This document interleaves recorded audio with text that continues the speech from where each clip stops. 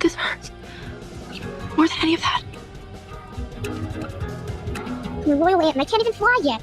Let's not forget it's state, coach. Will we find anybody that looks like us there? This could be great. I mean, if you started getting bookings in Boston, then I could come see Allie like all the time. You hear me? I hate you. I mean, what if it's not over? What if we go to war or something? He just got spooked. It's not his fault. He just needs some more training. He's far away. But I know we'll see him again. Only 1/3 of the score. Never free till after the law. I walked through fire and I didn't get burned. Brad, you've been waiting for me since 9th grade. 2 months before. Yes, Trevor, she is upstairs. Sorry, Gail. No press allowed. Where I get to leave here with 10 of my figures, you're gonna have to open it, unless you want to guess. Psychologists have discovered that procrastination isn't caused by laziness or lack of motivation, but instead it's your coping mechanism for dealing with your All right, folks, we're back at it. You know, we had to start at 2:23 as a tribute to the Skull and Bones, of course. But sounds like my sound's coming in 5 by 5. You got Bones in the house, of course. What do you guys think? Should we do an open panel? And yeah, if you'd be so kind as to share this with someone you think would be interested, please do. Gotta beat the Jesuit tube algorithm one way or another. So shout out to Fire Drake and the Heezy. Mr. Older Bones says that Catherine Cat Dowling equals 322. Well, that's just perfect. I just was bringing it up, right? 322. But Dowling means hero. She passed in St. Francis. Wow, perfect, right? Like Pope Francis, like St. Francis of Assisi. The hospice. Okay. All right. Well, we got some stuff to get into. I have some very interesting clips here, and then a presentation with the decode. So enjoy, folks. Get your organic snacks if you have them. And this here is Hayden Panettiere in an interview, 1995, age 6. And go figure, this video is 3 minutes and 6 seconds long, like she passed away supposedly at 36, as she really did. Who knows? But listen to what she says very carefully here. Hayden, you do a lot of things, don't you? Mm-hmm. Yeah. Here's what I heard. City. Yeah, I know you act in this. I act in the city, you just said it. I know it, okay. The kind of a show it is. It's a soap opera. Soap opera. And what's the name of the soap opera? One Life to Live. One Life to Live. Would you believe that Hayden's in One Life to Live?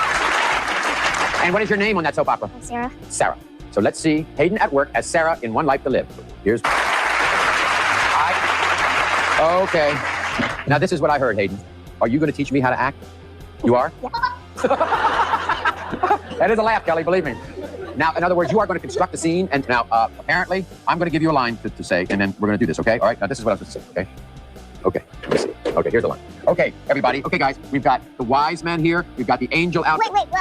You're supposed to say, you got your Virgin Mary, and you changed it. Well, you changed the line? Yes. Okay, the line isn't, okay, guys, we've got the wise man, and we've got the angel outfits. Yes, you're supposed to go, we got your wise man, we got your Virgin Mary. I'll get your Virgin Mary outfit. Yeah, Okay, that was Virgin Mary. okay, fine, okay, so I'm supposed to say Virgin Mary. Okay, ready, Hayden? Okay, guys, I mean, we've got the wise man ready, we've got the Virgin Mary. Okay, man, and we've got the angel outfits. Yes, you're supposed to go, we got your wise man, we got your Virgin Mary. I'll get your Virgin Mary outfit. Yeah. Okay, okay. Guys, we've got the wise man, and we've got the angel outfits. Yes, you're supposed to go, we got your wise man, we got your Virgin Mary. Okay. Virgin Mary, folks. Keep that in mind. Got your Virgin Mary outfit. Yes, Okay, that was Virgin Mary. Okay, fine. Okay, so I'm supposed to say Virgin Mary. Okay, ready, Hayden? Okay, guys. I mean, we've got the wise man ready. We've got the Virgin Mary outfit ready. But I was the Virgin Mary last year. You were? You don't want to play it anymore? Does that make you upset? Mm-hmm. Does it make you want to cry? Mm-hmm. Can you cry right now? Yes. You can? Go ahead and cry. Sorry.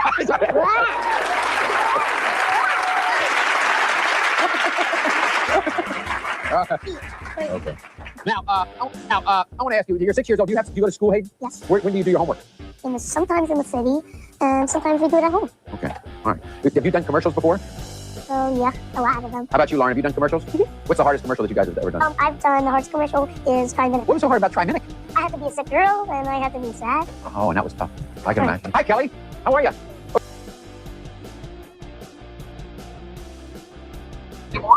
So what we're gonna do is just continue to play some videos, but we'll get back to the Virgin Mary later. Keep the Virgin Mary bit in mind because it's very, very important and very, very relevant to what we'll be talking about tonight. So, like I said, the decode presentation will come a little later. We'll allow some people to get in here, hopefully, first. We'll allow some PinealPower people to get in here first, hopefully, but faithfully. But yeah, let's just watch some clips first. And yeah, so happy birthday to Hayden Panettiere, whether you're still out there. in the flesh or not, and currently undergoing a transition to a new, identity on the world stage. Who knows, right? We know how they like to change roles, switch roles, right? Faustian bargains sometimes don't necessarily always lead to sacrificial rituals. Sometimes they lead to what I think is simply just a Machiavellian magic stunt of sorts. But let's continue. Let's play this video.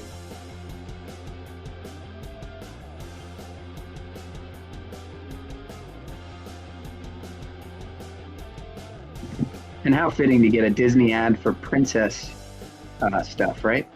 How fitting. Yeah.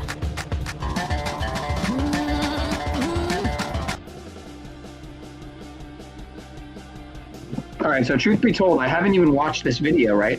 But look at how it's just so happens to be 3 minutes and 22 seconds, right? Like Skull and Bones 322, Order 322, right? Mr. Bush, Mr. Kerry. Of course, we had that presidential election where it was only Bush and Kerry in the finals, right? Go figure. What are the chances that two Skull and Bonesmen would be the only final candidates? It's almost like it's completely and entirely scripted. But I don't know if I'm able, if I would be able to play this. But I do find it interesting that Yeah. I find it interesting in the very first few seconds of this. Watch what they show here. What is that? What was that? Telescope, right? All-seeing eye. The Lucifer telescope at the Vatican comes to mind, of course. What was that? Again, they showed it.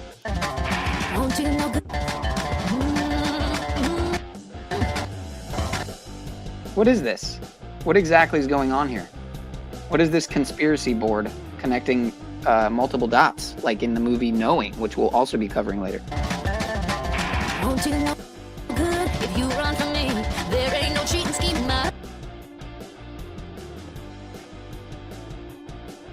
So okay, interesting. So a guy tied up, kind of reminds of the James Blunt video, right? That came out just around her death that a lot of people are talking about, speculating that it's possibly symbolizing you can see the stars, of course, the pentagrams, but people are theorizing that, well, it's not even theorizing, it clearly alludes to cannibalism and kidnapping and, murder, essentially, at the end. But here you have the song Telescope, right? Again, it really brings to mind the Lucifer telescope at the Vatican. Oh, there you have a closer up view. Huh, interesting. Isn't this the guy that's in her final Instagram post? Let's see if we can find that. See if we can go to Hayden's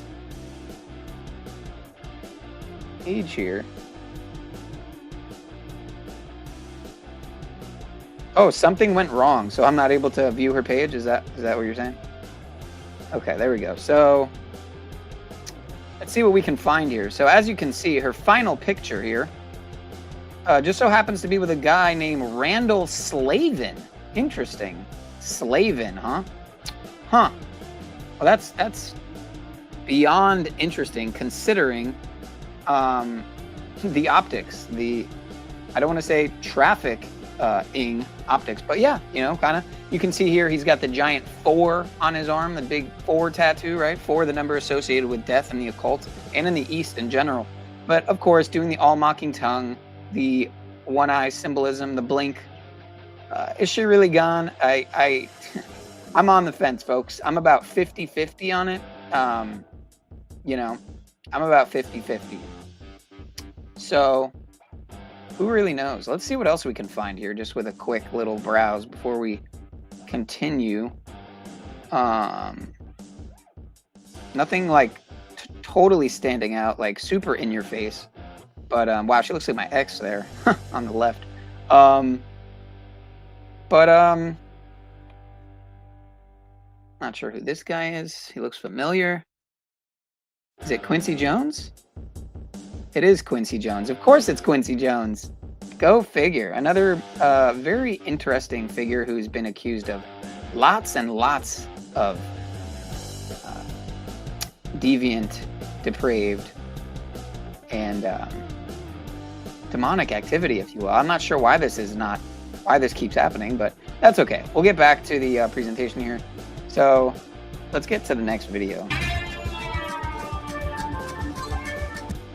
Beyond interesting, these optics, but oh, is that a guy hanging upside down there? Oh, okay. So a guy hanging upside down as well. Interesting, interesting.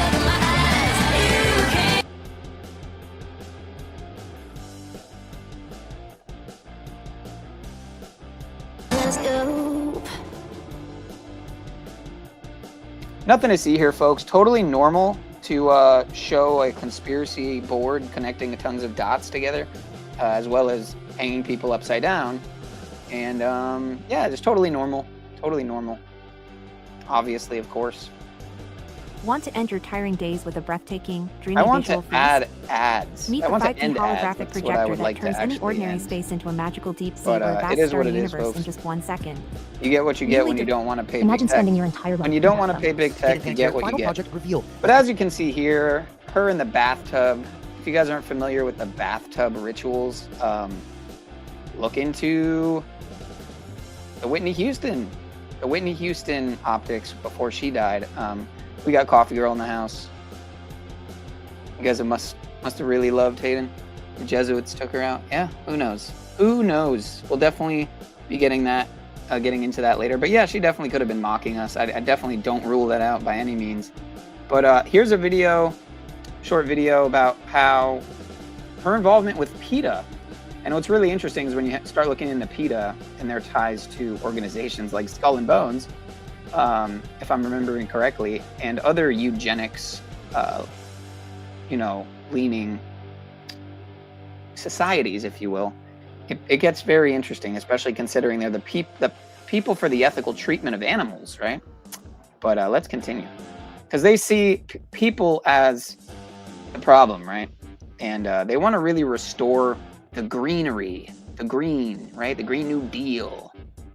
So the Green Initiative, right? What's the other one? The Green Tax. Green. But got to keep it green. But this is a quick video here. So Imagine spending your entire life in a bathtub. Hayden Panettiere's final project revealed as PETA shares the campaign the late actress filmed just weeks before her sudden death.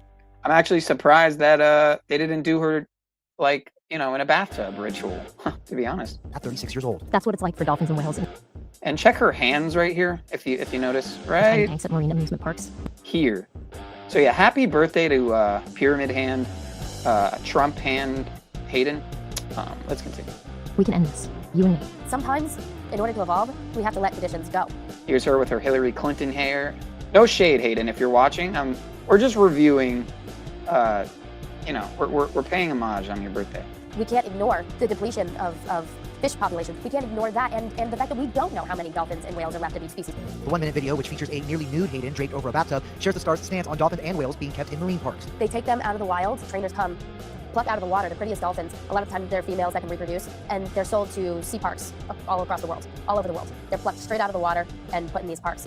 PETA's now honoring her support, writing, Hayden Panettiere became a household name playing a hero on TV, but in real life she was a hero to animals. I want so badly to see the good in people, and I have such a love for human beings. Hayden's animal heroics playing out in the Oscar-winning 2009 documentary, The Cove, where she joined a group of activists to expose dolphin poaching in Japan. Hayden, Isabel Lucas, we all connected and we made the decision, okay, we'll paddle out, no one's going to be aggressive, and they got really fired up. And we had to pull the pin, there's nothing we could do, nothing more we could do in that scenario. It was so hard to go in there knowing that you couldn't do anything. Knowing that this was going to be the outcome, and it was like having an invisible chains on. You could, but you couldn't. That was the most emotional thing about this, was just feeling powerless.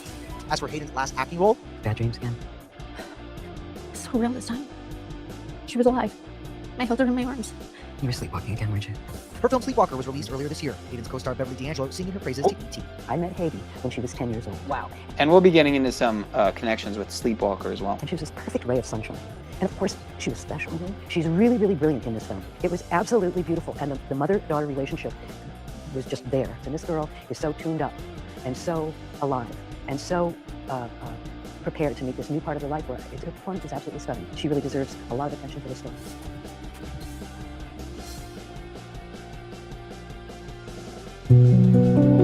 So there you have it.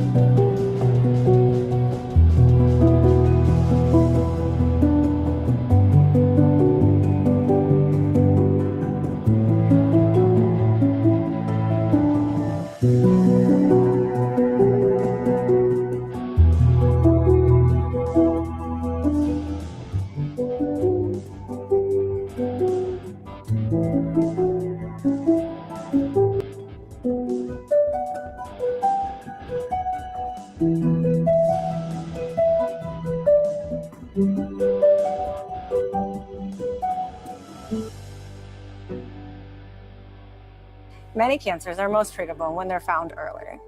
Unfortunately, many develop quietly without noticeable symptoms. Preventative imaging helps people better understand. CBS News has confirmed that the U.S. Drug Enforcement Administration, the DEA, has joined the investigation into the sudden death of Hayden Panettiere, who would have turned 37 tomorrow. The latest now from our chief national correspondent, Mark Strasser. With the DEA now in the mix, after Hayden Panettiere's life and death are now both under renewed scrutiny. I needed to self-numb. I needed my brain to take a trip. Her demons were many: postpartum depression, domestic abuse, and addiction. Grip first directed Panettiere last year in the horror comedy A Breed Apart. What eventually got determined was that she might need an intervention, and that intervention did not happen, at least not that I'm aware of. Cardiac arrest, mentally non-responding. Where she died on Sunday in South Carolina. Radio chatter from first responders specifically mentioned the word overdose. Overdose, CPR is in progress. Two brothers called 911 from the apartment. One was Brian Hickerson, Panettiere's on and off boyfriend. The heavily redacted police report says he gave them a bag of medication she was currently taking. Hickerson was arrested repeatedly for hitting her. In 2021, he was sentenced to 45 days for felony domestic abuse. Mia Terrazas, her Los Angeles neighbor, told us twice within the last 3 years she saw Panettiere leave their building on a gurney. Terrazas also talked to Inside Edition. Brian was right next to her, and I asked her if she was okay, and it looked to me that she, had suffered some type of trauma, and it was clear she was terrified. Hickerson has not been implicated in Panettiere's death, and a preliminary autopsy showed no signs of trauma. Hickerson's attorney released this statement today. Hayden's death remains under investigation, and it is important to allow that investigation to proceed. He also emphasized police confirmed there were no signs of foul play. Tony? Mark, thank you. The internet is convinced that this music video was all about Hayden Panettiere. The visual depicts the artist. So go figure that they would be mentioning the DEA, right? Because it just so happens that the head of the DEA has a lot of connections to what's going on, and hopefully we'll get into that too. I hope I included that in the presentation that I have prepared. But here we have a video from The Truth Is. I'm pretty sure is the channel who I'm pretty sure is controlled op. But hey, they have, I'm sure, some good info here regardless. And I haven't watched the video. So they'll tap, he looks like he's touching on the music video that I wanted to touch on anyway. So we might as well hear what he has to say and comment. The internet is convinced that this music video was all about Hayden Panettiere. The visual depicts the artist driving a boat with a man looking like this in the background, who seems to become dinner by the end. This music video was quite dark, and a lot of people think it reveals the key to a very important mystery. After seeing it, many are speculating that it was somehow referring to Hayden Panettiere, who did an interview detailing a situation that happened to her on a yacht. They claim that the artist in this video, James Blunt, was openly hinting at being the mystery man she was referring to. Today, we are going to look into this bizarre theory and all the evidence that people claim points to it, and try to figure out exactly what this new James Blunt video was really telling us.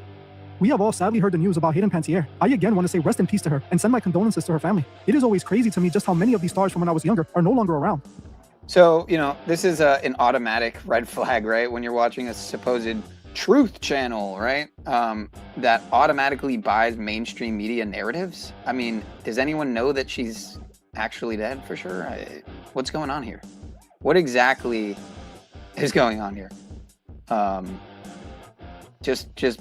Just very strange. People just eating it up. But what do you know? What are you going to do? She may actually have been sacrificed. Again, I'm on the fence. I'm 50-50. Let's continue. Most of them were still young when they passed, like we saw with Hayden. Since her sudden passing, a lot of people have been rewatching her public appearances and interviews. If you saw my last video on her, then you know one of her last interviews has gone completely viral due to what she alleged about a mystery man on a yacht. I realized that I was in danger, but by the time I realized I was in danger, I was quite literally out to sea. And it was that moment shook me. It was shocking, and I was quite literally walked down, and I had been having a great time. There was no hints of anything like that happening, so it took me, I was shocked. It took me by surprise, and it was led by somebody that I had grown to trust and see as a protector and somebody who had my back, and to be walked down, down the stairs, and it was like a surprise, presented as though it was like a surprise, and it was this very small room, and she physically put me in the bed next to this undressed man who was very famous, and had his hands like this, like this was just an average day for him, and this is something that happens all the time. And I waited for her to leave, and I mean that lion in me, that fire in me, that my hair stood on end, and I became ferocious. I was like, this is not happening. But I had nowhere to hide, and I bolted, and I hid wherever I could think of to hide on a boat. on a boat. There was no jumping off and swimming away, and there was nobody who was going to, I realized that there was nobody who was going to be empathetic to my situation, that this was nothing new to them. My name is Amanda Klutz, and I'm a widow. You enter a... In her book, she mentions more details about this terrible day. While she still doesn't name who the person was, she gave just enough details that people feel they know who it is now. According to what Hayden wrote in her memoir, the man was a huge British star who was in his 30s at the time. She also claimed the incident happened while she was on a trip in France. Now, while technically what Hayden accused this mystery man of might not necessarily be illegal, it was still seen as shady, and people wanted to identify who this person was to spread awareness. With the details that she provided in her book, people started digging, and soon, many were speculating on who they thought it could be. Several accounts online kept spamming the same name. They thought it was James Blunt. He just so happens to be a famous British singer, best known for his hit song You're Beautiful. Coincidentally, he was also in his 30s around the time that Hayden was 18 or 19, when she claimed the incident happened to her. People also found a picture of the two at some event that took place back in 2009 during the 62nd annual Cannes Film Festival in France. They were attending an after party at a luxury waterfront hotel where attendees of the festival will party with the surrounding crowd on their super yachts. Because all of this seems to line up with what Hayden alleged, people felt that she was likely referring to him in her memoir. While there was no concrete evidence to prove this, eventually, the internet got its hands on a James Blunt music video that they saw as the ultimate confirmation. The music video for Taste Like Summer was released on August 14th, just 2 days before what happened to Hayden. Now, this video on its own is very dark and is something I would have looked into, but it is when you view it through the lens of this theory that things become quite sinister. The music video starts with James Blunt picking up a hitchhiker off the side of the road. The scene then switches to a visual of the man restrained with a hood covering his head. Eventually, he takes him on a boat, and you can see James Blunt driving him around in the water, having the time of his life. This is the scene that people think is somehow alluding to what Hayden mentioned in her memoir. They point to the video depicting James Blunt driving someone around on a boat, and feel that it could represent the yacht incident she mentioned. While obviously he is not on a yacht here, they feel like the visual of it being on the ocean and the person being depicted like that in the background paints the same picture. One thing I noticed is that in the song, he literally sings, "It's like I'm back in 2010. I bring that up because the event he attended, where he was spotted with Hayden, took place in 2009. Coincidentally, he mentioned the exact time frame in which people think all of this happened in this song. Now, I completely understand why people are saying this about the scene. It does look quite crazy how he is driving the man around with a creepy smile, looking quite insidious. But if you thought this imagery was dark, wait until you see what happens at the end. After driving him around on the boat for a while, he eventually takes him to his house. There, he hands him a menu where the entree is listed as "you." The entree is listed as "you." Well, so to answer Mr. Cut's question here, why not celebrate people who are still alive? I'm still alive, and I'm streaming, and y'all are here, so I appreciate y'all for being here. And I do get that. Yeah, what kind of energy are you really harvesting, or rather, what kind of energy are they harvesting, right? Because we wouldn't even be talking about this otherwise. But it's a good point. But to argue that, I would say that she very well may be one of those people who is still alive. And in a way, are we not celebrating her on her birthday? Well, it's already on the East Coast over. But again, I wanted to also touch on Mr. HPLovecraft, who has the same initials, HLP instead of HPL instead of HLP. We'll get into all that and the connections, but let's just watch the end of this video here. Implying he was the one on the menu. The video literally ends with James Blunt eating dinner with a woman. I mean, if she really was a female and not a free Martin, yeah, I mean, she was all right. I think I used to have kind of like a thing, like, back in the day, but let's continue. Before kissing the food, seemingly implying that the dish was the other white meat. This was quite a dark music video, especially with all things considered. You have to ask yourself what in the world James Blunt could have meant by any of this. From what I can find online, he and the director Jack Howard referred to the music video as being inspired by an A24 horror film. Strangely, they didn't mention which film exactly. Instead, they just said an A24 horror film like that's a movie and not a production company. Now, obviously, none of this 100% confirms he's the mystery man mentioned in the book. Unfortunately, unless someone else comes out and speaks up about it, we won't know for sure. But I don't blame people for believing in this theory at all. When you really dissect everything people are finding, it's easy to see why they believe it, given the fact that Hayden mentioned the man was a British singer who was in his 30s, and James Blunt was that age around that time. Also, she specifically stated it happened in France, and they were pictured together at an event that took place in the south of France. Then add this with the imagery in his music video, and it would likely lead just about anyone to a similar conclusion. Now, while we don't really know exactly why Hayden didn't reveal the name of the man in the book, I think it could be because she knows naming names could end her career. Maybe she felt that if she mentioned him, she would be cast out of the industry, as it seems to happen to others who speak out. Hayden had been in Hollywood all her life, since she was a small child. She likely felt pressured into keeping his name out of it for fear of not getting any more gigs. While I still think it's important for people who behave like this to be revealed to protect others, I also understand why Hayden would be afraid to say his name. But what do you guys think about all of this? Do you think the theory has some truth to it, or do you feel people are looking too deep into this video? I completely understand why people think this all could be connected. All of the stuff they are pointing to seems to make sense to me. Now, I have noticed some people online, even on my last video, suggesting that Hayden was making all of this up and that this story was a lie. I don't understand why she would make this up. Honestly, what would she get out of it? Talking about things that happen in the industry is the best way to get yourself kicked out. It's not like she was asking for money or looking for sympathy. The way she came off was like a hurt person talking about her trauma. I am the first one to call out the fakeness coming from Hollywood, but I feel like she was being genuine when she told that story. I understand that people feel less sympathetic for celebrities because they choose the industry knowing what is said about it, but I feel horrible for her because she entered Hollywood as a child and had her childhood ruined. She talks about being introduced to certain things in the industry that she was way too young for. She even described being given things to keep her going when she felt like she couldn't go no more. Somebody who was on my team that I was working with came to me, and it was before this red carpet, and I'd been doing heroes, and we did press all the time, and I was a little low energy, and it was, here, take one of these, it's a happy pill, give you energy. So I didn't think of it at the time as like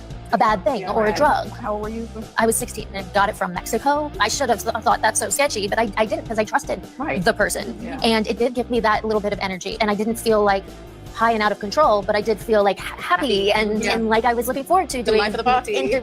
Sometimes it really feels like these kids never really had a fair chance. It's like putting a goldfish in a shark tank. Something I really think people overlook is the imagery in these music videos. I am glad that people are finally starting to pay attention to what is being shown. I can't lie, this James Blunt video does look like it's telling us something. Just like Kanye's recent video. Just the other day, Kanye dropped a music video full of coded imagery that seems to tell us exactly what happened to him. At this point, it seems like they're revealing everything through these videos. So if you want to know what Kanye was saying in his new OK music video, watch this video right now. And if you want to further support the channel, consider becoming a Patreon member. When you join, you support the channel and get over 65 exclusive videos. Another way to support the channel is by subscribing and hyping this video. Your hype literally tells the algorithm that more people need to see this. Well, that's it for this video. I want to thank you all for watching, and I'll see you guys in the next one. You know, it's really funny to me. It's really funny to me when, hold on, I got a bunch of shit going on here. I hate how my laptop will do this fucking thing where, like, it just started playing a different video in the background. I'm not sure why. How that works, but Cuts is in his feelings, and Cuts, again, I think you should either, you know, eat a snack, take a nap, something, because again, we haven't even done gematria yet, and it's just all you talk about. It's really all you talk about, man. You're obsessed, bro. Obsessed. You're more obsessed than the people who are decoding every day, because all you ever talk about in chats, on your live streams, is that exact thing. It's crazy, man. I really I pray for you, man, and I don't mean to be like I don't want to say you need help or therapy, but man, dude, I don't know what to say. I don't know what to say, man. You can deny reality as much as you want to. You can deny that. I mean, does A, B, C not equal 1, 2, 3? Is A not the first letter, B the second letter, and C the third letter? I don't get it. Is the alphabet not the thing that starts with the A and ends with the Z that is 26 letters when God equals 26? Like there's 26 letters? Is that not a thing? Is that a conspiracy theory? I don't get it. Gematria is Hebrew. Okay, it's Hebrew then. Hebrew gematria. English gematria, Hebrew gematria, Sumerian gematria, Chaldean gematria, satanic, reverse satanic, ordinal, reverse ordinal, on and on and on, reduction, on and on and on. I don't get it. That's why you blocked him. Yeah, well, I don't want to block him, you know what I mean? Because I think there's like still hope, but I don't know where it is. Gematria is 22 letters. Okay, well, there you go. Fun fact. I finally found a gematria calculator for decoding winning lotto numbers. Thanks, I'm now headed for retirement for Costa Rica. All right, so Cuts and Tribe can go like make out in the corner and talk about how fake gematria is. But as you can see here, not gematria actually, believe it or not, because date durations isn't gematria. It's actually date numerology, which is numerology, not gematria.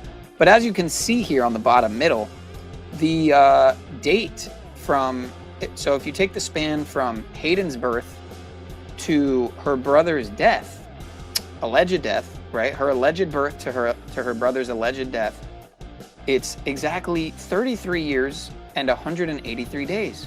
We'll go figure in gematria, or fake gematria as Cuts would call it. Masonry equals 33, of course, right? Just like Mason equals 33, just like Masons, plural, equals 33, right? Just like Jesus equals 33, just like secrecy, order, police equals 33. Again, what are police called? They're called Leos, right? Law enforcement officers. We'll go figure. Hayden was a Leo, supposedly dead on a 4 days after a Leo eclipse, when Leo, when 4, the number 4 is a number associated with death in both the occult and the East in general. And it translates to, there's a word, well, we'll get into that, it's in the presentation, but again, just to add to the 183, the 183 days, well, order out of chaos equals 183, right? How many other order out of chaos connections can we make? Well, one off the bat, right, is order out of chaos also equals 222, like World Economic Forum. And what are the agendas we see going on the world stage right now that are seemingly entirely connected? Okay, why am I not able to exit out of this? What is happening here? This is so bizarre. This is so bizarre. Okay, I think I figured it out. All right, I figured it out. My apologies, folks. Not the best laptop here, but date numerology is not gematria. Thank you for agreeing. This is not a very convincing explanation. Who is doing this date numerology? I don't know what you mean. We can run the numbers right now. We could look up her birth, and then we could look up her brother's supposed death. I mean, I don't really get. I don't get it. I don't get what your cognitive dissonance is really inspired by, but I'm not sure. I'm not really sure what the willful ignorance is really inspired by. But hey, so the 2nd of February, 2/2, is Groundhog Day, the 33rd day of the year. How do you like that? So 22 is the 33rd day of the year. I love it. Sean means well, but he knows not of what he speaks. Interesting wording there. Speaking like a biblical scholar there. But we're coming up on 33 minutes into the stream. Actually, we're just past the 3222 mark there. So I might as well get into it, right? Also, as you can see in the, again, middle right there with Mrs. Hayden Panettiere, you can see the lady who supposedly authored the book Room 23. I don't think that came up in that video that we were just watching there, but you can also see Justin Long, of course, right? Who I'm sure doesn't have a long one at all. Probably very tiny. But yeah, sure, I get some enjoyment out of some of his films. But then you have James Blunt, right? James Blunt, the guy who sings, "You're beautiful, it's true. Found your face in a crowded place. Now I don't know what to do. I think I'm going to grape you." That's not what he actually said, but that's probably what he wanted to say. But his, recording producers and handlers told him otherwise. Do you have to block Cuts to join in on the conversation? I'm about to block Cuts because he just doesn't stop. But Hawaii equals 33. Hot dog equals 33. Great stuff. Great stuff. This is what I'm going to ask you. I'm going to ask one simple request here. Mr.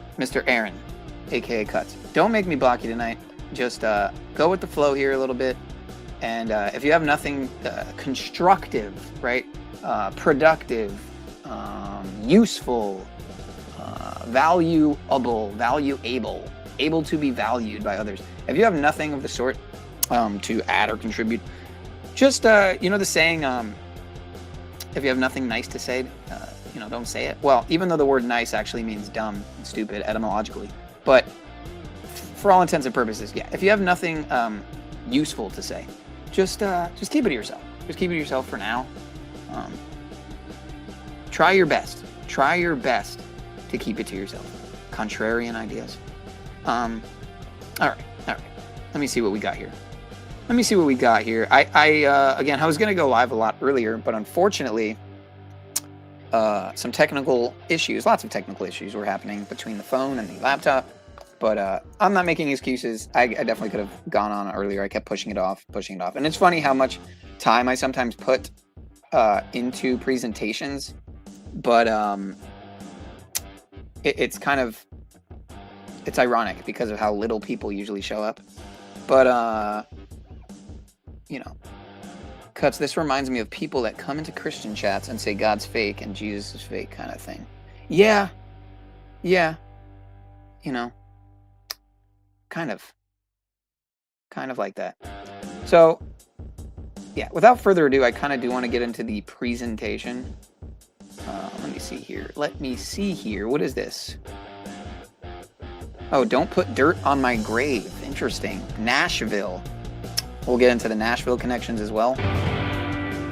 So to all of you out there who want me to beg for forgiveness, who want to burn my records and cancel my concerts, who want to put my career in the ground, this one's for you. Thought things couldn't get much worse, but guess what they did? Gave my heart inside to the wrecking ball, but that's what I get. I wonder how close this was to her turning 28 during the Saros 128 eclipse on that day on her birthday. Because this is about that time. I'm not gonna go nowhere. I can live on prayers. Cause I'm done playing nice, I'm done running for life. 'Cause you think that you got me scared. This time I still got trouble. I feel like the end of this tunnel. I've been stronger than you said. Do you know about this? No, I didn't. If I had, I'd make sure she called you out by name. Or to shove that helicopter right up your ass. I'm dangerous, yeah. Take on. I think you get the picture, folks. But I'm going to start now because we're 36 minutes and 36 seconds into the stream. RIP to Hayden Panettiere, allegedly, at 36. All right, so. I might as well just do the entire screen, right? That would make sense. And let me make sure I don't make this same mistake that I usually make, where I don't have it kind of set up the way I want it to have it set up. So give me a second here. Ah, I see. All right, so didn't see. Okay, whatever. All right, so Hayden Panettiere, total eclipse of the Heart.land rituals. Heroes, Bonnie Tyler, Elvis, Trump, Madonna, HPLovecraft, Kingdom Hearts, and so much more. So much more. Unfortunately, I lost a lot of what was here, but as you can see, it's pretty lengthy. The one I have that I prepared on my phone is actually well, it's probably about as long, but it's way more visually appealing. So I'm going to try to download this app where I can share my phone screen to the laptop so that it's not phone format, and hopefully that will make it a little more aesthetically pleasing, so to speak. And okay, anyway, well, whatever. I'm trying to make it perfect here. OCD, as you can say, but yeah, as you can see in the meme, as we covered, the one connection there with the state span between her and her brother, which isn't gematria, although the connections with masonry and order out of chaos, of course, are. But anyway, so Hayden's initials, right? HP. Again, this is not even gematria. This is just simple logic.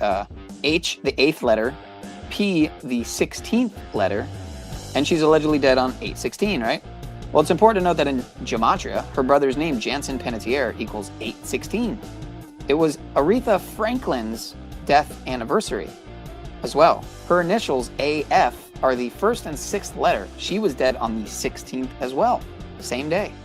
And I also thought about it, and I realized P, the last initial of Panettiere's name, is also the 16th letter. How about that?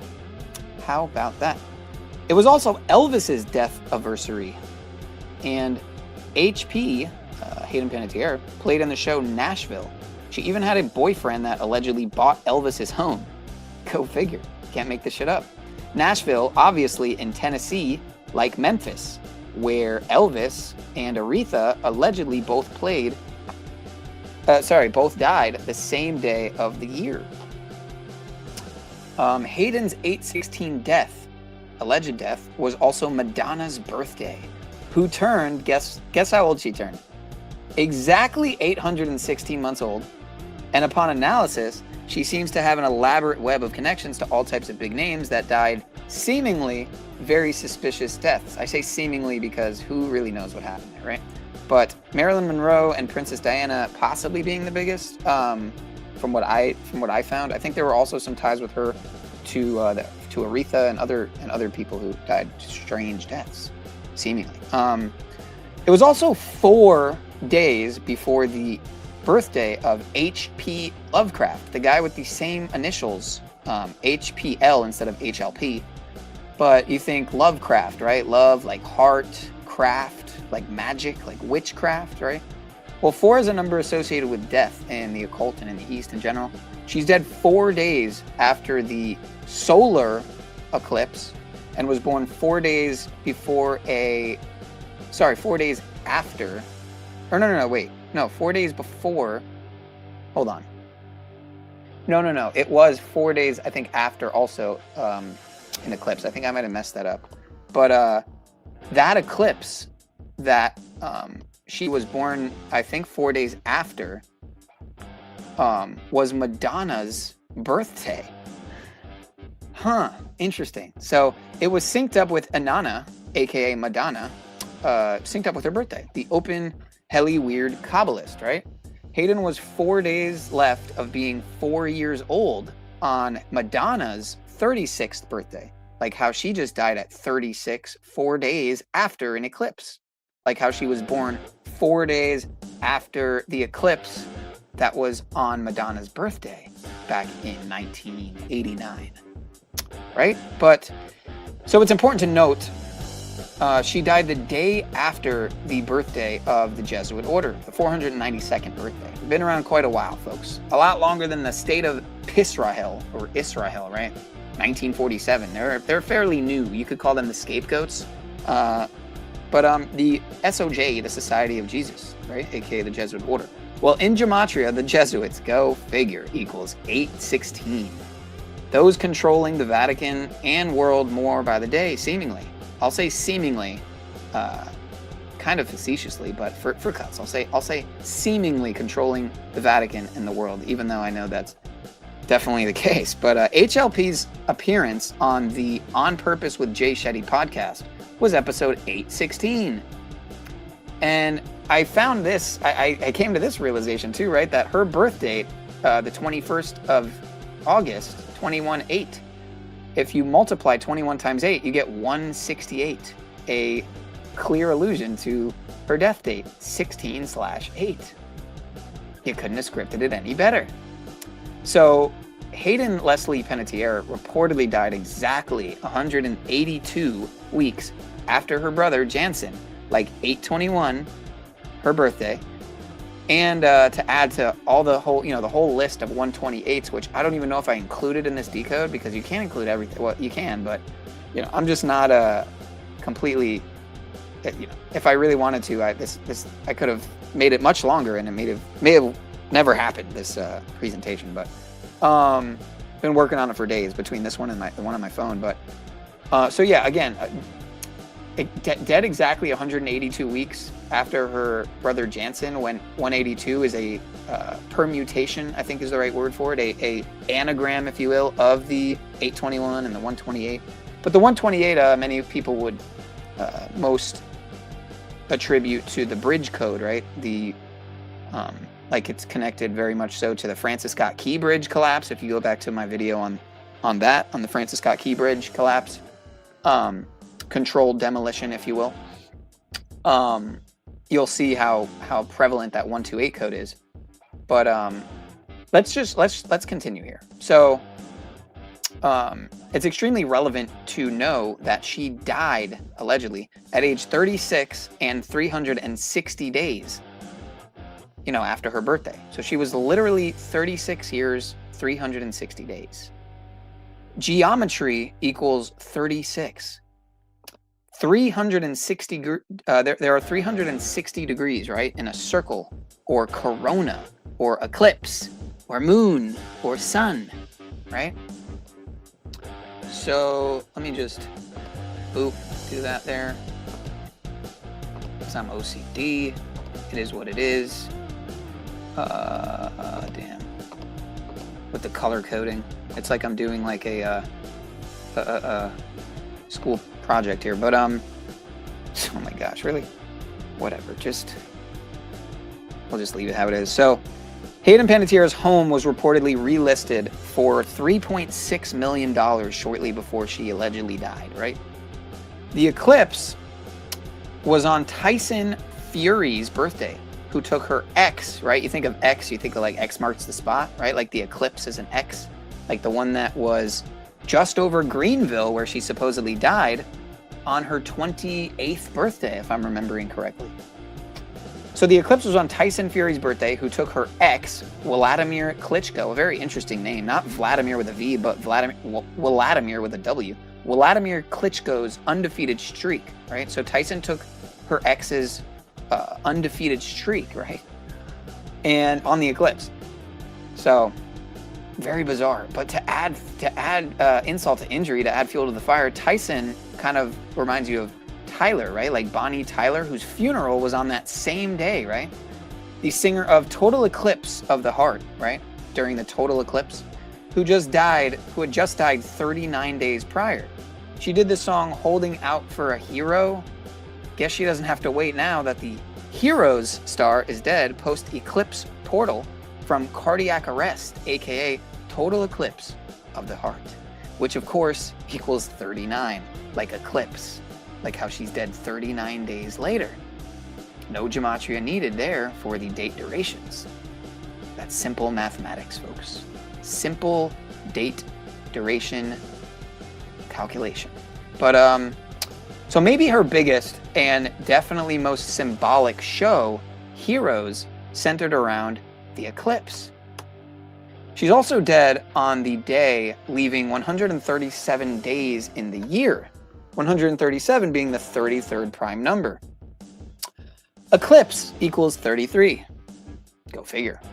It was also 1,307 weeks, 137, 1,307 weeks after the first Heroes episode premiered, right? The name of the episode is literally Genesis, right? Which means in the beginning. Well, in the beginning equals 137. I didn't include that here, but in the beginning, which is the direct translation and definition of Genesis, right? The first book in the Bible, the first words, in the beginning equals 137, like Genesis.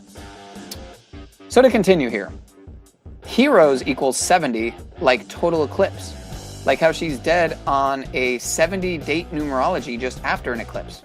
Well, Hayden's mom, go figure, is currently 70 years old.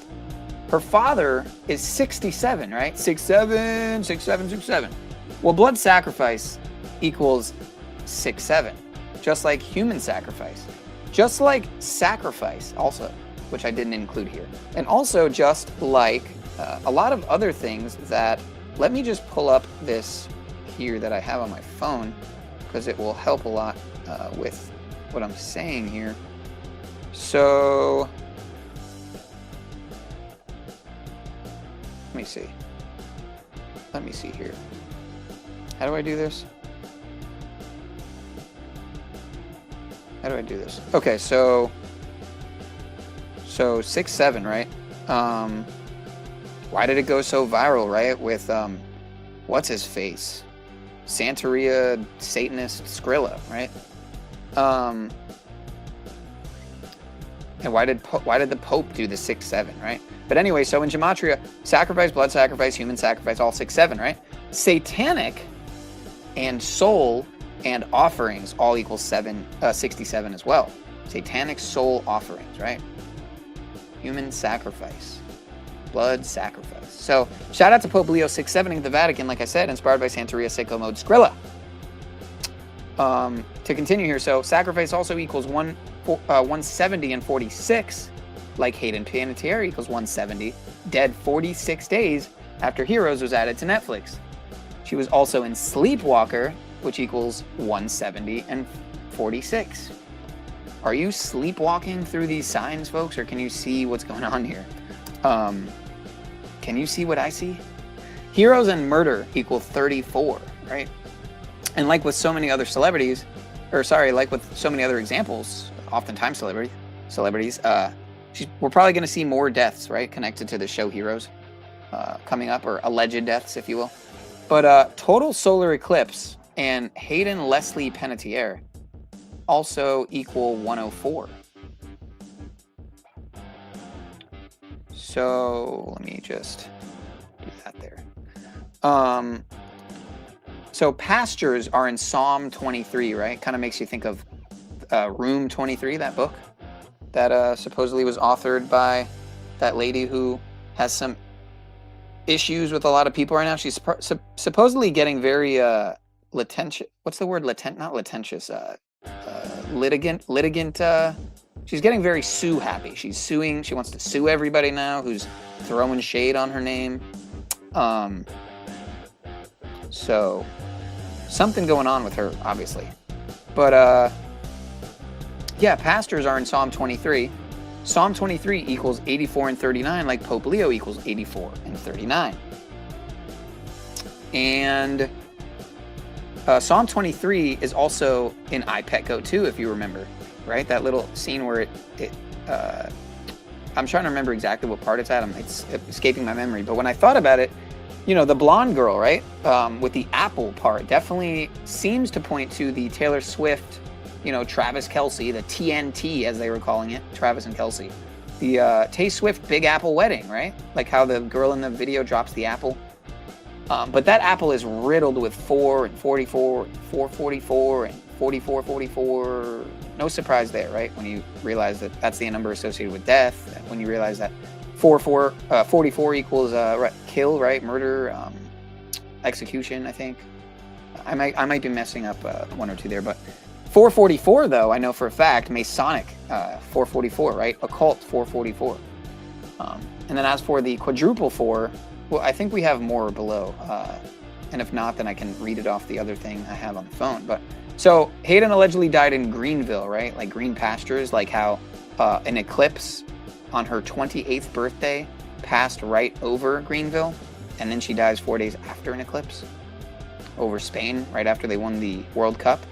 But did I not include the Greenville angle up here? Huh. Oh, that's right, because it didn't save my updates, because I spent probably a very considerable amount of time adding a bunch more stuff to this, and pictures and stuff, and then it all kind of got deleted, unfortunately. Seems to be a common theme with my laptop crashing, just like it crashed right as I was about to start an hour ago, or 2 hours ago, whatever. So to continue, so Greenville, South Carolina, or Greenville SC equals 193, the 44th prime number. It also equals 67 again, and 59. Well, kill equals 44 and 59.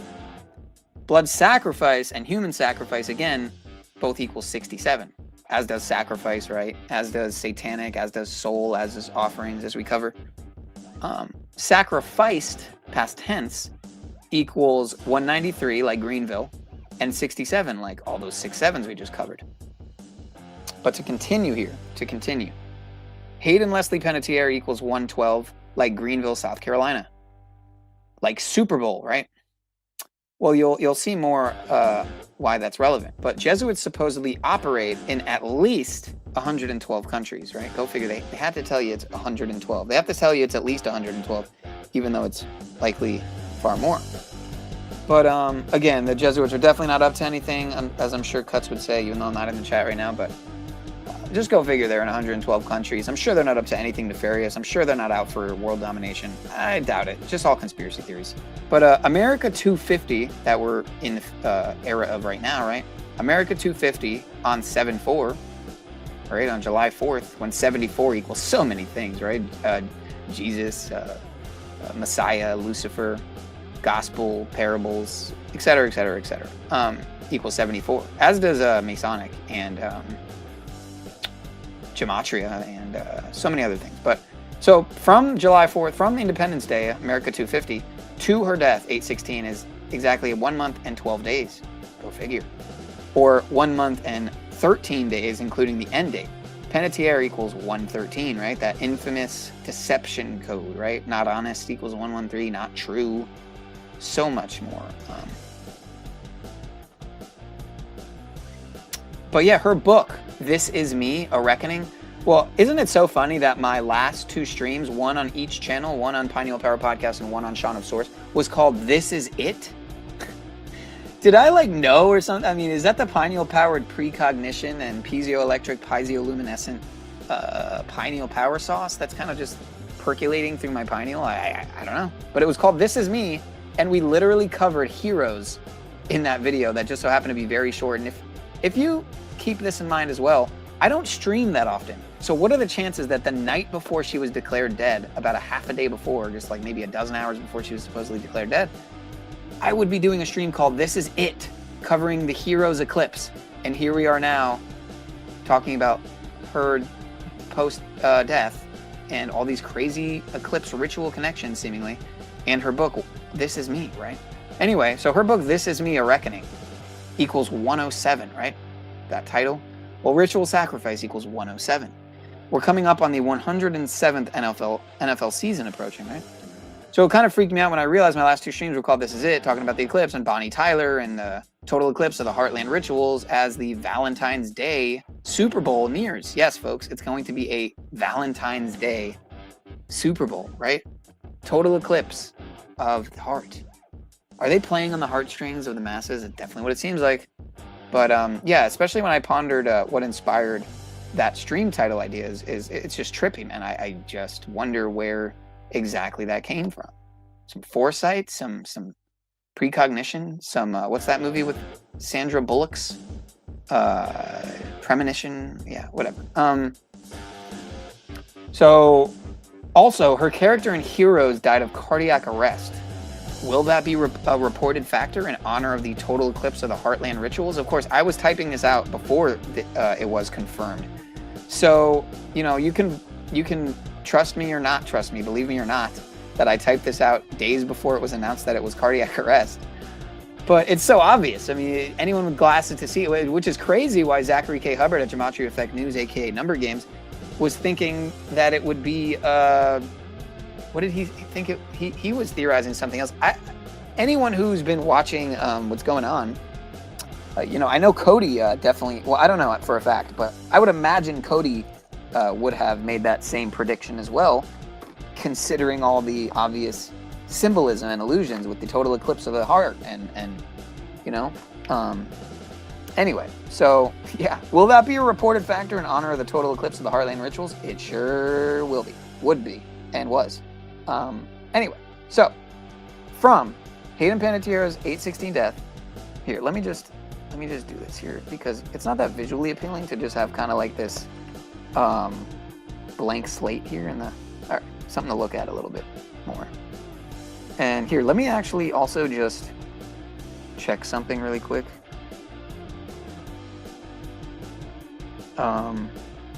Let me do this. Let me do this here. Let me catch up on the chat really quick, and then, or no, actually no, because I want to keep it concise. So let me not get ahead of myself. Let me try to share a tab. Oh, I can't. Oh, so now it's letting me do it. Okay, that's awesome. Awesome. Oh no, it's the picture.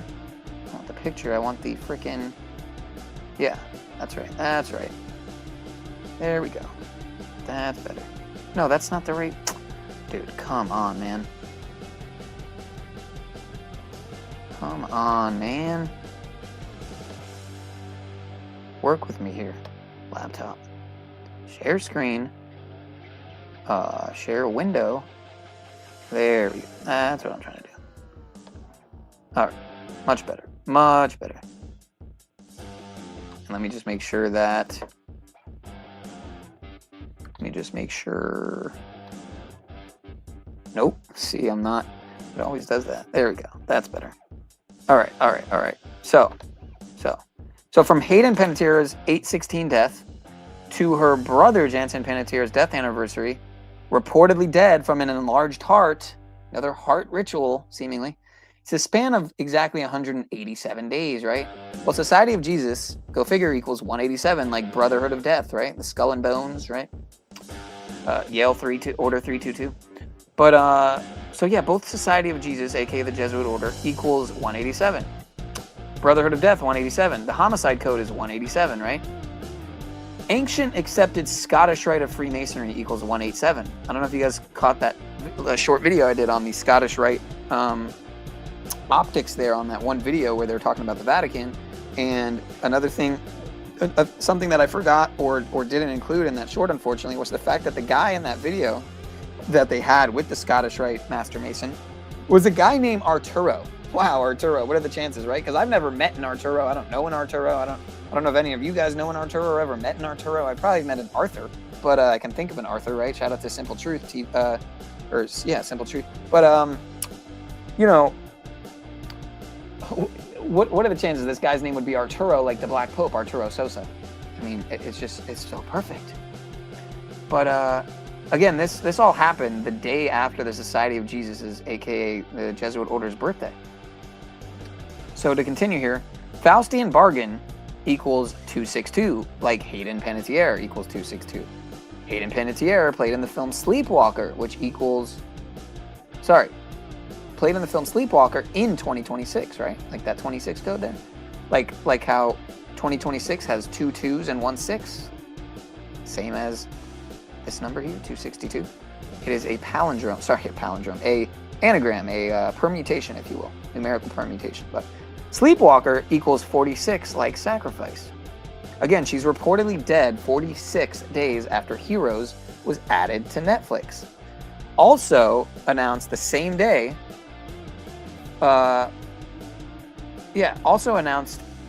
Tommy John pitched and played baseball until 46 years old. Tommy John had 46 career shutouts. Yankees just won with 4 runs and on 6 hits, right? Like another 46. The Brewers also just won by 4 runs with 6 runs scored, another 46. News, sports, celebrity, etc., all scripted and synced by the letters and numbers every day, folks. Every day. And anyone denying it is just either willfully ignorant, entirely naive, simply not introduced to the information, which is the case most of the time, I would imagine, 99% of the time. But anyway, just to continue here. So there seems to be a connection to the Kingdom Hearts video game franchise as well, right? On the 8/12 eclipse, 4 days prior to Hayden's death, 4 days prior, the Kingdom Hearts video game went on their the Kingdom Hearts games, plural, went on their largest discount on PC, and it ends on the 20th. It just ended on the 20th, right? Well, death equals 20th, and the 20th equals 4 days after her death, right? Just yesterday or the day before, whatever. It's already the 22nd here on the East Coast. Actually, at this point, it's already the 22nd in the entire continental U.S. If I'm right, 220, 120, 220, 120. Yeah. It's already almost 12:30 even on the West Coast. So anyway, again, if you weren't here, 4 is a major number associated with death and the occult and otherwise. For 4 years, from 2002 to 2006, right? Like another 26 there, as I'm looking. For those 4 years, Hayden played the voice for the Kingdom Hearts character Kairi. Additionally, this was a big week for the Kingdom Hearts franchise, as an anime series was announced on August 14th. And Kingdom Hearts IV, right, like the 4th game coming up here, was revealed the following day, 1 day before Hayden's death, which we'll be releasing, I think, soon, here in the next several months. But these 2 announcements were presented at the Disney, right? And of course, Disney D23, right? D, the 4th letter. 4 again. And 23 again, just to add to the endless 23s. The 23 Enigma, right? Like how the book, or the movie rather, the number 23 came out 19 years ago, to add to all the 19s. But we're not going to get into that here at this very point. But, well, I guess we will, because 9/11 down here, kind of, sort of. But, so anyway, so these 2 announcements were presented at the Disney D23 event, which concluded on August 16th, the date of Hayden's death. Hayden's death, alleged death, also comes only 5 days after the 33rd birthday of Allison Stoner, whom replaced Hayden in voicing Kairi following 2006, 5 days prior to Hayden's own birthday. 5 like the pentagram, right? Like how pentagram equals 888, like her name, like Jesus Christ. Like, we'll get into that. Or actually, that's the one on the phone, I think. Damn. The one on the phone I have is probably actually better. Although it doesn't let me add pictures to the middle. It only lets me add them like to the end at the bottom, unfortunately. But anyway, so these 2 announcements. Oh, I read that. Yeah. So the likeness of the Pixar film Coco is set to be featured in Kingdom Hearts 4 and was revealed at D23. Coco includes references to the Day of the Dead, the Mexico holiday tradition which honors the dead of family and friends. 8/12/26, the day of the eclipse before death, right, was 26 days before 9/11, 2026, in 2026, and 9/11/26 starts the 26th year since 9/11, of course, right? It's too perfect. It's just all too perfect, folks. Or imperfect, satanic, ritualistic, evil, sacrificial.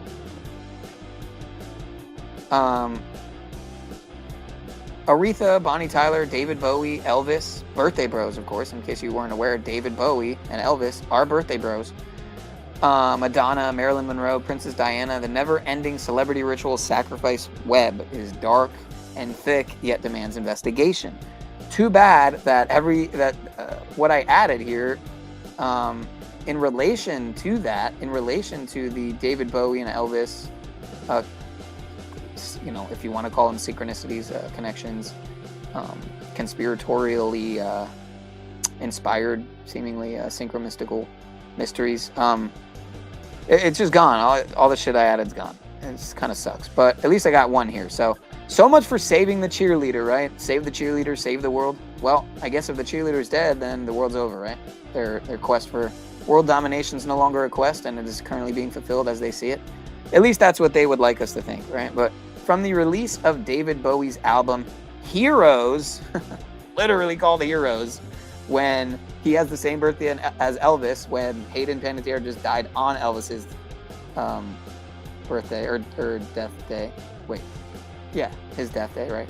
Hayden dies on the same day as Elvis, as Aretha Franklin, as oh man, that's another thing I don't have here. I had some other relevant date deaths on that day, but and then I lost all these 18, 108, 180, 81 connections, right? Like 81, like ritual, like Spokane equals 81, a big fire ritual that we just saw with Spokane.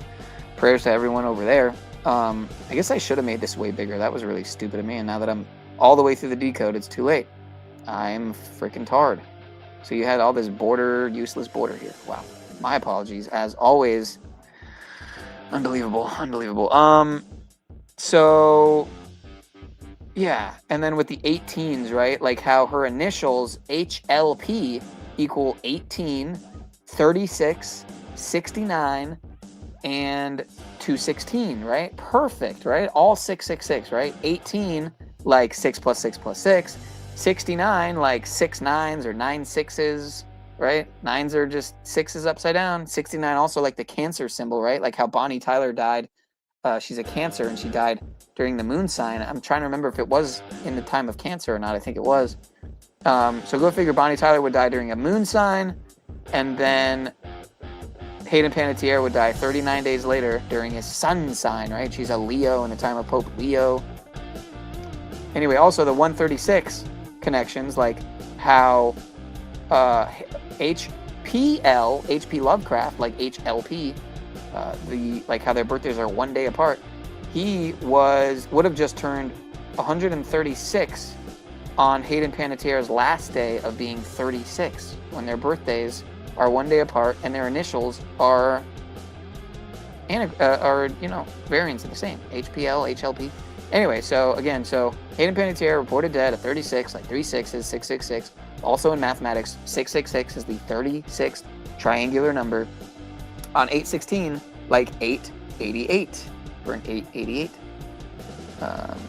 She's a Leo, born 4 days before an eclipse, dead 4 days after a Leo eclipse, in the time of Pope Leo, synced up with Leo Messi's dad, or Leo Messiah's dad, right? Also just reported dead. 4 is a major number associated with death. It was 4 days before H.P. Lovecraft's birthday. Hayden's reported dead on 816, like her initials, the 8th and 16th letter. Hayden's mom is 70, her dad's 67. We went over this, right? Gematria, blood sacrifice and human sacrifice, and satanic, and soul and offering, all 6 7, right? Her mom's 70, Heroes equals 70. The show centered around the eclipse. She's dead right after the eclipse, 4 days later. Just one more Jesuit ritual, just 1 day after the Jesuit Order's birthday. They're called the Jesuit Order, aka Society of Jesus, which equals 187, just like Ancient Accepted Scottish Rite of Freemasonry, just like Brotherhood of Death, aka Skull and Bones. The Police Homicide Code, 187. And from her death to her brother's death is 187 days span. Beyond sick, folks, beyond sick. But I think you get the point. Let's catch up on the chat, and then we'll get to more.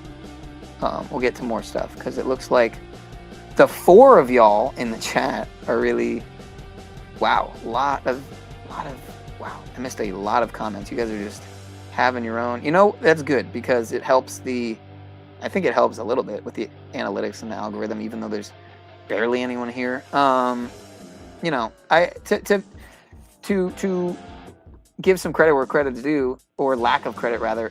If I did go on earlier, I'd obviously know I'd garner a better audience as opposed to going on at 2 something in the morning. That's on me. But Gematria clowns do that exactly. So we're going all the way back to like a half hour ago to read all the chats. Coffee go years and waste some time in chat instead of finding something they're interested in. Okay. We're never going to stop the Jesuits doing gematria at this rate. Well, I mean, you know, I definitely think that we're going to have to do something other than decoding if we want to see the end of the Jesuit world order matrix, right? But so let me see something here. Hold on. I'm trying to do like a hybrid meme.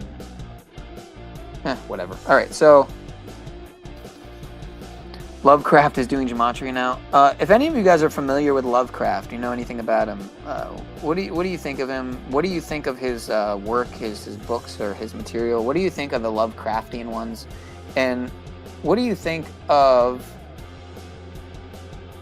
as we just passed the 1 hour 11 minute mark at 3:36? Anyway, if you knew about the relation between the 111 and the 136, you'd find that interesting. But yeah, Madonna was in a Hollywood cult called the Kabbalah Center. It's a known cult. It's not the Jesuits. Interesting. Well, this is known facts because a cult is called Kabbalah Center doesn't mean it was real, actually Kabbalah. There's literally no such thing as Jesuit gematria ritual. If there is, please name it. The Kabbalah 158, like Freemasonry, like United States President Trump.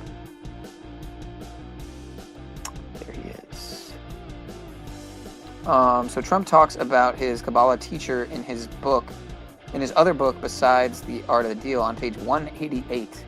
Wow, Bavarian Illuminati 188. Thank you, sir. Older Bones is Sean's newest bestie cuts. Yeah, well, I definitely will take useful additions over what Cuts does. Tut only does Hebrew gematria, I forgot. How are we going to stop these Jesuits from doing gematria? All right, you know what I'm going to do? I'm going to get to a little bit more presentation because I want to do something in the background here really quick. Screw the numbers. How are you going to stop them from giving you the mark? Good question. Thank you for the likes, y'all. Indeed. Bone says cut. Bavarian Illuminati doesn't equal 188, which it does. Why does all the American paper currency add up to 188? And that's the Bavarian Illuminati triangle on the back of the dollar. Good point. Why do you go after people? Why do you go after people who are using the beast system to expose the beast system? Do you want the beast system? Good question. That is a really good question, actually. I don't get why you're not trolling, Candace Owens, man.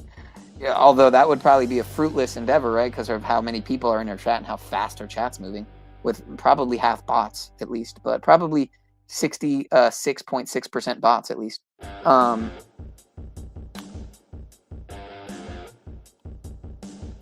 So, Society of Jesus was infiltrated by that special bloodline early on at the highest levels. I have read about it. Okay, well, I'm curious to know who infiltrated them. Because I'm pretty sure they infiltrated all the, orders, like the Freemasonic orders and Templar orders, etc., etc. But exactly to get you to, Kabbalistic gematria, the Hebrew kind, also infiltrated it. Build gematria pertains to. You know what I'm gonna do? I think I'm gonna catch up on the chat in the background, and then we will do some more digging into these optics, if you will, with here. No, wait, not that one. Which one am I looking for here? Which one am I looking for? Yeah, so again, she dies exactly 49 years after Elvis. I think exactly 41 years after Aretha Franklin. Is that right? Or no, maybe it's that Aretha Franklin and Elvis Presley died exactly 41 years apart. But it's funny, you add 49 to 41, you get 100, right? Full circle. What was the other thing? Oh, don't tell me all my decodes are gone here. Don't tell me all my add-ins were gone. This might not even be the right tab anyway. Here's an interesting website I found called JesuitHighSchool.org. World Religions class brings brotherhood together. It looks like the page is just loading now. I'm not sure what's going on here.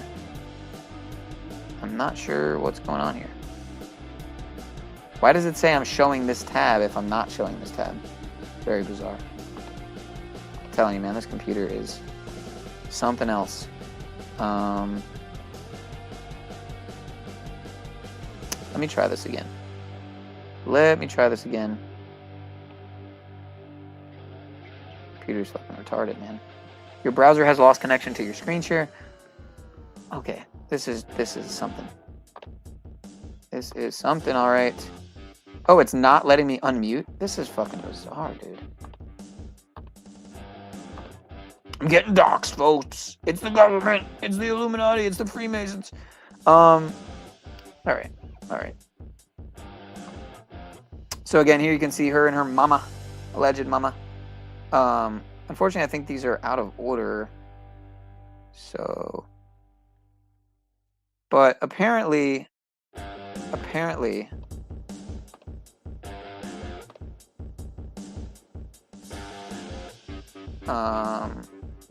RIP to Michelle Trachtenberg as well, the other girl who was in Ice Princess.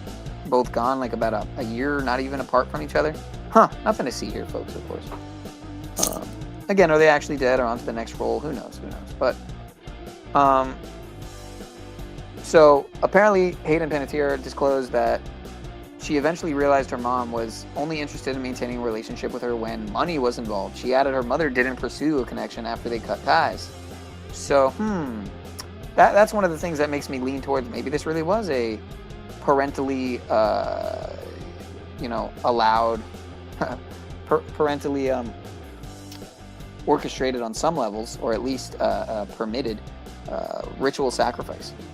Eclipse ritual sacrifice. Total eclipse of the Heart.land ritual sacrifice. But who knows?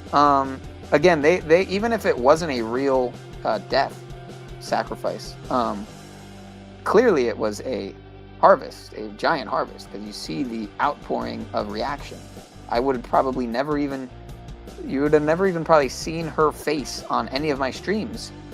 I would have never been covering any material related to her, most likely, had it not been for this, right? But anyway, so here you can see her with Mr. Drumpf, Mr. Abaddon, Biff, Cyrus, Darko Drumpf, as well as his, I think, 2 daughters. Obviously, this is, what's her face? Ivanka, right?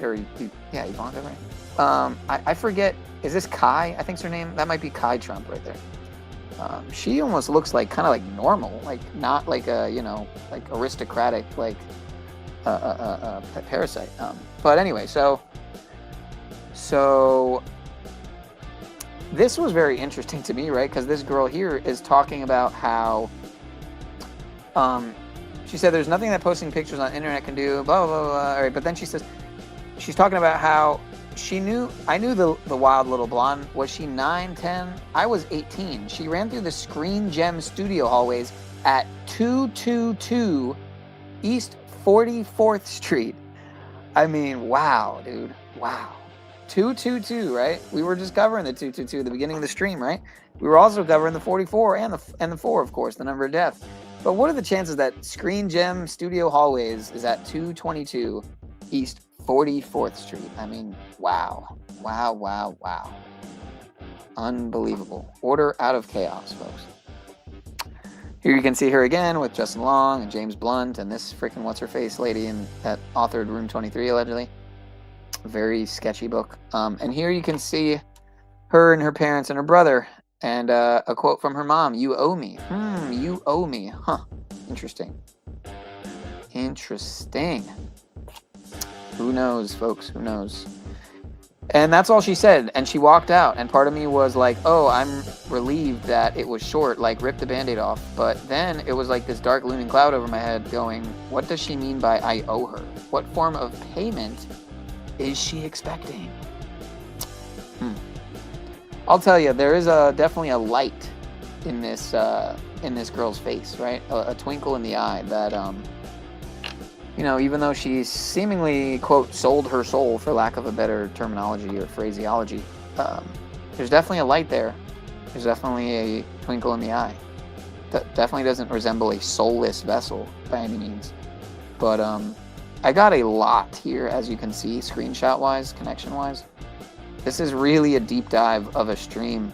And I have some screenshots from, I think, Call Me Kinfolk, Decoding with Cody, Gematria Effect News, aka Number Games, Derek, aka Gematrinator 85. Some of the better decoders, if you will. I think I have maybe some from Donut. Lots and lots of add-ins, but I kind of want to see some more video stuff, and then we'll get to this. I'm trying to see what order this is in here. All right, whatever. We'll get to that. We'll get to that in a bit. Let me get to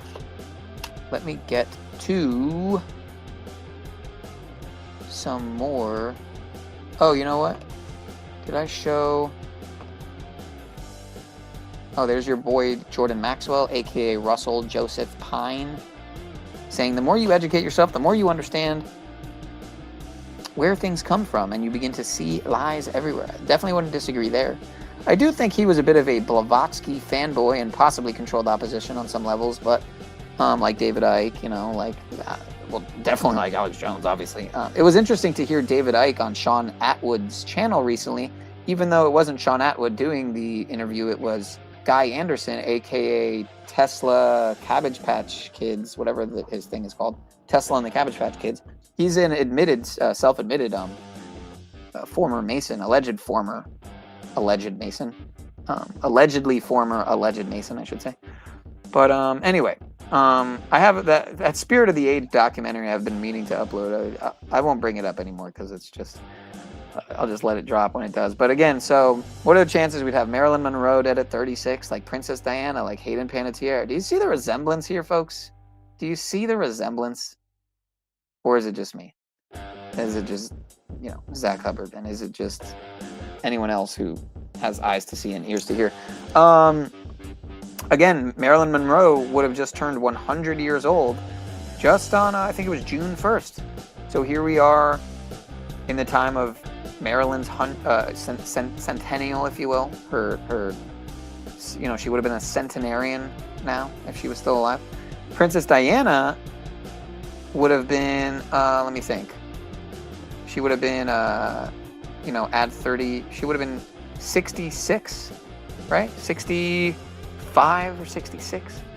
And Hayden Panettiere would have just turned, yesterday, hours ago, would have just turned 37. Well, go figure. What are the chances that 37 years exactly before this past eclipse on 8/16 was the eclipse 4 days before or after, 4 days after, I think, her birthday. 37 exactly. Wow. Is there a Saros 137 eclipse cycle? I'm trying to remember. Let me see what I got on the bitch shoot. Is Blunt an AI clone? Yeah, let's see what people have been uploading here. I'm sure there's tons of content now that it's been in the limelight for a little while. Yep, tons of stuff here. Before it had barely anything, but now that it's been days, wow, quite a lot here on BitChute. I don't use BitChute all that often. Yeah, let's see some stuff that's older than from her death. So Hayden Panettiere says an Oscar winner flashed his testicles at her when she was 19. Huh. Let's see what the first video was. Oh, here we go. This might just be like a regular. Yeah, that's just a regular. Also another one here. I'm just kind of browsing to see.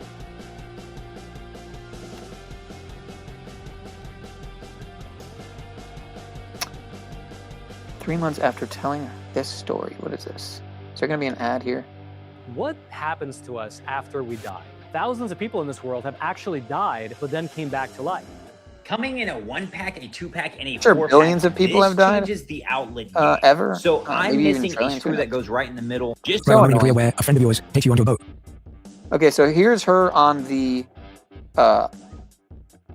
what's it called? On the whatever. It's the podcast episode with Jay Shetty, with just so happens to be, you know, episode 816 when she would end up dying on 816. But check this out. Let me slow it down a little bit because it's in 2.5x speed. Let me slow it down a little bit here. Right about a moment in your career where a friend of yours takes you onto a boat. You're led to a room which has an older man in it, and then basically told to perform sexual acts, and you know. Oh yeah, perspective completely shifted, and I realized that I was in danger. But by the time I realized I was in danger, I was quite literally out to sea, and it was that moment shook me. It was shocking, and I was quite literally walked down, and I had been having a great time. There was no hints of anything like that happening, so it took me, I was shocked. It took me by surprise, and it was led by somebody that I had grown to trust and see as a protector and somebody who had my back, and to be walked down the stairs, and it was as like a surprise, presented as though it was like a surprise, and it was this very small room, and she physically put me in the bed next to this undressed man who was very famous, and had his hands like this, like this was just, you know, an average day for him. This is something that happens all the time. And I waited for her to leave, and I mean that lion in me, that fire in me, that lion in me, that fire, right? She's a Leo, right? Leo, the lion, the fire sign. We're in the time of the fire horse, right? Year of the fire horse. I mean, coincidence? Scripted teleprompter reading? Script reading? I don't know. On the On Purpose with Jay Shetty podcast, episode 816, when she'd be dead on 816. Just go figure. I just happened to pause this at 1 minute and 36 seconds. Wow. Unbelievable. But On Purpose. Are they doing this on purpose, folks? Did she just say that on purpose? Is it episode 816 on purpose? Did I pause it at 1 minute and 36 seconds on purpose? No. That was just organically synchronized, synchromistically synchronized. But let's continue. I mean, that lion in me, that fire in me, that lion in me, that fire. You can't make this shit up, folks. My hair stood on end, and I became ferocious. I was like, this is not happening. But I had nowhere to hide, and I bolted, and I hid wherever I could think of to hide on a boat. There was no jumping off and swimming away, and there was nobody who was going to. I realized that there was nobody who was going to be empathetic to my situation. That this was nothing new to them. There you have it, folks. Interesting how we finally start to gain a little bit of an audience. As it's this late in the evening, but you know, there is obviously the factor of there's probably not really much of anyone else online streaming, so it's perfect. We got amongst us our predators in the house. Shout out to him. I tapped into his stream just recently. He was, I think, live with London Man. Shout out to London Man. And they were chopping it up. I don't know if I actually dropped into the chat. So, but you know, I had to hit the like. I gotta hit the like when I see good topics being covered and good material being covered as well. But let's see what else we can find here as we are down this. I don't like to say rabbit hole because you don't want to really be down the rabbit hole. Instead, you want to be more like, kind of like, maybe what's a better phraseology than down the rabbit hole? Because if you're down the rabbit hole, I mean, how are you going to get out, right? But so maybe we're like looking into the rabbit hole, like standing above it, but we got binoculars on looking down the rabbit hole. Anyway, so here we are on a platform that's supposed to be like more lean towards content, less content oversight and dystopian, Orwellian control. And you got people saying Hayden Panettiere is dead, like, you know, matter of factly, as if they just totally believe the mainstream narrative. Again, it can totally. I say I'm 50-50 on all these things for a reason, because how would I know unless I was there, right? Everyone should be 50-50 on most all this shit, right? But wow, go look at this video with 1,111 views. A call for an uprising, of course, which I'm not going to play because I know it's just going to be him. It's just always the same. It's always the same. No shade on him, but some strange optics there with him always allegedly losing his channel and then immediately making a new channel and it having like tens of thousands of subscribers like off the bat, like very strange. It's just very strange. Again, people can pay to promote and hype channels and videos and all that and content in general, channels in general. But, you know, that's one thing that I've never done. We're all organic here, folks. Organic growth, 100%. Unless there has been a time where someone did kind of, unbeknownst to me, like help push my channel or hype my... I don't think that's ever happened. I'm pretty sure all 700 plus subscribers have been completely organic. I don't think there's any bots here. If anything, quite the opposite, right? I mean, they're always taking subscribers. I get 3 subscribers and I lose 2. I get 11 subscribers and I lose 7. It's like, you know, I gain 8 subscribers and I lose 3. It's just, it's all number games with these fucking people, man. But I had, you know, here, let me just show, oh, so here's Vladimir Klitschko, right? Quite a nice looking guy. I mean, does this guy not just yell like Russian mob? You know, does this guy not just yell KGB? Like, look at this guy. Look, I mean, he looks maybe a little better here, but I mean, geez, he's not a very. He maybe looks a little better here, but man, she is a looker, huh? If she really is a Free Martin, if she really is a invert, man, I might. She'd just be maybe one of those ones I'd have to just kind of try something new with, unless of course that involved a thing hanging down there, then that was a different story. But yeah, apparently my someone very close to me, I'll just say that, just got engaged to someone who is confused, let's just say, and it's just very confusing to me because I want to call them she, but you know, I'm wrong if I call them she, and if I don't refer to them as he, I'm a bad guy. And but I do have a lot of love for them, and thank God, because they're engaged now, and I'm gonna be seeing a lot more. But let's just see a lot more of them. But let's just see what we find when we type in Hayden Panettiere, occult ritual sacrifice eclipse portal. Hayden Panettiere, occult ritual sacrifice eclipse portal. What do we find? Online speculation and viral social media posts connect the death of Hayden Panettiere to theories about an eclipse portal and numerology, though law enforcement dispatch audio points toward a suspected overdose. There is no factual basis or credible evidence. Credible, right? Google says, or Facebook says. Apparently this is from a Facebook link here. But there's no credible evidence linking her passing to any occult ritual or sacrifice. Well, that's good to know. Thank God Google cleared that up for us and fact-checked that. So people some users are led to frame the time frame as an astrological eclipse portal. Numerology claims social media users circulated speculative math based on her initials, HP, and the date of her death, 8/16. Actual investigation, Greenville. I mean, yeah, it's nothing to see here, folks. Nothing to see, of course. Oh, here we go. Hayden Panettiere, eclipse portal sacrifice unveiled from exit frequency. Let's see what this is. Hopefully it's short. Let's check this out. I just tapped into the Hayden Panettiere situation, and I'm gonna share with you my findings. The first thing that I wanted to share was it really did seem Hayden was on the side of the light, especially in the industry.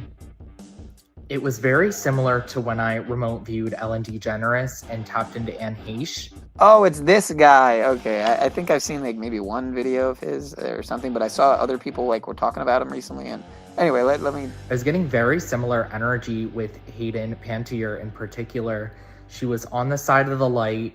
She came across... Man, I wish I could speed this up because it's super slow and it's... a lot of dark stuff within the industry that YouTube, you gotta wanted really to talk about. YouTube, if there's any reps listening right now, you really got to work on this thing with the shorts, and you really got to like add a speed, a speed feature so people can speed up shorts. Because I mean, this isn't even a short; it's 3 minutes long. Right, but unfortunately, it got back to. Oh wait, what? How did I do that? How did I do that? The Illuminati, and they had to stop her. Just for some context before getting into the specific details. Okay, so if I hold down on the video, it lets me speed it up. What is that about? But then I can't adjust the speed any other way? That's fucking stupid. All right, I'm just gonna hold it down then, I guess. So the elite do blood sacrifice and different rituals during eclipse portals, new moons, full moons, solar eclipses, lunar eclipses. We're obviously in an eclipse portal now. That's started on August 12th and is continuing through August 28th. A good example of an Illuminati blood sacrifice during an eclipse portal was the Charlie Kirk assassination. He was obviously alleged in an Illuminati blood sacrifice. That was on September 10th, 3 days after the lunar eclipse, the blood moon lunar eclipse on September 7th, and that eclipse portal went until the 21st. So it was 1 day before 9/11 as well, of course. Right in the middle of the eclipse portal. So they / the Illuminati chose to sacrifice Hayden in a blood ritual, obviously with the energy of the eclipse portal. And in particular, they did the sacrifice. They consumed the blood, and they also consumed the flesh. And when I was tapping into like what members of the Illuminati were involved in this particular blood sacrifice, it was hard for me to pinpoint any particular members because they were all around her in reptilian form as the ritual was being done. It was very disturbing to tap into. And I just want to come on here and shed light just to this remote viewing perspective on what happened to Hayden Panettiere. It was a blood sacrifice. They did consume the blood. They ate her flesh in reptilian form. Other members of the Illuminati did that. And, she was of the light. So I did want to share that with you guys. She came across a lot of dark stuff in the industry in the past 6 to 12 months in particular, and she was going to speak out, and they just chose to sacrifice her with the energy of this eclipse portal that we're in. So I just wanted to come on here and really bring this message to light. Please share it with, obviously, other members of the Awakened community if this resonates. I just tapped into the... So someone said, I just told my coworkers today she was murdered because she had planned to be a whistleblower about Diana Jenkins and traffic, Schmeck's traffic, and as well as other dark things going on in the industry. I'm so glad I found... Wow. Okay. Anyway, I'm just reading a couple comments here. This one's got 26 likes. Like, there's 26 comments here. Like, we're in 2026. Like, all the 26s I was just touching on. I felt right away it was a sacrifice. I knew she had written a book, and I didn't know if there was something in there or something that she had said out loud. But when it's someone young like that, and they say cardiac arrest, which is absolutely no answer, because everyone dies from cardiac arrest, whether you are stabbed or in a car accident or die of a drug overdose, your heart literally stops beating, and that is cardiac arrest. So I always feel that as a cop-out answer. I just intuitively knew, especially with it being during the eclipse window, and I know how they love to use that energy for nefarious agendas. They always try to hijack that energy, and that's why we always need to be using it for the light. As much as they use it for the evil shit, they do. We need to go just as hard for the light. Thank you. Okay, so I'm just gonna drop a little comment here if I can, with some codes. Maybe oh, I can't because I not subscribed, but I just pressed subscribe. So oh, I need to be subscribed for a week to comment? What is that about? That's weird that popped up like that because I didn't press reply. I wanted to see what it said again, but it disappeared. Anyway, all right, whatever. What else do we got here? I meant to take out. I edited this meme like. Okay, here. Let me show you what we were watching the other day on my stream. You can't make this shit up. I think it was around the 3-minute. No. Okay, so this is a short video we did over on the other channel the night before Hayden's passing, right? And oh, here it is, right here at the around the 13-minute mark. Check this out, folks. Check this out. The night before her passing. Allegedly. But yeah, I think we watched a little bit of this in a different video. Heroes, folks. Fucking heroes. You get it? Wow. Maybe, or is it possible that some powers come online during the eclipse portal? And that's what I was tapping into? I don't know. Precognition. Let's continue. Pineal power. You get it. What's this? Info camera? Let me rewind that to see what he said there.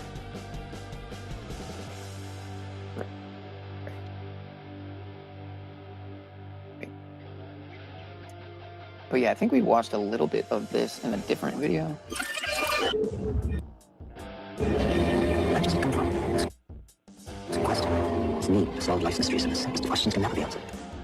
What's this?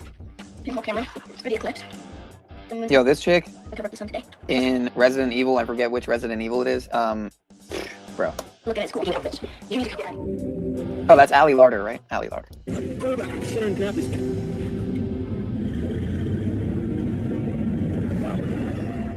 So ECLiPSE. Yeah, everyone's gonna be told. Not yet, no. It's not about the global, yes. The global event. You can appreciate just how small our planet really is. Or that's not really on me.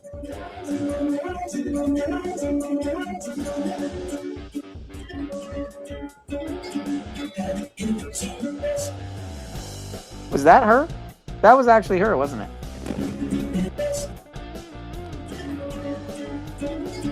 Wow. Wow. I missed that part. So we were literally, you know, possibly, get this, right? This may possibly have been the first time I ever had her face on any of my live streams ever. Out of hundreds and hundreds and hundreds of live streams and videos and shorts, etc. I don't think I've ever shown her face. But go figure that potentially the first time I ever showed her face was on the night before her alleged death. I mean, wow. Wow. Wow. Just wow.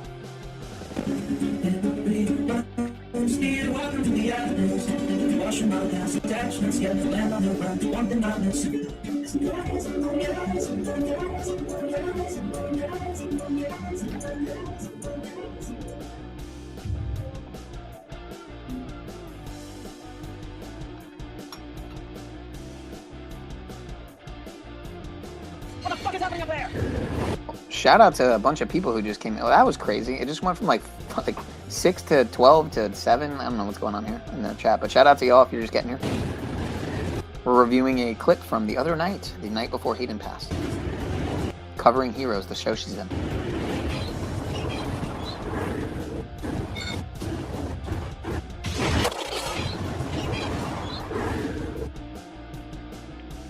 The Pineal-powered piezoelectric, piezoluminescent precognition is real, folks.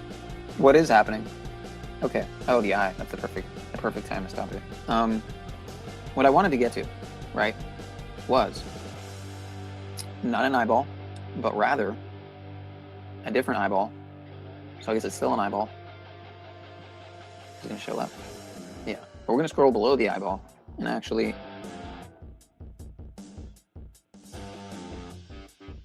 just play the short. Yeah, I have to agree. If you don't enjoy being here, I mean, why are you here, right? I mean, it kind of doesn't make sense. You're wasting your own time. Kind of silly, kind of stupid, really. One more time, because I think this is just a great wink and a nod from the Vatican with this video here from the Scottish. I'm over here on the official YouTube channel for the Scottish Rite of Freemasonry, SJ USA. Are we already SJ? Interesting, like Society of Jesus? Here, I'll just speed it up. I'll just get through this one really quick here. In case you haven't seen this already. Go figure, how many comments do they have right now on this video? 201. Wow, you don't say. You don't say, dude. What are the chances? What are the chances that they have 66.6 subscribers? I mean, really? On a video called Freemasons, the Knights Templar, and ready for this? The Secret Vatican Discovery. Should have just said the Secret Vatican Partnership. Huh, wow. I mean, what to make of that? With Mr. Scottish Rite peeking there in the top left, in the background. With Mr. 201 there in the top right, in the back. Yeah, I mean, what do you think about that, folks? 66,600 roughly subscribers. I wouldn't even be surprised if they have exactly 66,600 subscribers.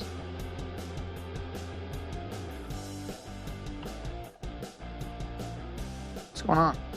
How does it do that shit? Oh, that was when I was, yeah, that was when I was muted. All right, so we're gonna get to another video here I had queued up. Here's Zach at Number Games covering a little. Hopefully this doesn't trigger cuts. I'm not even in the. I'm not even current with the chat. I'm way behind reading the chat right now. But I like to read all the comments. That's just the way I am.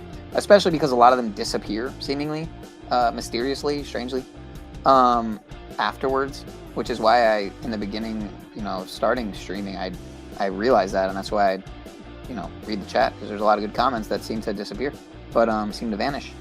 But here's Zach covering some interesting points, definitely. There's also another famous cheerleader from Dallas, George W. Bush. Yeah, if you didn't know, George W. Bush was the cheer captain in high school and at Yale. Yeah, you didn't know that. Skull and Bones member and also cheerleader. Or Skull and Bones is the Brotherhood of Death. But it's interesting because Dallas equals 41, like Skull and Bones. Of course, his father was the 41st president. They're both in Skull and Bones. I don't think Dad was a cheerleader, though. Anyway, she is dead 41 days after George W. Bush's birthday. Maybe a coincidence, maybe not. And about the Heroes show, she's dead on 70 date numerology. Heroes equals 70. So does Total Eclipse. It's got the eclipse right in the logo. And the first episode of Heroes is called Genesis. Genesis means in the beginning. The day she's died is the day leaving 137 days left in the year. In the beginning equals 137, as does Total Eclipse. And really? An Thanks, ad? Mike. See you next month. That's what we're So doing. you can get these delivered? It's literally water.com. Your favorite Wow. water brands. Water.com. Well, I'll definitely drink some Mountain Valley water in the glass bottle, but you got me fucked up if you think I'm drinking that Nestle Pure Life. Pure Life. Give me a break. here's the last social media post she put up. This tattoo. So, I don't know. This looks a little bit too cuddly for a married woman. I couldn't find that she got divorced from her husband or something. And I don't know. Maybe they're swingers. She is dead 20 days after that social media post. Remember, words like death, time, and cross equal 20. The 20th letter of the Indeed. Good point with the Nashville actress. I actually had that in my phone decode because Nashville. Why does this keep fucking playing in the background? Jesus Christ, bro! Unbelievable, man. It's like I'm being fucked with here or something. So since you bring up that point with the 187 and Nashville actress, I had so did you know that Scotty McKnight? Do you know who Scotty McKnight is? Supposedly the NFL football player who she dated. His name, Scotty McKnight, equals 187, right? Here, let me see. Where's it at? 187, the homicide code. So, yeah, I mean, I wonder what the people who think gematria is fake and not being used ritualistically every day, every second, every hour. I wonder what they have to say about the fact that the police homicide code is 187. Why do you think they picked that number, I wonder? Is it possible that there is meaning to the letters and numbers and how they're being used? Anyway, so yeah, again, 187, right? Society of Jesus, 187. Brotherhood of Death, 187. Skull and Bones, right? Hayden Panettiere's death on 8/16, but the news really broke on 8/17 the next day, right? For another 187 permutation or anagram, if you will. But yeah, from her death to her brother's death, as we covered, is a 187-day span. Total Eclipse, 187. Nashville actress, 187. Scotty McKnight, 187. 187, the police homicide code. But anyway, let's continue here. alphabet is a T, a lowercase d is a cross is associated with death. Also notice she's got the 123 posts on her Instagram. And let me see, where's the 123 at? Where's the 123s? Oh, man. This is so long. Let's just... There's a few other... Somebody's letting me know that a former Cowboys player is dead as well. Her character name in Heroes, the cheerleader, is Claire Bennett. And Claire Bennett equals 108. The word geometry equals 108. It also equals 36, like she's dead at 36. But the 108 factors in with the eclipse. Because remember, the sun, the diameter of the sun is 108 Earths. From the Earth to the sun is 108 suns. And from again, the Earth as we brought up, her name also, her initials to the moon is 108 moons. And they say HLP also equals 36 and 18 like 108, right? Like 81 like ritual, like 180, which is half of a circle, half of 360. So why is it that geometry equals 108 and 36, right? Like 18 is half of 36, like a half circle. There's something to this, folks, as Zach is covering here, obviously. So let's continue. And from the Earth to the moon is 108 moons. And they say it's this ratio, the geometry, that allows for eclipses to happen as we witness on Earth. So again, just the way this all factors together with her passing. She's dead exactly 182 weeks after her brother. Her brother died on the kill date back in February 19, 2023. I remember covering that like it was yesterday. When I looked at that, I couldn't believe it was already that long ago. I thought, God, time flies. That was 3.5 years ago. But yeah, 182 weeks after her brother. Rest in peace equals 182. Brother was Jansen. Died February 19, 2023 at age 28. Remember, the kill date is the date that has the numerology pass was 64, 44, 28, 17. Her brother was 28 years old. the book she just put out about dealing with postpartum depression was called This Is Me, A Reckoning. That equals 107, like ritual sacrifice. And it's interesting because we're going into the 107th NFL season right now. We just had our first week of preseason games, and cheerleaders are very much a part of the NFL. And like I said, her cheerleader characters in Texas, where the Dallas Cowboys cheerleading squad is. So I just wonder if this is going to transition into another tragedy, maybe even connected to a cowgirl. There's a lot of former famous cowgirls too, so keep an eye on that parallel in the days and weeks ahead throughout the upcoming 107th NFL season. And yeah, the date numerology pass for today, 70 and 34. You can see Heroes is 70 and 34, so is SUICIDE. And they haven't put out the cause of death, so maybe it won't be that, but I just feel like from reading the article and everything it says, it seems like that's what they're alluding to. I would definitely like to know more about this so-called Jesuit, quote, instructions to deceive. And I'd definitely like to compare it to the so-called Jesuit oath, which some people think isn't real, just like they don't think the World War III letter from Albert Pike to Giuseppe Mazzini. A lot of people don't think that's real either. Right. Well, it just so happens that, real or not, it seemed to accurately foreshadow and predict, as some people would say. It's not predicting, in my opinion. It's foreshadowing. It's preempting, if you will. It's pre-programming, which is why I don't call it predictive programming. I call it preemptive programming, or just more simply pre-programming. Programming before the fact. It is manifestation magic.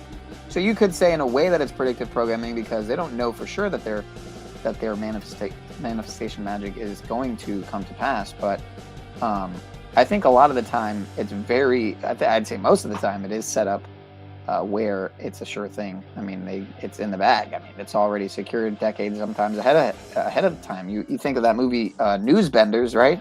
Newsbenders really told you what the news is, sometimes scripted and planned like decades in advance. So it would make a lot of sense that that's true, considering how you see these just undeniably, completely unfathomably insane connections between death dates, birth dates, and just so many more rituals. But let's continue here. Shout out to y'all in the chat. The word mother also equates to 34, dealing with postpartum depression, which you just put out a book on. Yeah, if you missed the last live stream where we broke this down in the live stream, it's the one with talking about Tommy John's death on the 144th day of the baseball season, on the same day Joey Logano, born on the 144th day of the year, won the first Saturday race of the NASCAR season on the Jesuit Order's birthday. Yeah, now she's dead 144 days after her husband's birthday. His birthday's the day the MLB season began. That's very interesting, Cuts. Gematria classes on the Thelema website. Wow. I actually kind of want to look into that because I actually have, let me see if I have that tab here. Well, they have the Jesuit High School, jesuithighschool.org website. Here you can see, of course, the one world religion kind of optics, seemingly. The, Alice Bailey adjacent, all is one world religion kind of optics, seemingly. But where is that other website that, this is a podcast. Let me see. Yeah, I meant to listen to some of this. I don't think I have yet, barely any, but I'm touching on the Lucis Trust and the Theosophical Society, right? Alice Bailey, right? United Nations Luciferian Agenda. Yeah, let me see something here. I'm pretty sure I've been on, I have been on Thelema's. Here's thelema.org. How about that? What do they got there? The 56, huh? 56, wow. Go figure, man. Society of Jesus, 56. Huh, mind control. Huh, coronavirus, right? COVID vaccine, right? All 56, of course. Toilet paper, right? The mind control toilet paper ritual we had. What else do they have here? Oh, 93, huh? Like Catholic, wow. That big Crowley number, right? Founded in service to the AA. Huh. With the three dots twice. 3 and 3. For a 33 salute there, seems like. Here you can see what I think is the, what is that called? Not the sigil of Lucifer, but or maybe it is the sigil of Lucifer. You see the 77 3 times.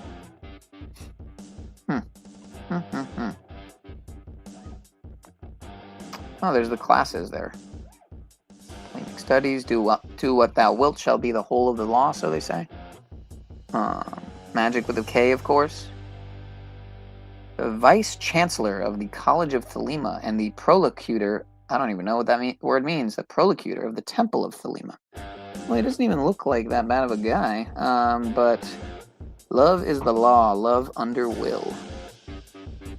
Yeah, we definitely should do a stream on this, on Thelema at some point. I'm pretty sure we've done so in the past, covered Alice Bailey, of course, and whatnot, but a lot of very interesting topics here, that is for sure. Let me go to the classes here. Where is that at? Where to go? Classes, let's see. Gematria classes on the Thelema website.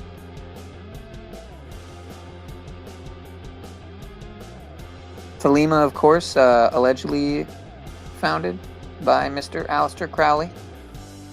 Oh, look at that. Ayahuasca. Ayahuasca at thelema.org. Wow. I always thought ayahuasca sounded quite an awful bit like ayahuasca. I wonder where they got the name for ayahuasca.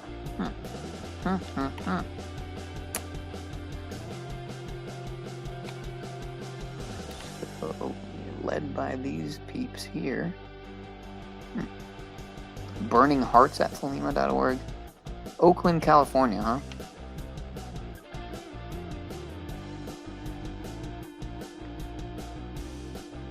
Okay. Anyway, let's get back to this here. Where'd it go? Because I know there's probably a couple things Zach's covering that I didn't, but I think I got at least half of what he's been covering here. And don't forget this too. At the start of the Ukraine war, her husband's from Ukraine. She launched this this fundraising effort for the people of Ukraine on the 201st day of her age on March 9th, 1993. Those are huge numbers with the war. Could be another angle to this, but yeah, right now the details on her passing are very vague. So we broke this down on the live stream. I said I'd upload a short video. If you guys have any great observations to add on, please leave a comment. I imagine tomorrow there will probably be a cause of death. By the way, if they do put out a cause of death tomorrow, can you imagine if they said she died on the toilet? I doubt that's going to be it. That's how Elvis died. Tomorrow will be 17/8, like 178. Graceland equals 178, in case that's part of this ritual, right? Because she was in Nashville where Elvis died on this day 49 years ago. You're not going to. How many ads do we have to deal with here? It's unreal. It's unreal, man. What is this? A NutriBullet? What is this thing? Oh, a water purifier. Okay. Yeah, I kind of need one of those actually. I really need one. That filters out that fluoride. You don't want that fluoride, man. All right, let's get back to it. Come on, just play. Make it easier. So yeah, I think those were the main points. I think we got pretty much the main points in here. But as I always say, and it's always true, there's always more. I bet you there's in all the work. It's been 13 years now straight doing this work. I started mid-August 2013. I bet you there's not a single decode where we ever got all of it. There's just so many pieces to these puzzles, but that's what they are, sadly, riddles. And remember, it is the Jesuits, aka the Society of Jesus, and Jesus speaks in parables, which are riddles, the Cabal. And the Illuminati is founded by a Jesuit, aka the Society of Jesus. People work in riddles every day. Some details are obvious, and some are a little bit more obscure. But yeah, R.I.P. Another young face from the world of entertainment. Out of here. And to think that they just used her to raise money for this this war. By the way, Ukraine is another big 34. Ukraine's another big 34 for the record. Yeah, I'll explore that angle tomorrow. I'll go back and look for setting up that foundation at the start of the war because they brought her in pretty quick. Rams won the Super Bowl. Sean McVay, the coach of the Rams, brought out his Ukrainian fiance. The Rams. Oh, man, the Rams are hosting the Super Bowl this year, too, you guys. I was just saying that with the 107th season. Yeah. But yeah, Sean McVay, the coach, brought out his Ukrainian fiance. Days later, the war began. Ares, the god of war, is the ram. NATO had their first conference in Ares about the war.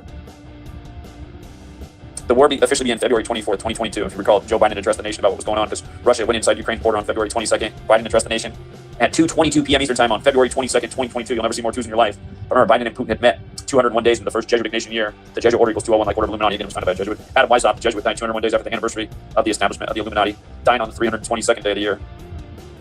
But yeah, I am reminded now, the Rams were an important part of the Ukraine war. Ukrainian fiance, she's got a Ukrainian husband. Rams hosting the Super Bowl again. Something's up with that. Because again, her book equals 107, like this is the 107th season. This is me, a reckoning. All right, True Seeker. We'll leave it there for now. Thanks again, everybody, for the like and the share.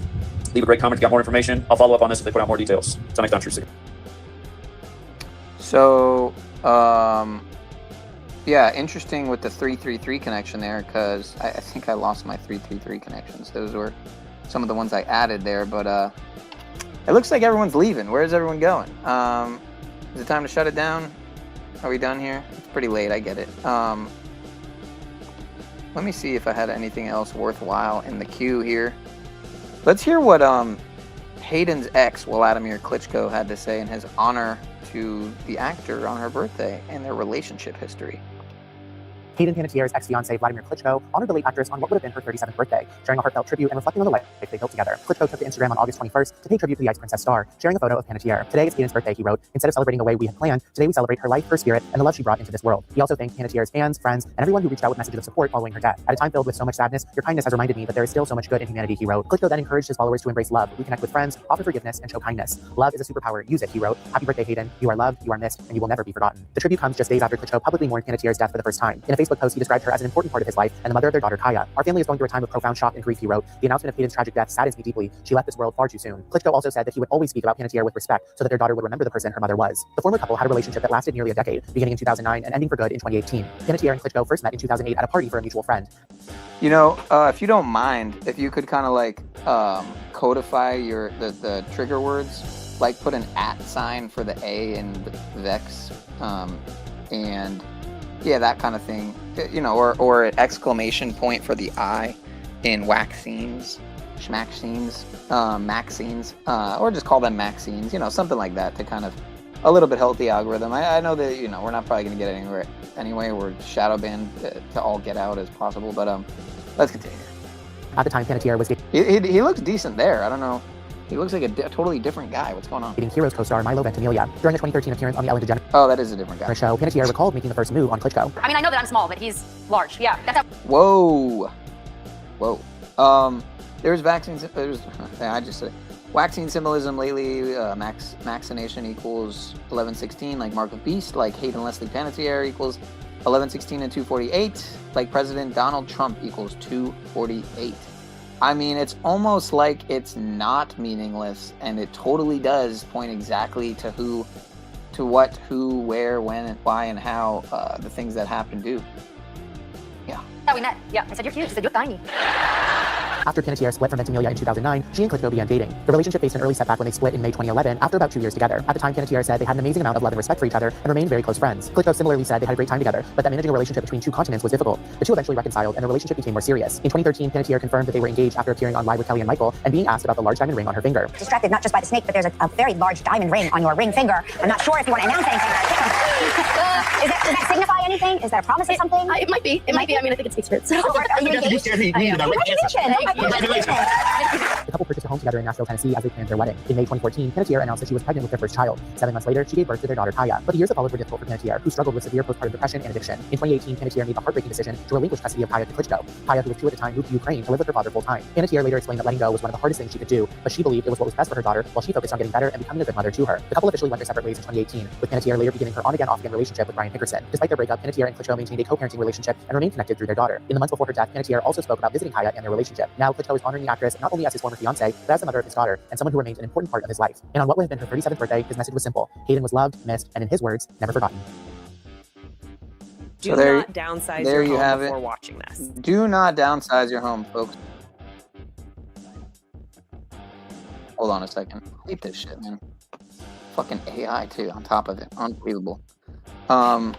Okay, this video here from Sobering Stories, who I don't really watch all that often, but I've seen some good stuff from him in the past. It's a little long, so we'll probably just watch a little bit of it. But let me see what you're saying here. So Cody covered how the two eclipses made a cross in Carbondale, Illinois, but they also made a crossover where the red heifers were from Total Eclipse of the Heart, Virgin Mary running through the heart. Good point there. Prior to all of this, when it flooded Camp Mystic last year, it was all female, an all-female camp, so we suspected water-breaking symbolism, and then it flooded again with this information. Yeah, and you had also brought up how Kerrville, Texas, where Camp Mystic is, Camp Mystic equals 888, like Donald J. Trump. It flooded last year, and that river Guadalupe means Virgin Mary. It flooded again this year. Perfect. Oh yeah, we got to get into the Virgin Mary stuff in regards to that video we watched earlier, where little Hayden, little baby Hayden, a little young, cute thing, man. I mean, you can't deny it. She's always had that light and that sparkle, seemingly. She kind of seems like she's got that Holy Spirit, for lack of a better term. And even though she's throwing up all the gang signs, you know, the 666 and the one eye and the vow of silence and all those other signs. But anyway, so you're also saying it runs right through the heart of Kerrville, Texas. Kerrville, Texas was the epicenter of the cross of the eclipse, and it's where the red heifers came from. Total eclipse of the heart, indeed. Let me see what else you're saying here. Buy a janky CV. Okay. By the way, I checked that link you dropped recently, Cuts, and it's a dead link. So, well, it shows the website, but I didn't see anything related to what you had been saying in regards to it. So there's that. There was something, all I saw that was interesting was something about becoming a Jesuit volunteer at some health service kind of thing in Yakima. So yeah, that is interesting. There's something about Jesuit volunteering in Yakima. But other than that, I mean, it would be kind of like saying that I, being someone who, you know, exposes Jesuitism as well, and Freemasonry, etc., secret society, occultism, and etc., you know, am involved with Jesuitism because there is a clinic near me in my area that also has Jesuit volunteer signups. I mean, anyway, the following day after the Virgin Mary flooded El Salvador, means Savior, has the earthquake, and the same day that it flooded Christchurch, New Zealand, had an earthquake. No numbers needed. Indeed, no numbers needed. Love it, bro. And what happened in Christchurch? You guys remember what happened in Christchurch years and years ago, New Zealand, with the Bang Bang event, a scripted psyop Bang Bang event with what's his face? What was his name again? I'm trying to remember. That was a big, big ritual, man. Thank God they have all those data centers to help with the water. Yeah, for sure. For sure. Alexa was telling people that as the apocalypse was coming to the UK in 2028, Alexa was telling people that the US would cease to exist. I think it was February 20th, 2031. Zombie apocalypse, yeah. Oh, shout out to Yeti Life in the Heezy. It's the pineapples, yeah. We're here, man, we're here. Optics are parallelogrammatical. You always drop that one. Zach's wife, okay. Zach's wife works with Bill Gates Foundation. Recipient literally on a whale. Yeah, drop that link, man, in the comments. You know, after the video, so I can follow it. And because it helps, because I have, how many streams do I have where there's just no comments after? It's pretty upsetting, man, to say the least. But Vance's wife worked for the Bill and Melinda Gates Cambridge Foundation, huh? Ball Gates, huh? Ball Gates of hell. A lot of information here tonight, very little numbers. Indeed, yeah, we're not even like going too hard on the numbers. But it's not like that, Cuts. They use zombie fiction to reinforce the notion that scientists are all powerful. Wow, I'm only like 20 minutes behind on the chat. It's not a mystery that they are all together against us. We've been at work and people are lax about it. Indeed. You're just saying, this is the thing, Cuts. You're literally just saying the same thing over and over and over again. And I guess you just don't see it, that you're like in this loop. You're in this doom-gooning troll loop. You know, well, you weren't for a minute. You were leaving some like decent comments there, and then you just kind of went right back into trolling. It's bizarre, man. Everything Kabbalah spells out is done with Gematria and Freemasonry. Yes, it sure seems so. Somebody's in their feelings, unfortunately. They're in their feelings. They attribute this thing to one person that they don't like, that they have bad blood with, and so it's just bitter, angry, you know, irritable. What do they say in the rooms? You know, AANA. I'm trying to remember when I was in rehab when I was irritable. Discontent. It's another word. Something irritable discontent, and it spells out a word. Oh, rid. You have to get rid of the RID. The something irritable discontent. I don't remember now. Anyway, Cuts, you're so limited in your gematria experience. Yeah. No such thing as a gematria. Jesuit gematria kill date. Wow. It's straight up rat garbage, but yet you're here. It's crazy. It's kind of weird. Once a month, imaginary date that people coincidentally die by the numbers on each month. Right, exactly. Bizarre. Beyond bizarre. Tell us where Zach touched you, Cuts. Let it out, man. Yeah, let it out. Oh, man. Unbelievable. A cultivator. That rat, Zach. The only person who ever literally snitching on me to the feds 24/7 for smoking weed in Cali. That's funny because he was a cultivator, yeah. You know, my dad was a cultivator as well, and he had to ditch the whole operation, and he had to flee the area because they were onto his shit, and it's just bullshit, man. It's bullshit, man. You know what? Speaking of, I haven't smoked a bowl in a while, and so why don't I pack one up here? Let me get to another video. Limo's Aleister Crowley, not Jesuits. There's no gematria classes on the Jesuits website. Wow, shocker. Leo is Francis numbers man if you believe mainstream articles. Huh. That's fascinating. That is fascinating. If you have any more information on that, Older Bones, I'd definitely like to look into that. Maybe I'll just look into it on my own, but Leo is Francis's numbers man if you believe mainstream articles. I wouldn't doubt that they would put some truth out there like that, but they don't know love, only law horror. So I should just go watch a Hollywood movie or participate in their satanic politics. I think that's what he's saying, yeah. I think that he went from, like, you know, literally in New York on 9/11 with Zach to, like, completely the other side. There's no such thing as conspiracies. He's like, he said, he dropped the word unbeknownst here. Where did he say unbeknownst? Because it's funny, because unbeknownst to him, he's, like, kind of like de facto normie now or something, you know? If you want to be Truman and the Truman Show, you can do that. Right. You should eat a baby for Zach. What the fuck, man? You gotta let it go, man. You gotta let it go, dude. It's just... Like, I don't want to block you, but I think in a way it would be helping you out. That's the thing. I think by timing you out or even just blocking you or whatever, at least taking your moderator eventually, whatever, it would help you because you would maybe realize that, you know, you're just kind of like, what's the word? You're just cycling and spinning in the weeds, man. I don't know. How do I say it? They're summoning ayahuasca through their website, yeah. Why do I need to eat the baby? I don't understand. Don't eat the baby. Albert equals 56. Yeah, who are you talking to is a great question. Because Crowley advocates that in your rap. Dude. Here's the thing. I'm going to tell you something, man. This might be a newsflash to you. I think I already said it. You don't have to be here, man. So you saying fuck out of here, why don't you get the fuck out of here, man? Because it's just, I'm scrolling the chat and I want to read good comments, not rat garbage, as you put it. I don't want to read useless nonsense. He just likes to see himself be a douche. Yeah. Dude. Unbelievable. I don't promote, really, playing one of his videos isn't promoting him. It's listening to information. I try not to do rituals or staying in one place for too long. It's cultish. There's definitely more than 2 here. Yeah. I did burn my tree. Yeah, well, earlier, at one point, I was playing a video. It said there were 0 people here, and there was like 4 of you commenting at least. So, you know, it's bizarre. But shout out to whoever's here. I did burn my trash at midnight at the end of the 888 portal while I was howling at the moon. Oh, man.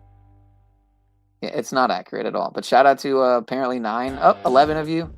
As the number 9 on my screen is hovering over the 11 twin tower, the 11s, you know, the twin towers that look like 11s in the top left corner. That's amazing.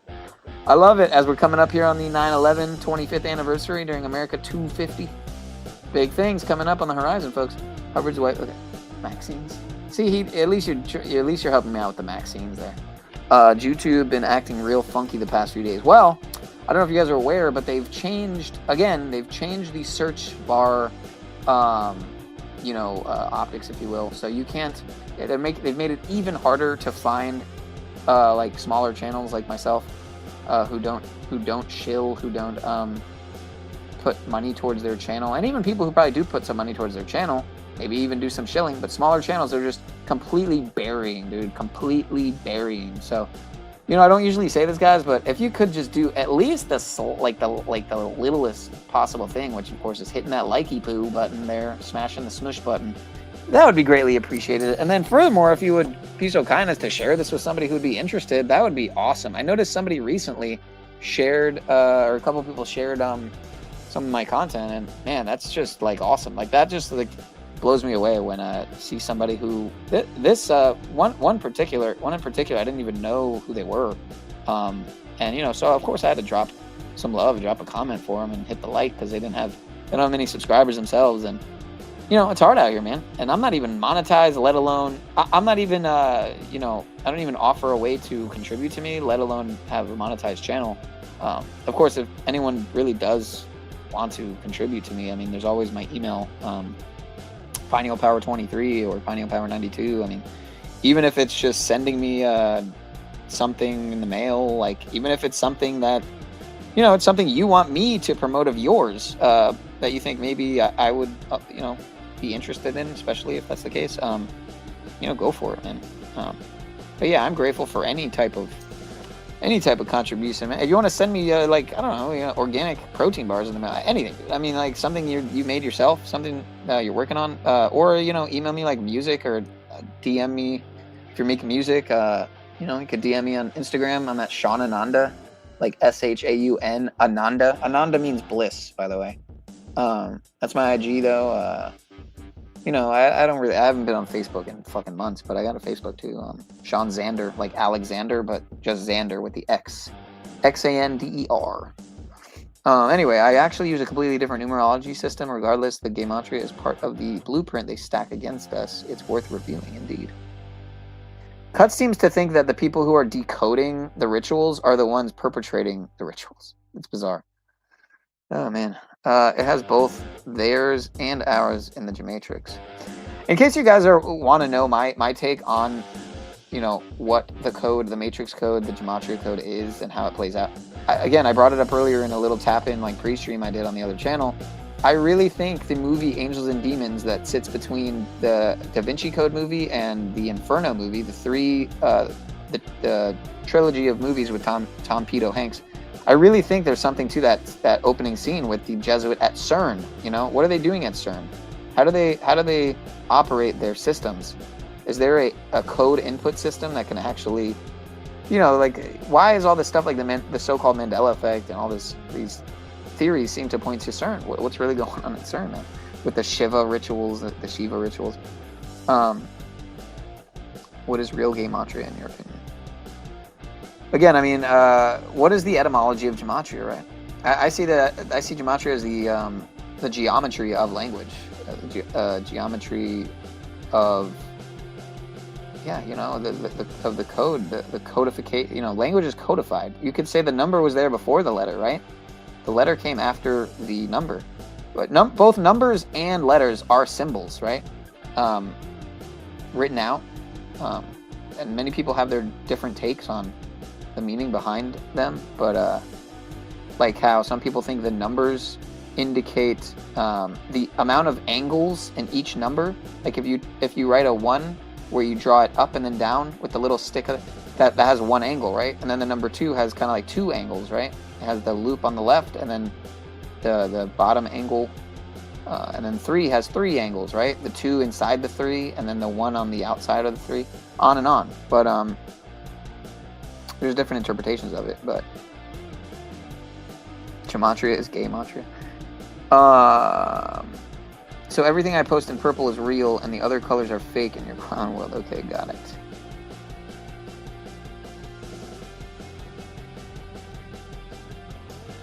Get help, brother. Get help. Do you read much Hebrew? I'll tell you right now, man, that Baruch atah Adonai Eloheinu melech haolam, you know, asher kiddushanu b'mitzvotav v'tzivanu l'chad l'kner shel Shabbat, right? What does that mean? It's something like, blessed are you, creator of the universe, and all things of the heaven. I forget exactly what it means, but I got a lot up there still in the noggin from the bar mitzvah days. But I have definitely, that was 20 years ago. I've definitely moved away from the religion, including Judaism. I wouldn't say especially, but I kind of see them as equal. Older Bone says, why not in Hebrew does Wuhan coronavirus equal 222 when order out of chaos equals 222? Like, I'll add like World Economic Forum, as I brought up earlier. And it was 222 months to the day after 9/11 when they declared the pandemic. Well, Cuts, I'll tell you the answer. It's because it's a coinky-dink. It's a coinky-dink. There's no such thing as conspiracies. And, yeah. Hebrew is a dead language. The Zionists think their Yiddish is Hebrew. You know, RIP to my grandma. She knew Yiddish up until like, the end, pretty much. Well, I don't know about the end because she was kind of not doing so great there in the end, both mentally, physically, and otherwise. But I mean, you are still applying Hebrew gematria to English text, right? I don't understand what you're talking about. True that. Oh, I'm almost caught up on the chat. Awesome. Constipated, it sounds like to me. Yes, let's go bowling. Where's Zach? Why isn't he here defending your stream? Yeah, I wonder, you know, Zach, why don't you come over here more? Oh, maybe it's because Cuts is in the chat with a moderator wrench, and I play Donuts videos sometimes, and Cody's, and yeah, I don't know. Although he said something kind of complimentary to Cody the other day, which was kind of cool to see, because I like Cody. Cody, for the most part, seems like good people. I'll 187 Zach next time I see that rat POS. All right. You see how he just doesn't stop? It's like, it's very bizarre. It's extremely unhealthy. It's strange. Quantum Epic, it's been quite a while. Good to see you in the house. How are you doing? All right. Don't block them. They need to see the end. You lied and said you were making a panel. Talked to you before as a friend. You don't remember. How do you do? How do you do? How do you do, Miss Verily? Did you just get here, or have you been kind of one of those people hiding? Cuts is the master debater. He knows stuff in Hebrew. 9/11 because you don't Satan P power. People who switch up like this and gaslighting are not trustworthy. All right, I'm almost done. Let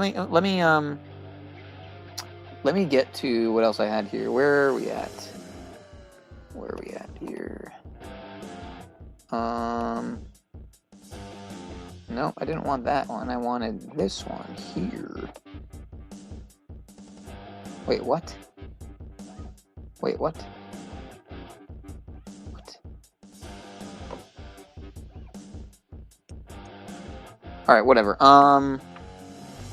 So what did I have prepared? Oh, so Sean Atwood, you know, shill or not, I kind of tend to lean towards that probably being the case, has been doing some interesting streams on Hayden. I've tapped into maybe like 1 or 2 of it, but he's been doing multiple. This was a pretty good stream with Donut and Paranoid American. But yeah, here you can see the lovely Marina Abramovich, with James Blunt, of course. Hollywood's Darkest Secrets, Hayden Panettiere and Blunt, Rituals, Pizza, and Jerky. Another one, Will We Ever Know? Hayden Panettiere, her brother's passing, and her parents' allegations. Yeah, I didn't watch those. Is Blunt an AI clone? I think that might have been the one I watched. James Blunt, Hayden Panettiere, Yachts and Clones, Tastes Like Summer video, etc. Going pretty fucking viral, man. Brian Hickerson's brother reveals Hayden Panettiere's final hours, Narcan, CPR, and 9/11 calls. I'm pretty sure I listened to that 9/11 call, and sure enough, it's a bunch of redacted shit, just beep, beep, beep, beep, and then a word or two in, and beep, beep, beep. It's the stupidest thing ever, because not only can you not hear practically anything, because it's all beeped out, but you don't hear Hayden's voice at all. Or I don't even think the guy who supposedly called in. It's just the police radio. It reminds me a lot of when David Wilcock died. It's like, what are we doing here? Like, it's just complete mockery that they think people are gonna, well, people do buy it up. People definitely do buy it up. There's that picture again, Room 23 and the culture of abuse. I might watch some of that on my own time. Celeb reaction to Hayden Panettiere's passing. You know what's really interesting is the connections with Rosie O'Donnell and Trump. I almost sometimes I've had the thought that, like, what if they're like the same person, man? Because I won't even go there. I won't go there. But here we have from Sobering Stories, Hayden Panettiere. Who is the man on the boat? Let's like watch a little bit of this, because I'm curious to see what he has to say here and what connections he might bring together. Who is the man on the boat? I'm guessing he's referring to, of course, the James Blunt music video. Let's see what the chapters are here.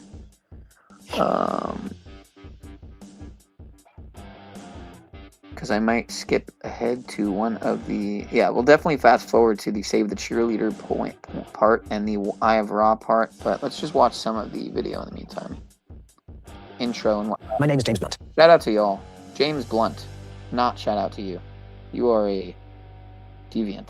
And you have the power to absolutely my life. I know you've heard the rumors, and they're true. I mean, the fact that I was 18, even though I'd lived such a huge life and I thought I was oh so mature, I wasn't capable of being fully aware of what 18, like 6 + 6 + 6. Let's continue. What was going on around me, and it wasn't until I found myself in predicaments that I realized, like, my perspective completely shifted, and I realized that I was in danger. But by the time I realized I was in danger, I was quite literally out to sea.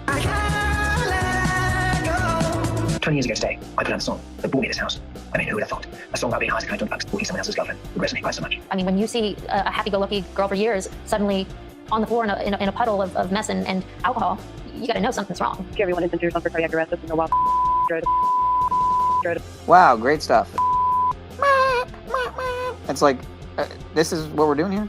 Everyone is into yourself for cardiac arrest. That's no Is that a question, Drake? I mean, do you really have to ask? You know the answer to that question. You know how long it's been, brother, since I've hung out with Dimitri? It's been quite a while, but Dimitri is one of my best friends, even though I haven't seen him in so long. Dimitri is quite an interesting guy, and I would love you eternally.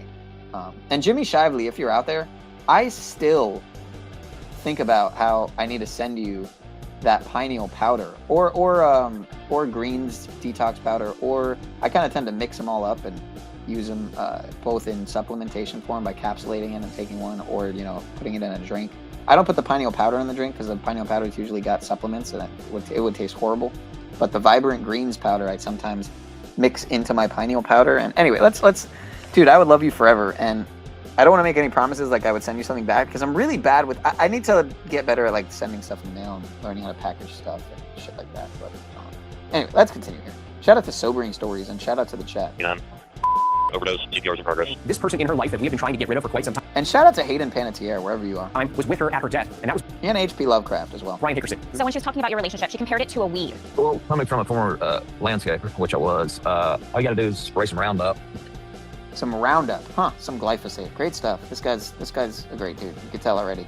Shilling for glyphosate, the most, arguably, possibly the most used pesticide and chemical in the world.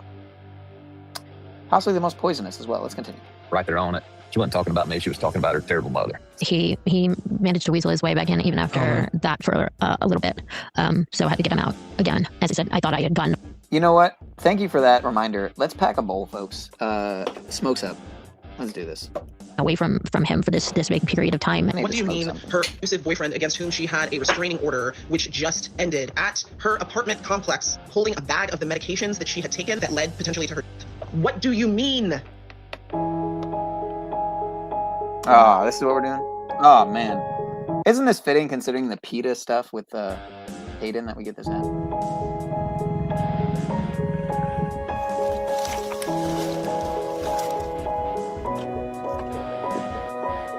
Oh, man. Damn.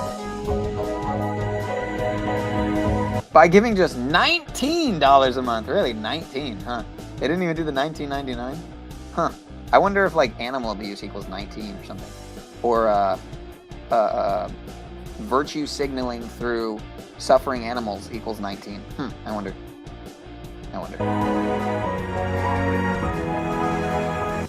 It's like they're always the most upsetting ads, when you get that, like, oh, man, it's just... Truth is stranger than fiction. It truly is. That's true. On August 13th. Definitely not going to disagree there. I'm definitely not going to... Truth is stranger than fiction. Is that her way of saying, the truth is she's actually still out there? Currently changing roles like Charlie Kirk did. Goat Island, right? Valhalla. See you in Valhalla. Let's continue, folks. What do you mean? Truth is stranger than fiction. It truly is. Subsobers on August 13th. Speaking of, check out my Truth is Stranger Than Fiction playlist when you get the chance. It's got tons and tons and tons of videos. Hundreds, in fact. Hundreds and hundreds. It's my attempt to rebuild my Conspiracy Archives playlist that once upon a time got taken by JewTube, aka JesuitsTube. But let's continue. Again, shout out to Sobering Stories. A judge in LA. AKA DJ Petrovka. I think is what it said there. Denied Brian Hickerson's second attempt at getting his numerous domestic violence charges expunged or completely removed from his record. The district attorney said, nah, dog. 3 days later, on August 16th, 2026, Hayden Panettiere is found unresponsive at a home in Greensville, South Carolina. The people who called 911 to hopefully get her some help just so happen to be... Oh, you could do that anytime. Yeah, we got a room here for you to stay in and everything.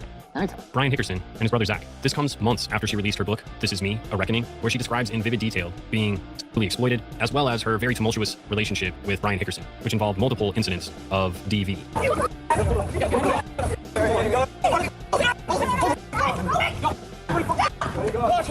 Hayden does not hold back. She unleashes on Brian in this book. She refers to him as a weed. She said every time you pull it out, another weed pops back up, and you're like, I thought I killed this. What do you think about her comments comparing your on and off again relationship to a weed that keeps growing back? And we all know what weeds are, right?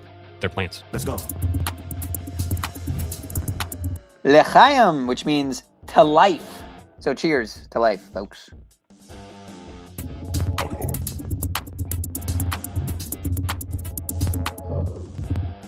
Okie dokie, welcome back to Sobering Stories. My name is DJ Petrovsky. I'm an alcoholic. I've been sober for 7 years, and this is my way of trying to give back to the sober community. You don't have to be sober to be here, but if you are, cool, way to go. We highlight the dangers of addiction through discussing real life stories, and we're on a never-ending search for the truth. We are chasing down that 100K goal, so if you want to be a part of my amazing come up, please hit this. We're chasing down that 1,000 subscriber goal, shadow banned as we are. Yeah, can we at least get to 1,000 subscribers like this year, please? It's ridiculous, man. Getting gaining 11 subs, losing 4, gaining 7 subs, losing 3. It's just bullshit, man. Subscribe button. It's a free way to support the channel. It is nearly no effort whatsoever. Some people do it accidentally without even realizing it. People who don't even like my videos subscribe to the channel. So you should. Oh, that's a good point. Shabbat shalom. Shabbat shalom. Hey, Shabbat shalom. Hey, Shabbat, Shabbat, Shabbat, Shabbat shalom. Shabbat, Shabbat, Shabbat, Shabbat, Shalom, Shabbat, Shabbat, Shabbat, Shabbat, Shalom, Shabbat, Shalom, hey, Shabbat, Shalom, hey, Shabbat, Shabbat, Shabbat, Shabbat, Shalom. Yeah, we used to sing that. Yeah, that was a jam. Getting Jewy out here, folks. Getting very Jewy. The video on the way in, push it out to everybody. It's getting a little Israeli out here. Their grandma's sister, who's probably living in a different state, and then they're going to share it with their local community. Oh, this DJ Petrovsky is so funny. I just subscribed. It's wonderful. Me too. Everyone should watch this. Share it with your friends. All right, this is hilarious. It's not a pyramid scheme. It's multi-level marketing. This is not the only place that I post videos. I have uncensored raw dog videos that are released early. As soon as I'm done editing, literally boom, I edit, upload right away. And that's on my members only platform as well as my Patreon. Otherwise, follow me on Instagram, X, Spotify. Definitely follow me on Spotify. But that's all I got. Let's go. Literally today is Hayden Panettiere's birthday. She was born August 21st, 1989. She's just a little bit older than me, only by like 8 months. So hearing that she passed away, it's crazy. Hayden was born in Palisades, New York, to parents Alan Skip Panettiere, who was a New York fire chief, and her mom's name was Leslie Vogel. Why do they have separate last names, you ask? That's a great question. Well, because Leslie was actually a soap opera actress, so she likely held on to her name for recognition, branding. But Hayden was thrust into the limelight pretty much right out the womb. At 8 months old, she was already being entered into photo competitions and baby modeling gigs. Finally, at 11 months old, she landed her very first commercial. It was for a Play School toy train. Play School anuncia la salida inmediata del tren Tío Vivo.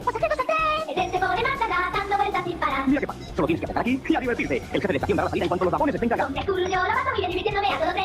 At Play School, we know at home or away, babies like having their favorite toys with them. I've been here before. So let the Play School fold and go quilt. My own mirror. With 10 busy activities to keep your baby happy. I'm so happy. And then by 4 years old, she'd already been auditioning and really putting herself out there. And she landed a soap opera role, imagine that, on a soap opera called One Life to Live. I know it, okay. It's the kind of a show it is. Weren't we just playing this? Where she touches on the Virgin Mary, where she's talking about the Virgin Mary, and we still haven't got to that. So let me just show that, and then we can get back to this, because I should have gotten to that already, and I didn't. So let me try to find this here and make sure that we got lots of stuff here. So lots of screenshots. So here, you know what? Let me just. I think this is in an opposite order here. Let me look here. Does this go descending or ascending? Look at all these screenshots, and I haven't even gotten to any of them. I'm doing terrible tonight in a way because of. Oh man, how much time I spent. Look at all these screenshots, man. 29 here, and what else?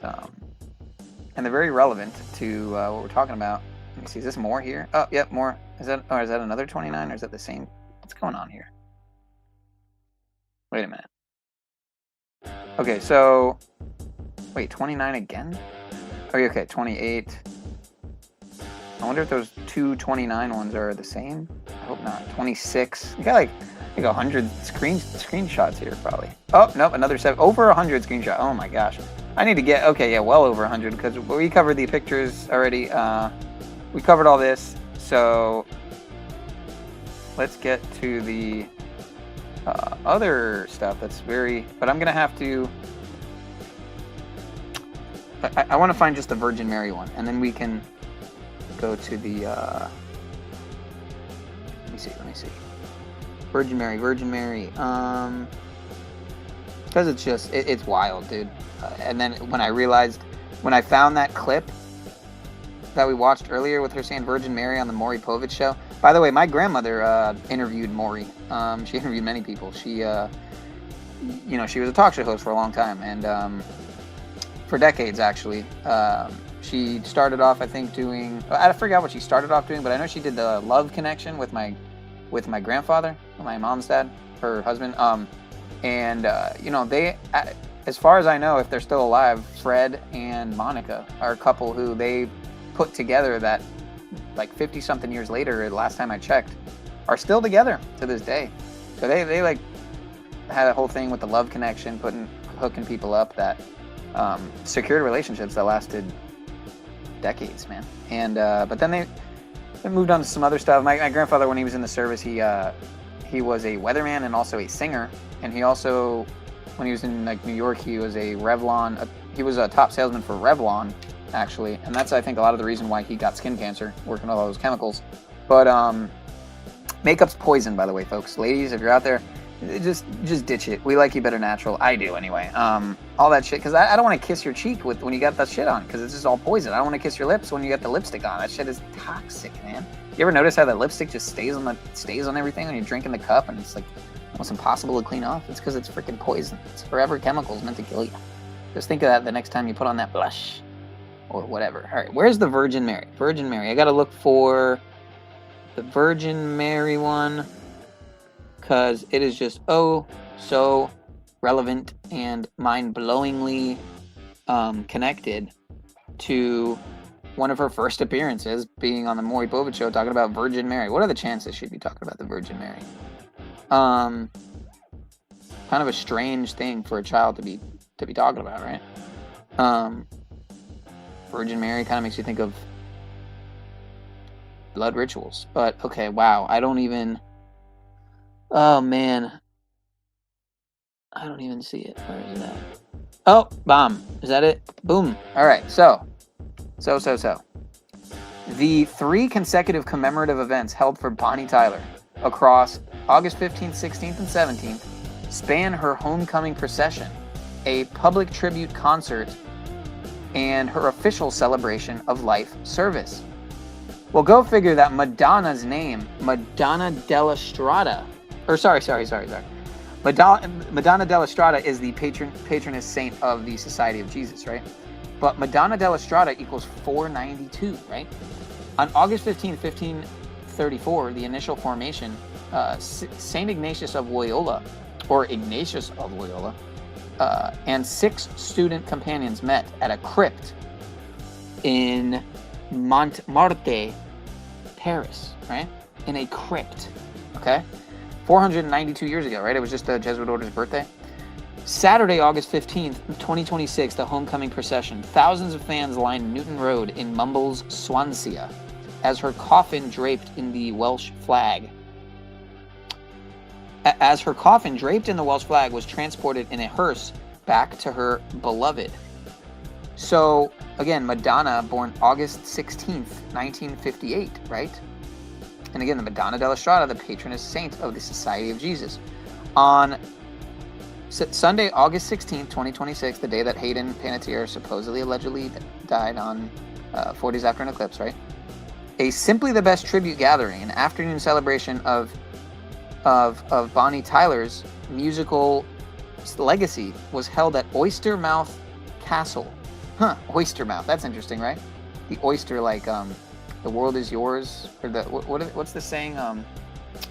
The world is like an oyster, you just have to seize it. I forget the saying, but you get my point. The world is your oyster, right? Oystermouth Castle, featuring live performances of her greatest hits by local Welsh musicians, singers, and songwriters. Monday the 17th, the day after, well, the day that the news was really being announced of Hayden's passing, was the funeral for Bonnie Tyler, right? Total eclipse of the Heart.land rituals, folks. Holding out for a hero. She doesn't have to hold out for a hero no longer because she got her hero, allegedly. That day, the celebration of life service, the invite-only main memorial service took place at the Swansea Minster, St. Mary's Church. Wow. It's literally called St. Mary's Church. At noon, right? High noon, the midpoint of the day. Right in the middle. Just like the ritual with Bonnie Tyler and Hayden Panettiere with the eclipse in the middle of their deaths, alleged deaths, and how Bonnie Tyler was a moon sign that died during a moon sign, and Hayden Panettiere was a sun sign and died during a sun sign. During a Leo eclipse, again, in the time of Pope Leo, and Leo Messi's father dying, and his name was Jorge Messi, like Jorge Mario, the last Pope, Pope Francis, whose last name, Bergoglio, also has the Leo, and Pope Leo now is picking up where Bergoglio left off, both figuratively, metaphorically, literally, in all ways, seemingly. But it was accompanied by a public live broadcast in St. David's Square and an online stream via her official website. Wow. Can't make it up, folks. But here you can see, to add insult to injury, as they say, to add fuel to this fire of revelation. So Saros 136, right? Very relevant, because as we touched on, HPLovecraft would have just turned 136 years old on what would have been, or what may have been if she really didn't die, what would have been or was Hayden's last day of her 36th year of life. Go figure. So the founding of the Jesuits on September 27, 1540 occurred just 3 days before an annular solar eclipse from Saros 136. And I'm pretty sure I have to give a shout out to, I think, Derek at Gematrinator 136 or Gematrinator 685, I mean, and Decoding with Cody, but for this slide here. But the next eclipse in Saros 136 is next year on August 2nd over Egypt, right? Day turns tonight, one of the largest total solar eclipses seen from land this century. Don't miss it. But as you can see here, Madonna della Strada, which is Italian for Our Lady of the Way or Our Lady of the Road, is a revered title for the Blessed Virgin Mary and the patroness of the Society of Jesus, the Jesuits. Go figure in Gematria, Virgin Mary, Mother Mary, and the Jesuits all equal 136 in ordinal Gematria. Not even different ciphers, all the same most pure cipher, or sorry, not most pure, second most pure, I think, right? Or third most pure cipher, if you want to see it that way. One of the base ciphers, though, all right? So, just undeniable, man. I mean, undeniable. So, to the doubters and the dismissers, I just really don't know what possible rational, reasonable, articulable excuse you could have for this stuff just being meaningless and grasping for straws and reaching. If you think this is reaching, I just don't know what to tell you. But let's continue here with what we were touching on here. Shout out to Petrovsky. Imagine that. On a soap opera called One Life to Live. You just said it. I know it. Okay. The kind of a show it is. Oh, it's a soap opera? Soap opera. And what's the name of the soap opera? One Life to Live. One Life to Live. Would you believe that Hayden did One Life? One Life to Live, folks. It makes you wonder, does she have one life to live, or is she on her second right now? Let's continue.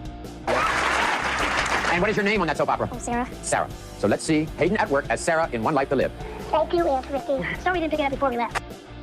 Buying a mattress is the worst part of getting a good night's sleep, so we fixed it. When we started Helix, we realized... That's the chat. We finally got some people, because obviously some people are probably just getting up, and then also we probably got some people tuning in from the other side of the world, probably Europe.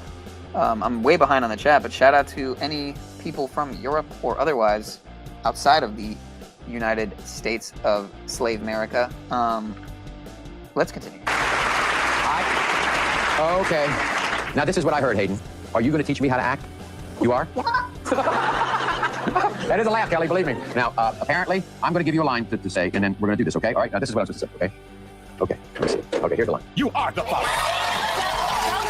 Wait, whoa. You got to say, you got your Virgin Mary, we changed it. We changed the line? Yeah. Got your Virgin Mary, folks. You got your Virgin Mary, all right. Okay, the line isn't, you are the father. Yes, you're supposed to go, we got your Virgin Mary. I'll get your Virgin Mary out there. Yeah, Okay, that was Virgin Mary. Okay, so I'm supposed to say Virgin Mary. Okay, ready, Hayden? you are not the father. In the case of 6-month-old Hope, Corey, you are not the Does that make you upset? Mm-hmm. Does it make you want to cry? Mm-hmm. Can you cry right now? Yes. You can? Go ahead and cry. Sorry. Can you fake your death? I wonder. I kind of hope so, right? Because she seems like a light in the dark for many. So I definitely would say that she's a lot more likable than a lot of these other Holly weirdos, Illuminati pawns and puppets.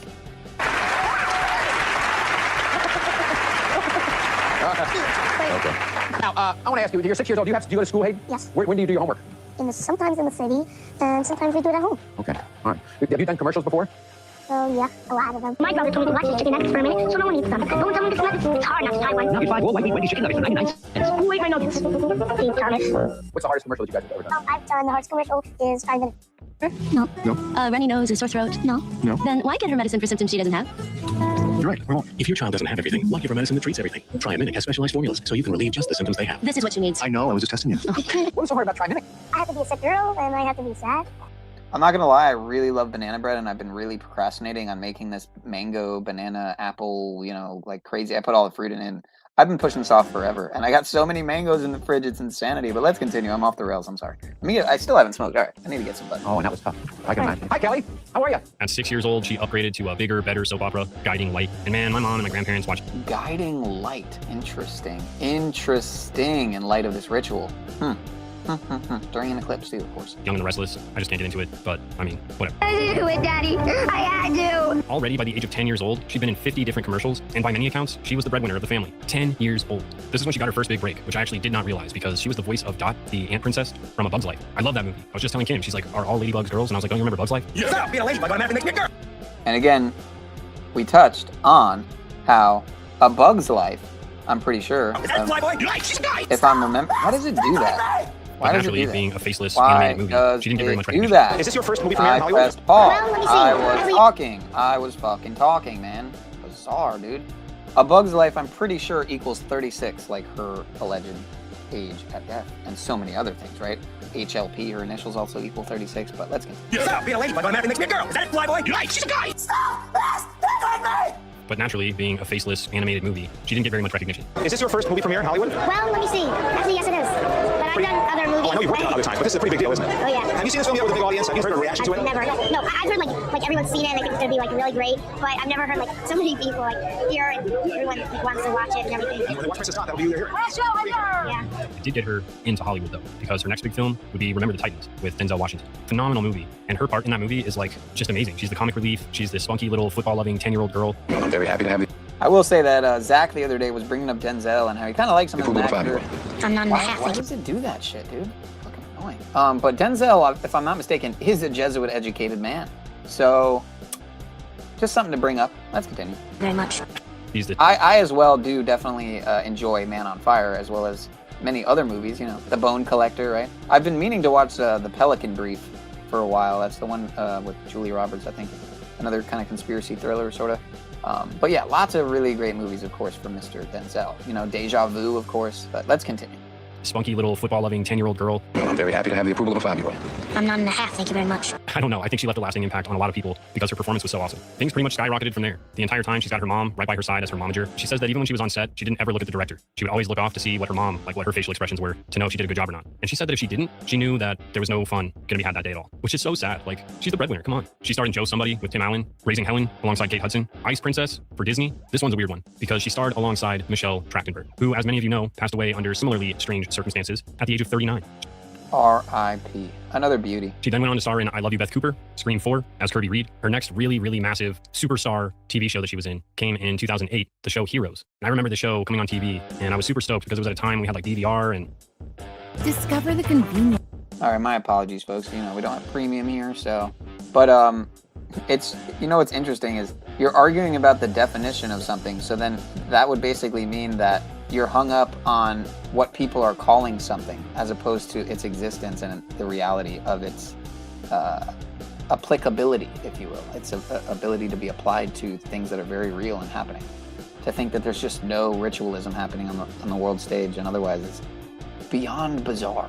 It's peak normie, like boomer tard level optics. But let me. Of high-quality water delivered straight to your door with High-quality water again. All right. Refreshing taste and hassle-free Great setup stuff. makes staying hydrated easier than ever before. I do actually need one of those. Record TV, and me and my mom, my brother. So here you can say heroes. Let's count how many people. Let's see if it's 11, because I bet it's 11. 1, 2, 3, 4, 5, 6, 7, 8, 9, 11. Wait, 3, 6, 9. Oh no, it's 12. Okay, even better, right? I thought they were going to go with the master number, but they went with 12, right? Like the 12 apostles, right? Wow. Let's continue. We all watched the show together, but I fell out. There you can see Zachary Quinto. I had some interesting connections on him as well, but I think they're on the phone. So we'll just continue here. Out of it really quickly. I could never get into it. I also think it's worth mentioning that Netflix just picked up streaming rights for all of the seasons of Heroes as of July this year. Interesting timing. Might mean something. Total coincidence. That was literally like a month. Total coincidence, guys. Definitely nothing to see. So in case you think there's something to this, I mean, just stop thinking so hard. Get ready for the Netflix bump. NBC's iconic sci-fi series Heroes is making its long-awaited return to the streaming service in July 26th. Which streaming service? Oh, right, that's Netflix, the one that's owned by the founder and what some would call the father of propaganda, Mr. Edward Bernays. Wow, what are the chances that his grandson would be the alleged owner of Netflix? Or the CEO, or whatever the fuck. Total coincidence, of course. For all of the seasons of Heroes as of July this year. Interesting timing. Might mean something, might mean nothing. But that was literally like a month before Hayden passed away. This is when things really start falling apart for Hayden. Her dad gets arrested for a domestic assault on her mom, and I think this is related to some infidelity, but this leads to her parents deciding to get a divorce, and it leaves Hayden kind of alone with her mom, and she doesn't really want her to be her momager anymore. She wants her to just be her mom. So she fires her, basically. She's like, I don't really want you to be my manager anymore. I would really love if you could just be my mom. And this is what her mom says. You owe me. Everything was business. Everything was business focused. And I started at 8 months old. I can't even remember a time where she wasn't a momager, where everything didn't revolve around business. And there were periods of time as I got older where we spent a lot of time traveling and on the road together, and I was the only person there. So I became the confidant and the assistant and the therapist and the shoulder to cry on and everything but her child. Have you ever had the opportunity to tell her that and to have that conversation with her? When I was 19, I finally got the guts. This Jay Shetty guy is real shitty, in my opinion, and a total fraud and fake. Not to say that he doesn't have some qualities. Are they redeeming? I don't know. My grandma used to like this guy, but anyway, let's continue.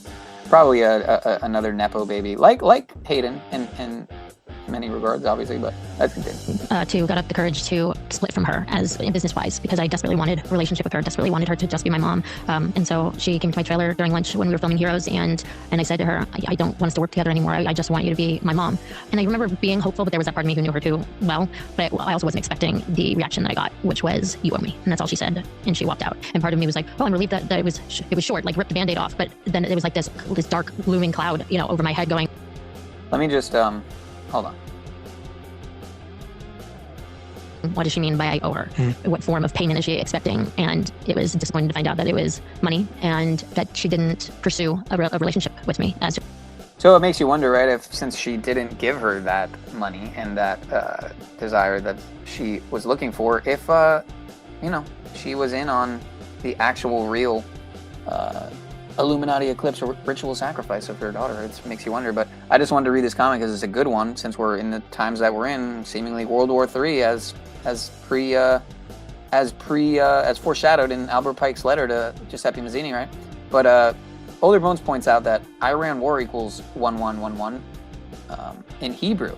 He wants the nuclear dust particles 1111 in Hebrew. He started that war 1 year, 1 month, 1 week, and 1 day from his inauguration, folks.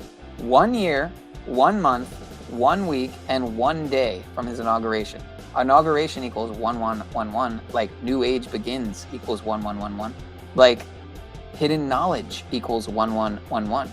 And if I'm comprehending this correctly, he used the Hebrew cipher for all of those connections. So that is very interesting find there, Older Bones. And see, that's a comment that I really appreciate because it's interesting, it's intriguing, it's thought-provoking, it's complementary to the broadcast. Get it? Complementary, as opposed to what's an antonym of complementary? Detracting, pointless, useless. Let's continue. You get the point. Just mother-daughter. Once the business aspect was removed, I was hoping that if I remove this, then that there will be no reason for her to be anything other than my mom. And the fact that it seemed like she didn't care to have a relationship with me was a tough pill to swallow. We all think we're invincible. Another ad already? Until something horrible and unexpected happens and you realize, oh, you can't control life. Wouldn't it have been crazy if it was a Hayden ad? When my husband I almost thought it was Hayden for a second in that ad. All right. Trying to understand what she meant by that, or how she could possibly feel like Hayden owed her. And I think it's because she was, I wouldn't want to say a failed actress, but it doesn't sound like she made it further than the soap opera world. So she was never on the big screen, which is what I think ideally her goal really was. Yeah, you will eat the bugs. People like Cuts, I think, will eat the bugs and likes them. So she feels like she put the work in. She got Hayden involved in acting, modeling, all of these things, literally right out of the womb. And because of her hard work and dedication and her forcing Hayden into this life, giving her no choice but to be a child actress, she owes her big time for this fame, the money, the glamour, everything. I mean, I don't agree with her. It's kind of fucked, but that's what I think she's saying. To which I would reply, honestly, you owe her an apology for forcing her into this terrible, disgusting, awful, strange, abusive Hollywood. The worst part about this whole DV incident with her parents is that it happened at an event that she was hosting, some sort of benefit event. And she didn't even find out about her dad's arrest until her co-star, Milo Ventimiglia, I don't know, told her about it. Not only did she cut professional ties with her mom, and then her mom effectively estranged her that day forevermore, but she also moved out to her very first place all on her own. Sadly, this opens her up in this moment in time of extreme vulnerability to the darkness of the world, of the industry, of people. One of those people she mentions in her book early on during her teen career was Paris Hilton. She describes her as being kind of like a big sister to her, especially at a time when she didn't really have a female role model. Wow, Paris Hilton.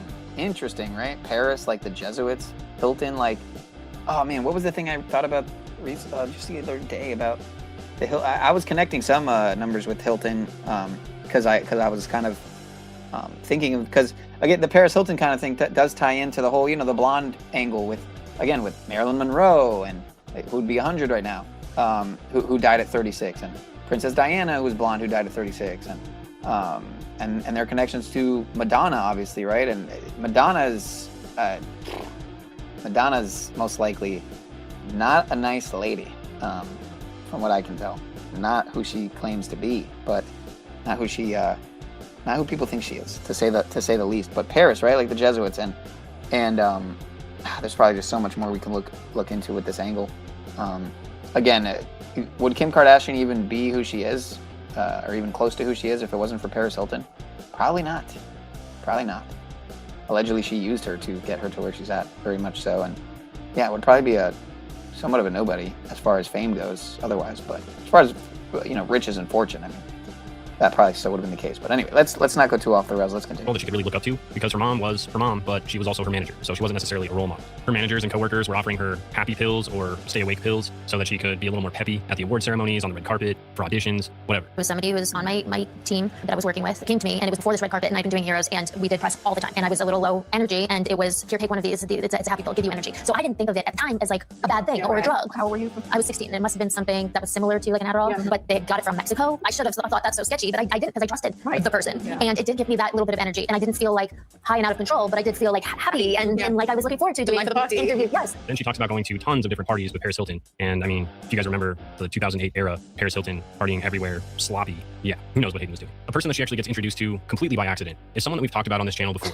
See, that's a funny comment, Cuts. Hashtag Gematria, hashtag Hayden with the heart in them. That's a good comment. I like that one. That kind of gives me a little smile. I thought this story was extremely interesting. One day, she's needing to get her makeup done by this amazing hair makeup artist named Annie, and she's like, yo, I'm actually really busy. I'm doing this photo shoot for Diana Jenkins, her new book. It's called Room 23. But if you need me to do something, like, you should just come on over. I'll do your hair and makeup. You can snap a couple photos. It's a photo shoot. And then, yeah, it plays out. So she's like, okay, sure. So she rolls through. She gets her hair and makeup done, and she snaps a couple of photos for this Room 23 book.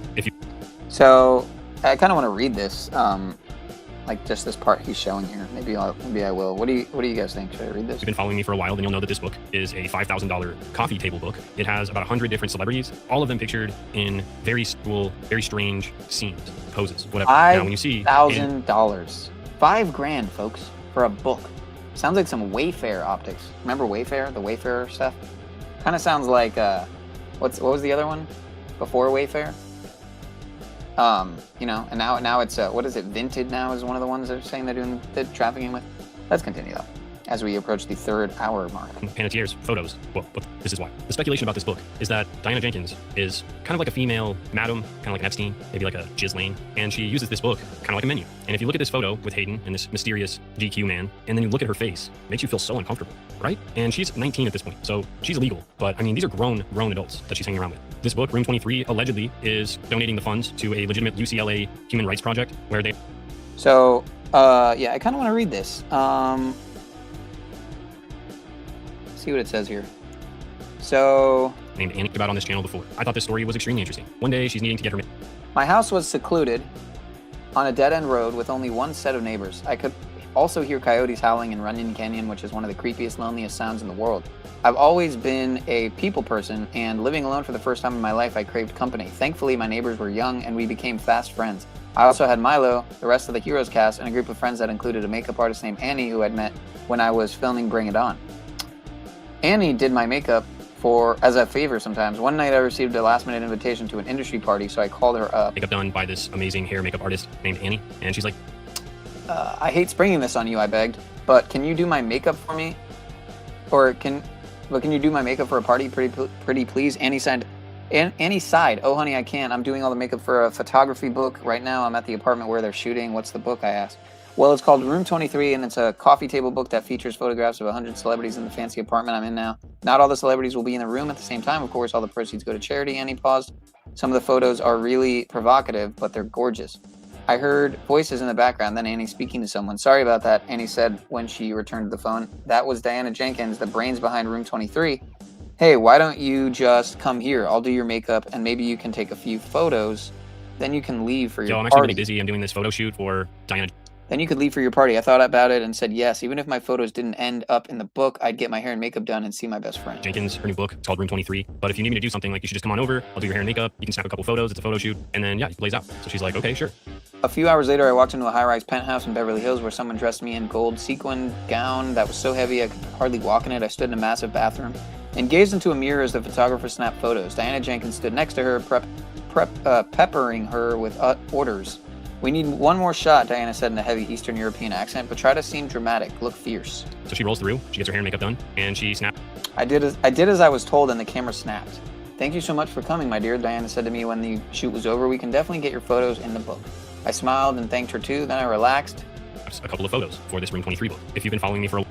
Then I relaxed and... whoops. She gets her hair and makeup done, and she snaps a couple of photos for this Room 23. Then I relaxed and took in this woman who'd pulled me into a project I hadn't been expecting the day before. Diana was tall, blonde, and striking with warm brown eyes and the kind of gravity-defying breasts that wealthy women in LA pay good money to get. I'd only just met her, but her charisma and command of the room pulled me right into her orbit. Annie had told me about her background. Diana was from Bosnia, but had fled to London during the siege of Sarajevo. There she married a banker and later moved to LA.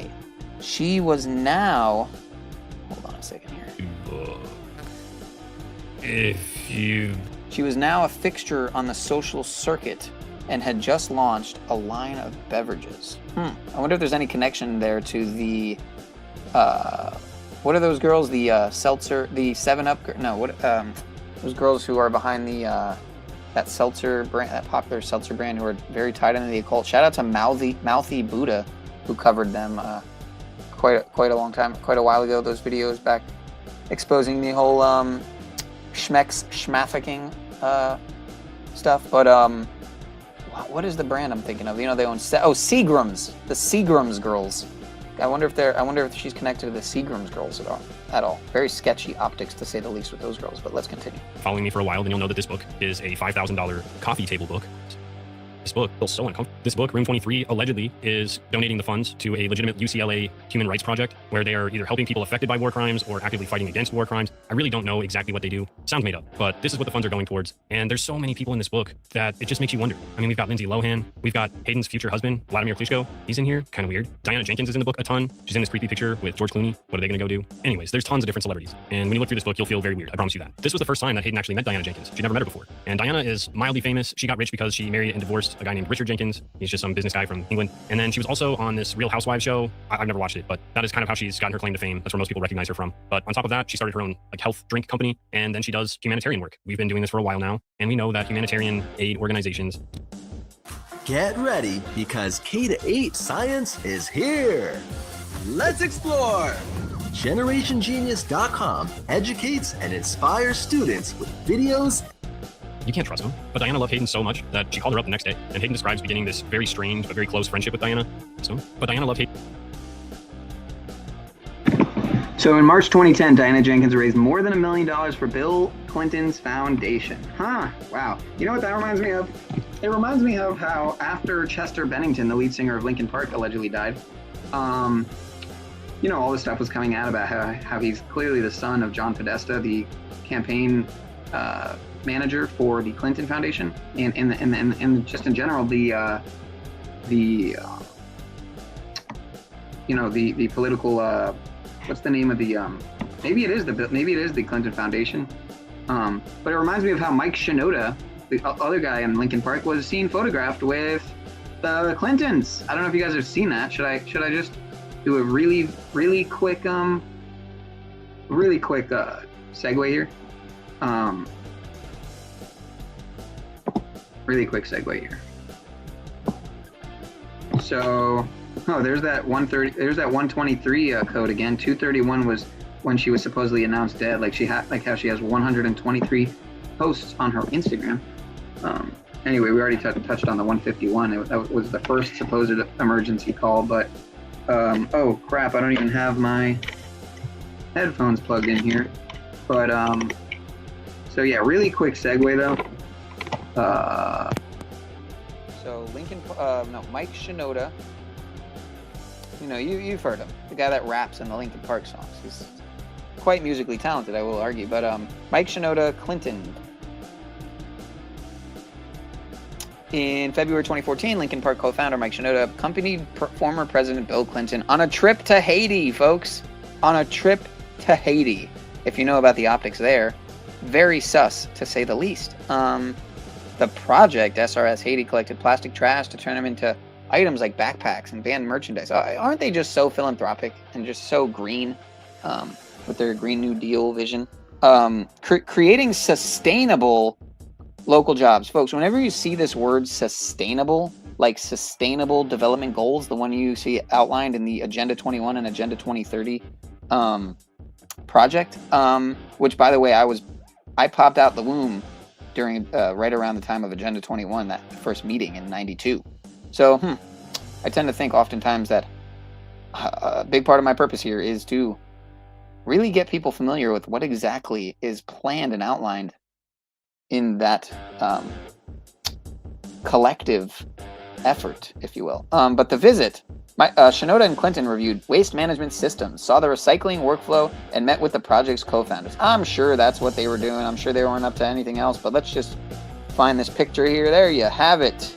There you have it with the broken pedo swirl, right? Interesting logo with the Linkin Park, with the LP, right? When Linkin Park is also a government facility where they supposedly do very, very, very strange things, let's just say. Less than savory, let's just say. Oh, here's another one here. Oh, there's Chester as well. Oh, so Chester also. Chester also. Interesting. Well, it's almost like the theory that John Podesta is Chester Bennington's dad makes a lot of sense, because there's some very seemingly undeniable links here that just, I mean, wow. Wowie. I'm not sure how Kendrick plays into this here, but anyway, just a little segue there. I mean, he looks like an okay guy, but you can't really know something by a picture. Again, who knows, man? You know, you get this whole narrative that Chester Bennington and Chris Cornell were taken out. They were working on a trafficking documentary. Mr. Chris Cornell and Chester Bennington.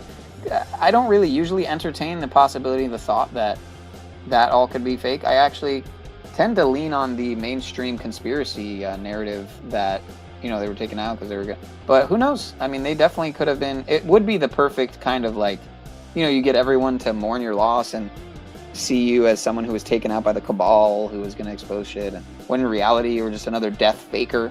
You know, I love Linkin. I grew up on Linkin Park. Don't get me wrong. I grew up on the shit. So,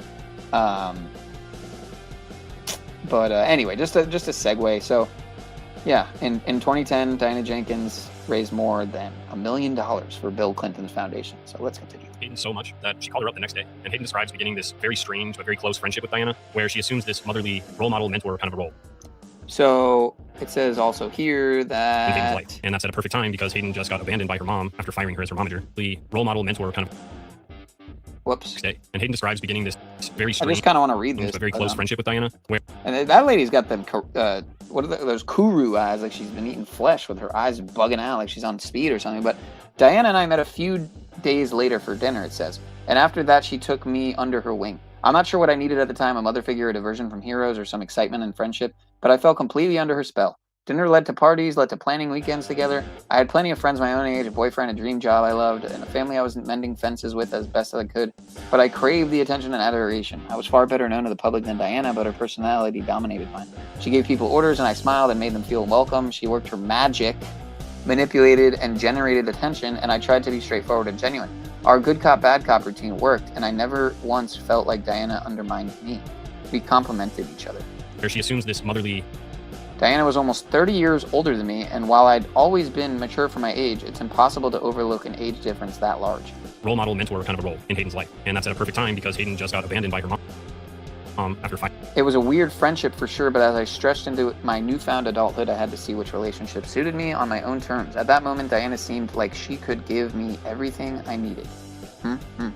Hiring her as her momager. But things seem to take a dark turn because just a few months ago on the Jay Shetty On Purpose podcast, she shares a lot of things that she had shared in her memoir. And one of those stories, which has gone absolutely viral, is a story that she tells that is a true story, but she uses fictional names so that she doesn't expose anybody. She talks about being on this yacht just off the coast of France. She's with some older men, a older 20-something actress, semi-famous actress friend who... I want to read this too. It'll be a great party, sweetie. My friend Stella said you can trust everyone in there. Stella McAmis was a semi-successful 20-something actor I'd met at an industry party, and she filled up my nights and weekends with long dinners, strong cocktails, gorgeous people. I told myself fun was what I needed and that I should take it as seriously as I did acting. Somewhere in the back of my mind, I could hear my mom's voice saying, don't phone it in, Hayden, whatever you do. Newly single and thrilled to be picking up friends, I was determined to keep giving the performance my life. Goodbye, stage fright. Hello, Hollywood high life. There was something strange about Stella, though. Her career track didn't match up with how much money she spent, yet she never talked about her family or her past. No wonder where we went together. No matter where we went together, she immediately made a beeline toward whatever rich and famous man happened to be there. She'd grab me and pull me along with her, then... So that she doesn't expose anybody. But she talks about being on this yacht just off the coast of France. She's with some older men, a older 20-something actress, semi-famous actress friend who she sees as a sister and she trusts completely. And at some point, she says that this person walked her down the stairs. So it continues. There's someone I want you to meet, she said. Follow me. I put my plate down and smiled. I've been here for days. I thought I'd met everyone. Stella laughed. No, he's new, she answered. Just trust me. There was that word again, trust. I pushed any worries I had to the side, though, and followed Stella down a set of stairs. After walking through a narrow hallway, we reached a door and knocked lightly. Come in, a voice with a British accent said. Go on in, Hayden, Stella said, smiling sweetly at me. I'll be right behind you. I walked into the cabin and saw a famous 30-something British singer-songwriter lying in a bed. He was shirtless and propped up on a few pillows with his arms positioned behind his head. From the waist down, he was covered by bed sheets, and I could see the outline of his body underneath. Ooh. Get me steamy. To this bedroom on the yacht and laid her down, put her in this bed with a man who was laying in the bed like this, just waiting for her. She says it felt like just another day for him, but she was immediately freaked out. She talks about running straight out of that room, hiding wherever she could on this boat. In fact, I've heard that she even hid in some sort of like little closet or something that the captain had unlocked for her. So I'm not really sure exactly what went down, but the chick that she describes as having walked her down and basically trafficked her into this situation, someone who she fully trusted and did not expect this at all, was totally blindsided. She says this person's name is Stella McAmis. Now, obviously that's a fictional name, but it's left everybody trying to figure out who this mystery man and mystery woman actually are, including me. Now, the description of this female figure being a motherly, trustworthy kind of a figure, like a mentor, it definitely sounds very similar to how she described Diana Jenkins, right? Motherly figure, slightly older, kind of a weird relationship, but they got really close. Also, they're on a yacht just outside of France. That definitely sounds like something Diana Jenkins would do, considering that she had just been introduced to her very recently after being involved with this Room 23 book, which people say is some sort of menu, exactly for things like this. Maybe this is how they're making their money. Maybe this is what people are paying for. So there's a lot of speculation on the internet saying that it was Diana Jenkins. And then we've got photos that pop up of Diana, Justin Long, James Blunt, and Hayden Panettiere, which is kind of strange. But in 2009, when this happened, Diana would have been 35 years old. So that doesn't really line up. Also, she wouldn't really be considered a wing woman, like I pointed out just before this. However, Paris Hilton definitely fits the bill. Also, this yacht story, like I said before, takes place just off the coast. Are you a hot sleeper? Oh, come on, man. Do you find yourself waking up in the middle of the night, overheated and drenched in sweat? I have a harder time just getting to bed. It's the case is. Something I did not know until I did more research is that if the body is too hot, it's simply... It's kind of hot. I'm not gonna lie. But let's continue. So Paris, like the Jesuits. If you want to know what's really weird, I found this book written by James Blunt. It's called Loosely Based on a Made-Up Story. It's allegedly his memoir, but obviously it's embellished a bit. Or perhaps he's blending fiction and nonfiction so that he can hide some things. And if there are things that come out, he can say, oh, that was not true, that was fictional, I made it up. So that is definitely interesting. But what is really interesting is that he has a chapter called Diana's Boat. In this chapter, he talks about hanging out on Diana Jenkins' super yachts. When she still had money and I still had fame, Diana Jenkins would take me to the Cannes Film Festival on a super yacht that she'd chartered. It was huge. When someone on shore asked which boat you were on, you could simply reply the big one, and the team she would assemble would be a gaggle of gay men, a brace of billionaires, wives, some supermodels, Kid Rock, and me. Kid Rock, huh? The guy who did the alternative halftime show for the Super Bowl, right? Where he was singing basically about being a pedo, seemingly. But it goes on here. Guests would fight to get on the boat with us. Bono would make an appearance and sing Miss Sarajevo to Diana. Diana. That's another thing I'm realizing is that her name is Diana, given all the synchronicities with Princess Diana and Hayden. Very interesting. Her name's Diana. But the designer, Dan McMillan, ended up being hosed down unconscious in the jet ski bay. Doing these crazy parties, living it up. He mentions this was at the time when she had money and having been sick on someone's bed. If we visited a nightclub, Diana would kidnap all the professional dancers in the club and bring them back to the boat, leaving the nightclub with only the DJ and the punters. He had fame. Allegedly, I would assume that was the time frame when... And the boat was a place of fantastic excess. One night I was given an Adderall, which is medical amphetamine, and later, I guess it's not going to continue. And she had just recently gotten divorced and got this massive settlement. So Diana Jenkins and Roger Jenkins separated in 2009. They were not officially... okay. Had this massive amount of money and was partying on... Wow. Some big numbers there. Roger Jenkins has stated he would willingly give Diana half of his fortune, which is estimated to be around $500 million, $500 million. So he's at least a billionaire. As of now, they remain separated but have not finalized a divorce. So no one cares. Let's continue. On yachts. Interesting coincidence. Might mean something, might mean nothing. But that's super weird, right? You want to get weirder? Okay, check out this anti-lawyer post made pretty recently showing a picture of Hayden with possibly Diana Jenkins. Is that Johnny Knoxville? Let me just read your comment really quick. You said Hayden possessed a unique strand of DNA in Heroes. I'm way behind in the chat, man. If you guys could maybe leave comments that are stupid and meaningless and completely not helpful, just keep them to yourself. Because they clog the chat, and then I can't keep up the chat. So just thanks. Thanks for that in advance. All right, so Johnny Knoxville, who apparently I think just finished the allegedly last Jackass movie, but what is this here? So I don't know who this is. This is someone's lawyer, but who is the mystery guy Hayden is referring to who was really famous and that she was set up to be with? Right before and on her 18th birthday, Hayden Panettiere had several dinners in a row with a then 34-year-old Mario. Check out this anti-lawyer post made pretty recently showing a picture of Hayden with... Who is that girl on the below? Possibly Diana Jenkins, because that definitely looks like her in the middle. Made pretty recently showing a picture of Hayden. Oh, that's her on the bottom. Okay, so that's Hayden on the bottom. And I gotta say, her hips are kind of interesting. I don't get into the transvestigations thing too much, but yeah, you know how they say the hips don't lie? Hips don't die, and I'm starting to be the fine. Oh my gosh, is that a Shakira song? She just did the Super Bowl. Anyway, I'm getting off here. With possibly Diana Jenkins, because that definitely... That's definitely... Oh no, that's not Johnny Knoxville. That's who is that? It looks like her in the middle. And then this guy over here, Steve Jones. Steve Jones, okay. Definitely an interesting photo. Seems like she does this often, but let's get even. When she was 20, she was spotted on a yacht off the coast of France with multiple women and a 32-year-old Welsh TV presenter, Steve Jones. Weird. Check out this music video that James Blunt posted on August 14th, 2 days before Hayden passed away.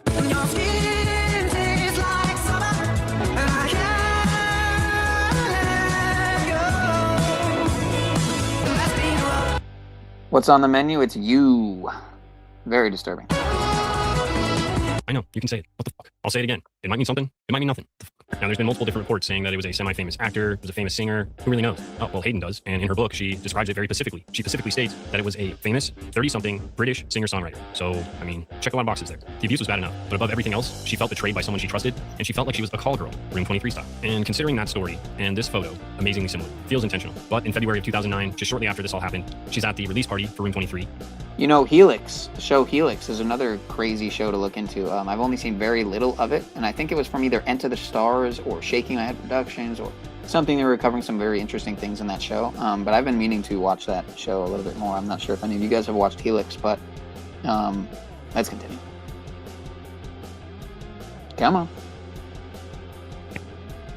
And this is where she meets her future husband, a Ukrainian boxer named Vladimir Klitschko. All of this happening at the same time that her show Heroes is exploding. She's a massive star, save the cheerleader, save the world. People love Hayden. And as was typical at the time, just like all the other female child actresses, she grew up, and as she turned 18, actually probably as she turned like 16, they became hypersexualized. She got a brand deal with Neutrogena. She was held to this insane beauty standard. The paparazzi followed her around like crazy, just like Lindsay Lohan, Britney Spears. She grew up in an era that was tabloid goldmine era. Literally, they were following every celebrity around, getting $1 million shots of these celebrities, and it was driving them all crazy. Driving them to the bottle, driving them to pills, driving them to escape somehow, because they can't ever escape the paparazzi. Couple all of that with this really intense trauma she just experienced, she started diving more into drinking, went from being casual to being real serious dependence. She also developed an addiction to different benzos, pain pills, and things got real bad up until she met Vladimir Klitschko. This was like her safe space. He was her savior from all of these negative things, from the trauma she just experienced. The two of them would go on later in 2014 to have a daughter named Kaya, but she dealt with postpartum depression, and it was pretty serious. It was so serious, it led her straight to the bottom. She says that it was getting so bad, she would have to wake up in the middle of the night, have a drink, and then she could go back to sleep. So it was getting really bad. She finally decided to check herself into rehab, and it's at this point that she had to admit that she was struggling with postpartum depression, which was leading her to make bad choices, and Neutrogena decided, well, we can't fire her because that would look bad,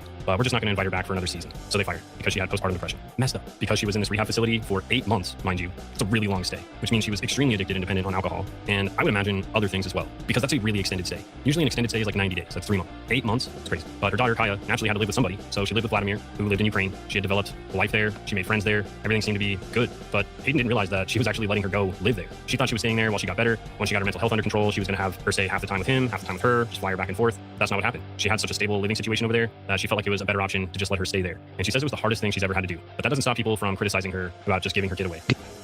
Back in school, I hated my mattress. Unbelievable. And I started hearing the same from my classmates. I was moving. You know, she had been traveling back and forth for so many years, and because I was working on the show, and because Vlad had to prepare for fights, and as a businessman in his own right, she had to go back and forth between the U.S. and Europe. And sometimes we would go together, and sometimes she would go with the nanny. So she had spent a lot of time over there. She had family, she had friends, she had extracurricular activities. She already had a beautiful life, and she understood the languages and was starting to speak them. So by the time I finally got healthy, I felt like it would have been unfair of me and selfish of me to try to pull her out away from this life that she had created, that she was living an incredible life. She's an incredible little girl, so happy, and speaks 5 languages and rides horses, and knows that she's got 2 parents that love her. I was actually listening to Ron talk about this on the Sean Atwood channel. So yeah, older ones pointed out that Catherine Cat Dowling just went down at the same time as all of this, and her last name means hero, and she was in St. Francis's hospice, very much connected to the numbers also, of course. He brought up The rituals continue. Good point. Shocker. She's probably safer in Ukraine than she is here, being exposed to Hayden's circle of influence, Hollywood, anything else, really. She was probably safer in Ukraine. And after experiencing this intense trauma and knowing what happens in Hollywood, she probably did not want her around there. And that's smart. So maybe this was truly the best decision for Kaya. With all of the addiction issues and constant struggles, the distance on top of everything else, the relationship was very on again, off again, ultimately ending in them getting engaged, but then in 2018, breaking it off for the last time. They would remain friends, really good friends, good co-parents, and she remained really close with her daughter. In fact, she talked to Kaya all the time, and she would still see her all the time. She just didn't live with her. Despite dealing with these intense struggles, Hayden was starring on the show Nashville, and as a part of the show, she starred as a country singer, so she actually recorded original music for the show, and people realized, like, yo, dang, this girl can sing. And so actually some of her songs hit the charts, the country charts, and people were really surprised by that. But in 2018, she loses her potential husband. She now has lost her daughter, and she's pretty much free to do whatever she wants. But this is when her career really drops off, and her addiction issues really go down in a pretty intense spiral. I personally think that's because this perfectly timed young man, who was actually introduced to Hayden by her younger brother, his name's Brian Hickerson, and the two of them began dating in 2018. And this would begin a very long, very reminiscent, on-again, off-again relationship. Only this time, this relationship is riddled with DV. In 2019 and 2020, there's documented extreme cases of DV from Brian towards Hayden. In one case, $320,000 bail. He was sentenced to 45 days in county jail, 4 years of formal probation, mandatory domestic classes, and a 5-year restraining order. Brian later filed for bankruptcy in 2022, listing around $25,000. Are we sure it's not 322 instead of 320 is what he said, or what did he say? $700 in assets and approximately $60,000 in liabilities. At the time, he reported having no average monthly income and nearly $20,000 in credit card debt and about $18,000 in medical bills. The case was later closed. Crazy. The first time, he punched her in the face. The second time, he threw downstairs, and she landed on the garage floor. And they listed the stairs and the garage floor as weapons because, well, they kind of were used as a weapon. He pled no contest in April 2021. This is the point where he would be issued a restraining order, which the two of them would break on a regular basis, which you would think is not a good idea. But of course, this happens a lot in these relationship. The person is just kind of stuck. But the other thing that Hayden mentions, and I said this before, she says that this relationship was like a weed. As soon as it would die or you pull it, you get rid of it, it would pop right back up. And it just made me wonder why. And this Brian guy, pretty normal dude, really nothing major. He has some small indie film acting roles, but nothing beyond that. He got into real estate business development when he was younger, and he was actively working as a real estate business developer when he met Hayden. But man, he gives me handler vibes. Brian does this interview with TMZ, and he's talking about his feelings about this memoir and basically being trashed throughout the entirety of the book, being described as a weed. And man, I cannot tell you how much I just hate this guy's voice and stupid little side smile, and the fact that he thinks he's Matthew McConaughey. God, I would not want to listen to this guy public speak ever. So I'm not gonna make you guys sit through it, but I will play this story. What did you not want her to talk about in the book?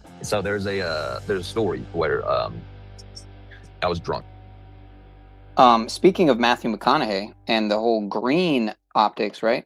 Matthew McConaughey was that guy after the Uvalde supposed shoot thing that happened, and he was talking about, he was holding up the green Converse shoes, right? Kind of like how Hayden supposedly is dead in Greenville. We were touching on that earlier. If you guys weren't here, you might want to rewind to the connections and the decode. I think we started around the 30, like 7-minute mark or something.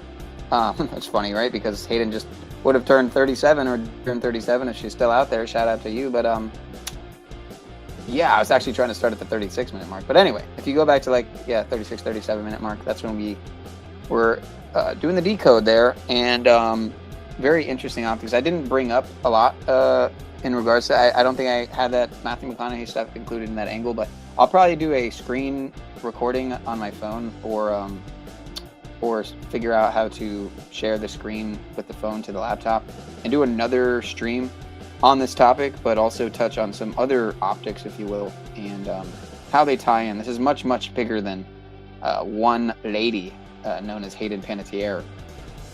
In my opinion, the whole HPLovecraft sync definitely alludes to very high ritual magic at play here, as usual during Eclipse ritual sacrifice season.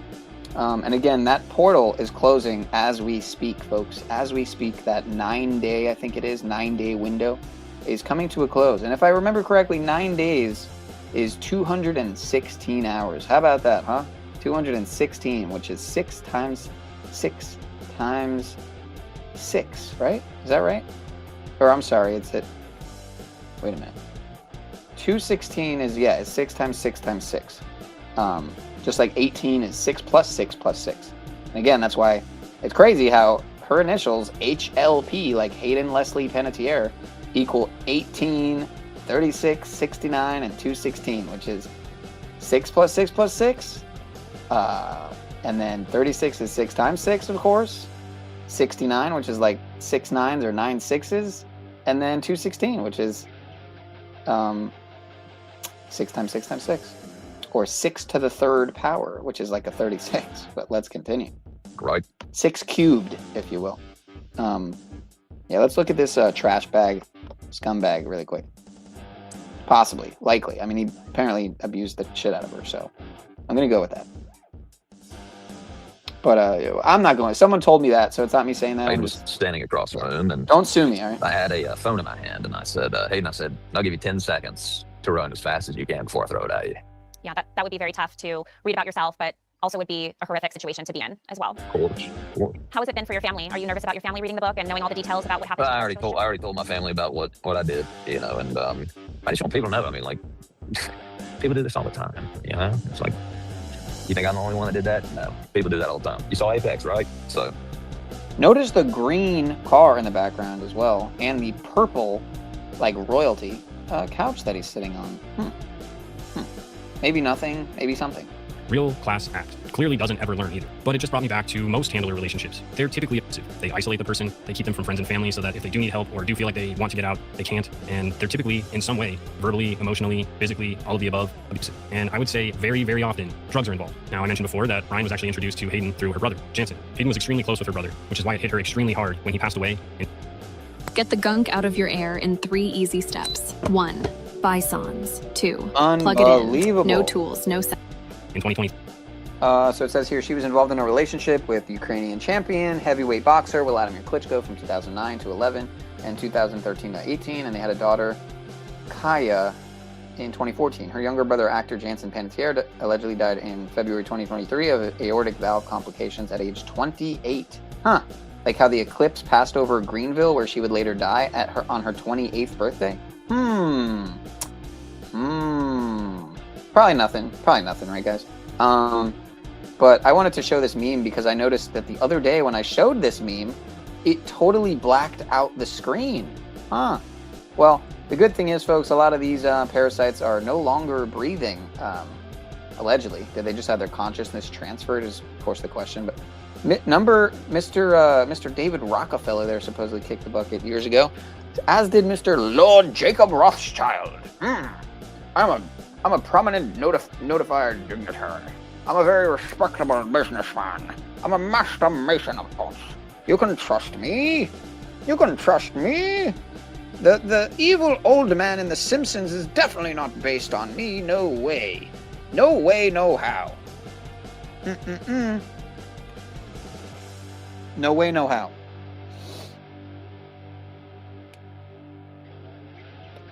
I feel very, I don't want to have my face be in front of them. But then again, it's kind of like, get behind me, Shaitan, right? Get behind me. Behind me.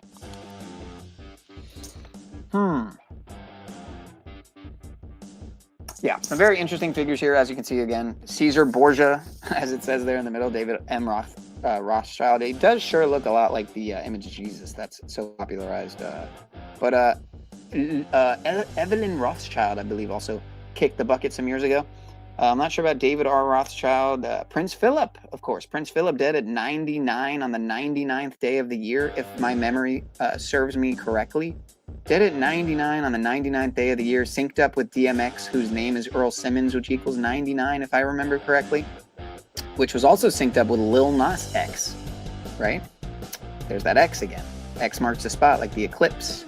But I'm not sure if there was an eclipse then. That was years ago. But a huge ritual with the 99. It's also synced up with the Queen, I think, dead at 96. Which was, I think, like 9 months and 9 days or something after Prince Philip dead at 99. On and on and on with the ritualism and the numerical syncs. But Sheldon Adelson on the top right, of course, Mr. Trump's best friend at one point. I think he kicked the bucket as well. But you can see Miriam Adelson's still very much out there. Rupert Murdoch on the bottom left, Mr. Fox, right? When Fox equals 666 in gematria. Just a coincidence, of course. Lloyd Blankfell. Blankfee? He looks familiar, but you can't, you're not going to want to forget Zbigniew Brzezinski, right? Zbigniew Brzezinski, I'm pretty sure the founder of the Trilateral Commission, a very, very interesting figure to look into, to say the least. Henry Kissinger, of course, or Henry Pissinger, as I like to put it. We did a stream on him, on his passing. We did quite a celebration stream. Oh, yes, we did. And he kicked the bucket some years ago. Adolfo Nicolas, the former Black Pope, now Arturo Sosa, of course. George Soros, who just did the bridge picture in front of the Golden Gate Bridge in the time of the Golden Age on the day of the eclipse, as we hit the 3 hour 33 minute mark, 3 hour 33 minutes and 33 second mark. But yeah, George Soros just took a nice picture in front of the Golden Gate Bridge with his son Alex, founder and or CEO of the open source open foundation. What's it called? Open something foundation. Whatever. Who cares, right? Yeah, but a very telling picture of. Hold on a second here. Well, I'll get to that. I'll show it really quick and then we'll continue the video. But George Soros, I mean, just beyond cryptic, right? Beyond cryptic for most. But when you see the obvious, like the connections with the construction of the Golden Gate Bridge and the date duration from that to their picture on the eclipse, just beyond undeniable ritualistic optics there, if you will. So, shout out to Snafu for getting the word optics just completely ingrained into my vocabulary, but rightfully so. It's a good word, but it describes what I'm trying to articulate. But George Soros, right? Soros like Saros, like the eclipse that we're on. Saros. You take out the double O's from Soros, right? 2 O's like the moon and sun, how they eclipse each other. And you have SRS. We'll go figure. SRS equals 56 in gematria, like the Society of Jesus equals 56, right? Like Gavin Newsom, like mind control. We touched on this. Like toilet paper, like COVID vaccine, like coronavirus, like so many things. Toilet paper. Let's continue. George Bush Sr., George H.W. Bush Skull and Bones, of course, the guy who gave the New World Order speech 11 years exactly to the day prior to 9/11. As we have 11 in the chat. Shout out to y'all. Totally a good guy. Amazing guy, George H.W. Bush. Totally doesn't eat babies and blood rituals. Who else we got there? We got Robert Kagan and Haum Saban. I might have to look into these figures as well, but let me show this picture really quick that I'm trying to show. It looked like it allowed me to show it this time, but it totally blacked it out the other day. Not surprising at all. Why is it not? Oh, I see. I see, you see what I see, you see? Let me remove that. Go here, and let me go. Hold on a sec. Mike Shinoda. All right, so really quick, and then we'll get back to the presentation for Mr. Sobering Stories. George Soros, Golden Gate Bridge. Golden Age, Golden Gate, folks. Golden Age, Golden Gate. This was taken on the day of the Saros eclipse. One letter off from Soros, of course. Nothing to see here, folks. Definitely nothing to see here. It was just a good picture. You know, there's nothing to look into any deeper. I'm sure there's not a very, very high ritualistic meaning to this picture. I'm sure it definitely doesn't symbolizing the soon, maybe a little bit longer than soon, but inevitable destruction of that bridge that is potentially one of, if not the largest means of crossway transportation for the people of California, of San Francisco, where Full House, of course, was filmed with Mr. Bob Faggot. So a great guy, clearly very, very handsome, very, very gorgeous man. Beautiful, beautiful man. The guy who supposedly was co-opted by the Nazis, the Jew who was supposedly co-opted with the Nazis and was all in. He said, I'm not gonna die here. Sure, I'll join you if you can kind of help me to, you know, secure a position. There he is with his hands. Good guy, amazing guy, Georgie boy. I don't think Trump likes George, but of course it's all theater. But on the world stage, I think he, there you go. That's not really George, but Billy and Warren there. Mr. Warren Buffet and Bill Gates of Hell, Baal Gates of Hell. Great guy. Totally not contemplating his mortality there, knowing all the demonic activity he's been off to. Who, me? Yeah, you. Allegedly, right? Allegedly. There he is, the WEF, of course. Oh, here you go. A quote from the Open Society Foundations. Mr. George Soros. So Georgie boy is the founder, but his son, I guess, is, you know, carrying the torch. But the year of German occupation, 1944, was my formative experience. Instead of submitting to our fate, we resisted an evil force that was much stronger than we were. This left a lasting mark on me. I'm sure it did.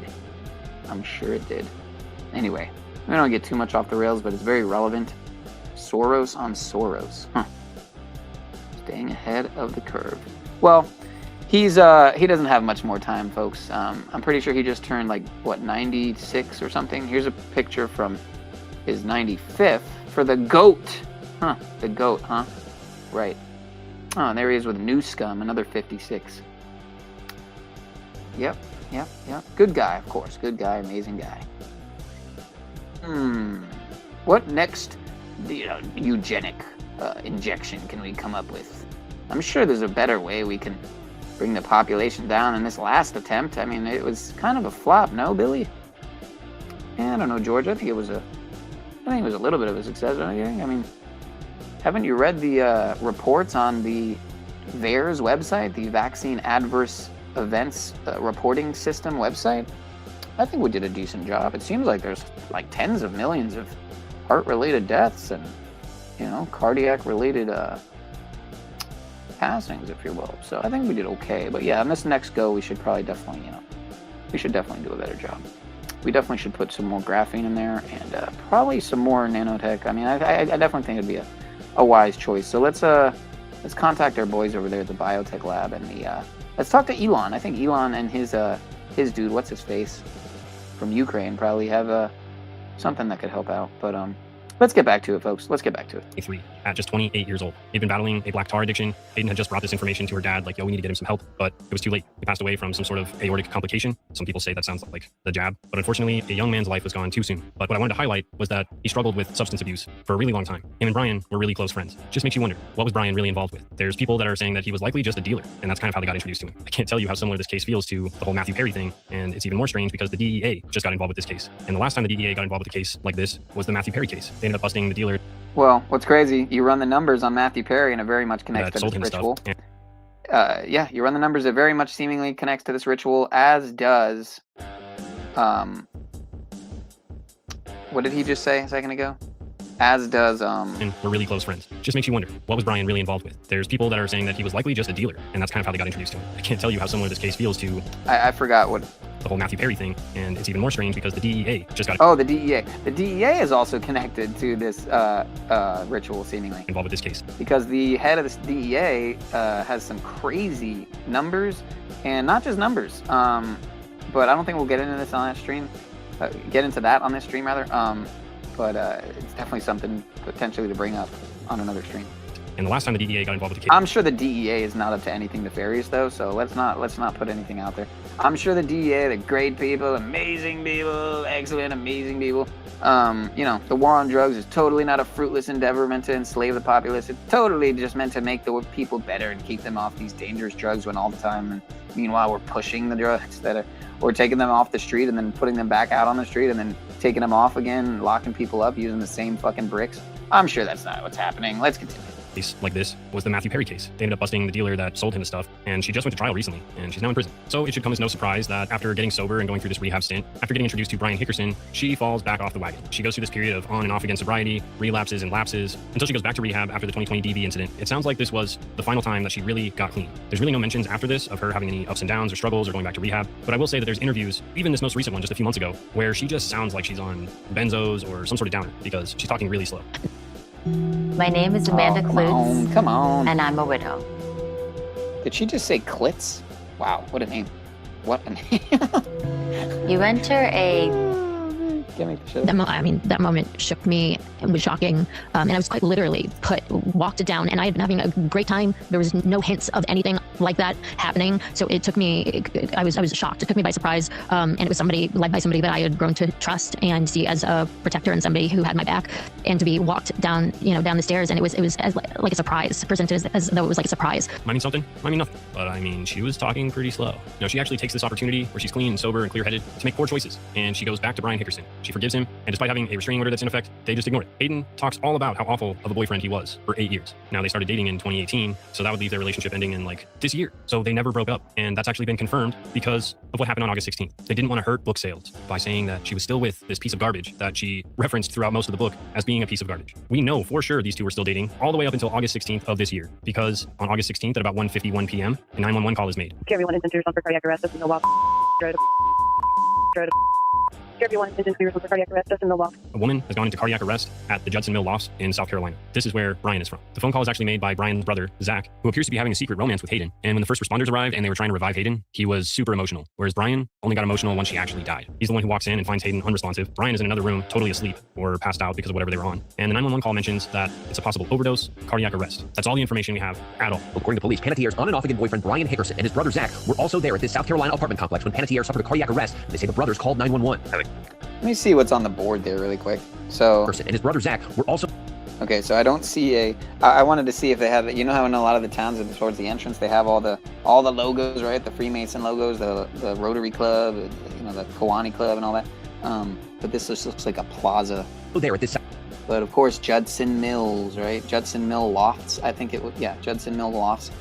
You run the numbers on that as well. It's crazy, man. The amount of you know, just down to the most fine detail with these rituals, it seems like. South Carolina apartment complex when Panettiere suffered a cardiac arrest. They say the brothers called 911. Having cardiac arrest, CPR is in progress. Police say EMS attempted to perform life-saving methods for an extended amount of time before they called the time of death. They say the boyfriend's brother Zach was very emotional while EMS were working on Hayden. Brian did not become emotional until EMS declared her officially deceased. Afterward, they say Brian showed officers the bag of medication Hayden is currently in. Police say they found no indications of foul play or suspicious circumstances. The preliminary autopsy found no signs of trauma, with the cause of death still pending. Now Panettiere's mother is speaking out in a new interview, saying this person in her life that we've been trying to get rid of for quite some time was with her at her death. That was Brian Hickerson. The couple did have a tumultuous history that included domestic violence. The abuse, the fact that I allowed this person not only into my life, but for how long I put up with it. First responders performed life-saving measures with no success. And at 2:32 p.m., just a little over 40 minutes later, she's declared dead. Big thing, toxicology is still pending. I think that'll show us what really went on here. TMZ confirmed that Narcan was actually used on the victim, which would be Hayden. So we can assume that some sort of pain pills were involved, right? Which is weird because Hayden didn't really have a struggle with pain pills, but she was talking really slowly in that interview.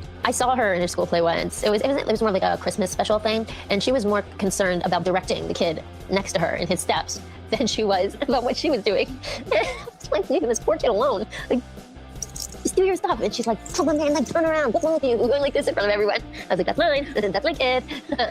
Yes, maybe she'll be a director. And so does Brian. You know, the only thing I said to her, I was like, look, dude, I was like, you got one of the craziest stories I've ever heard in my life, and when people read it, it's gonna be a hit. Maybe they're on benzos and pain pills. Maybe they're on a bunch of stuff. Who knows?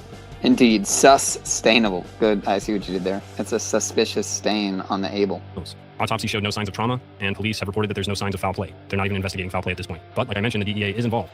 Yeah, no, Agenda 2030 will completely fail, just like Agenda 21 did in many ways. You know, Convid was a fucking flop, although many people really fell for it, obviously, hook, line, and sinker, but let's continue. Which means that they must have found something there to lead them to think there might be more to this drug situation than just an OD. Afterward, they say Brian showed officers the bag of medication Hayden is currently on. Now, what is very ironic and strikingly strange is that she was seemingly on a peak of her career. She'd gone through this lull. She was really only in a bunch of different indie films. She was in and out of rehab. She was struggling with addiction. She really just wasn't on the screen anymore. But she was starting to make a comeback after this memoir. She even says in this interview with Jay Shetty that she was taking back control of her own story, and she has lots of life to live. I finally feel like I have shaken off all of this darkness and this negativity, and that means I've closed one door and another door is opened, and I can feel it open, and I can feel all the possibility. Huh. When talking about doors opening and eclipses, interesting. All the possibility. And the whole Bonnie Tyler thing. Let's continue. It's all the exciting possibilities. I feel like I have a lot more life to live. Absolutely. Just 3 months later, 5 days before her 37th birthday, she's gone. So it's no wonder that people don't feel right about it. And it reminds us almost exactly of what happened with Michelle Trachtenberg, probably coming up next week. There are so many things that just give me bad vibes about this whole situation. It does not make me feel like she just happened to OD when she was allegedly sober at this point. First of all, the fact that she went through this entire memoir, trashing Brian Hickerson and their relationship and how abusive he was, and yet she was secretly still dating him. Her body was found in the same house as him and his brother. It was this Airbnb she was staying at as a temporary residence. Her real house is back in LA. I honestly wasn't expecting this. Why not? Natural Catch says this is premium canned Should have salmon. expected it. Let's see.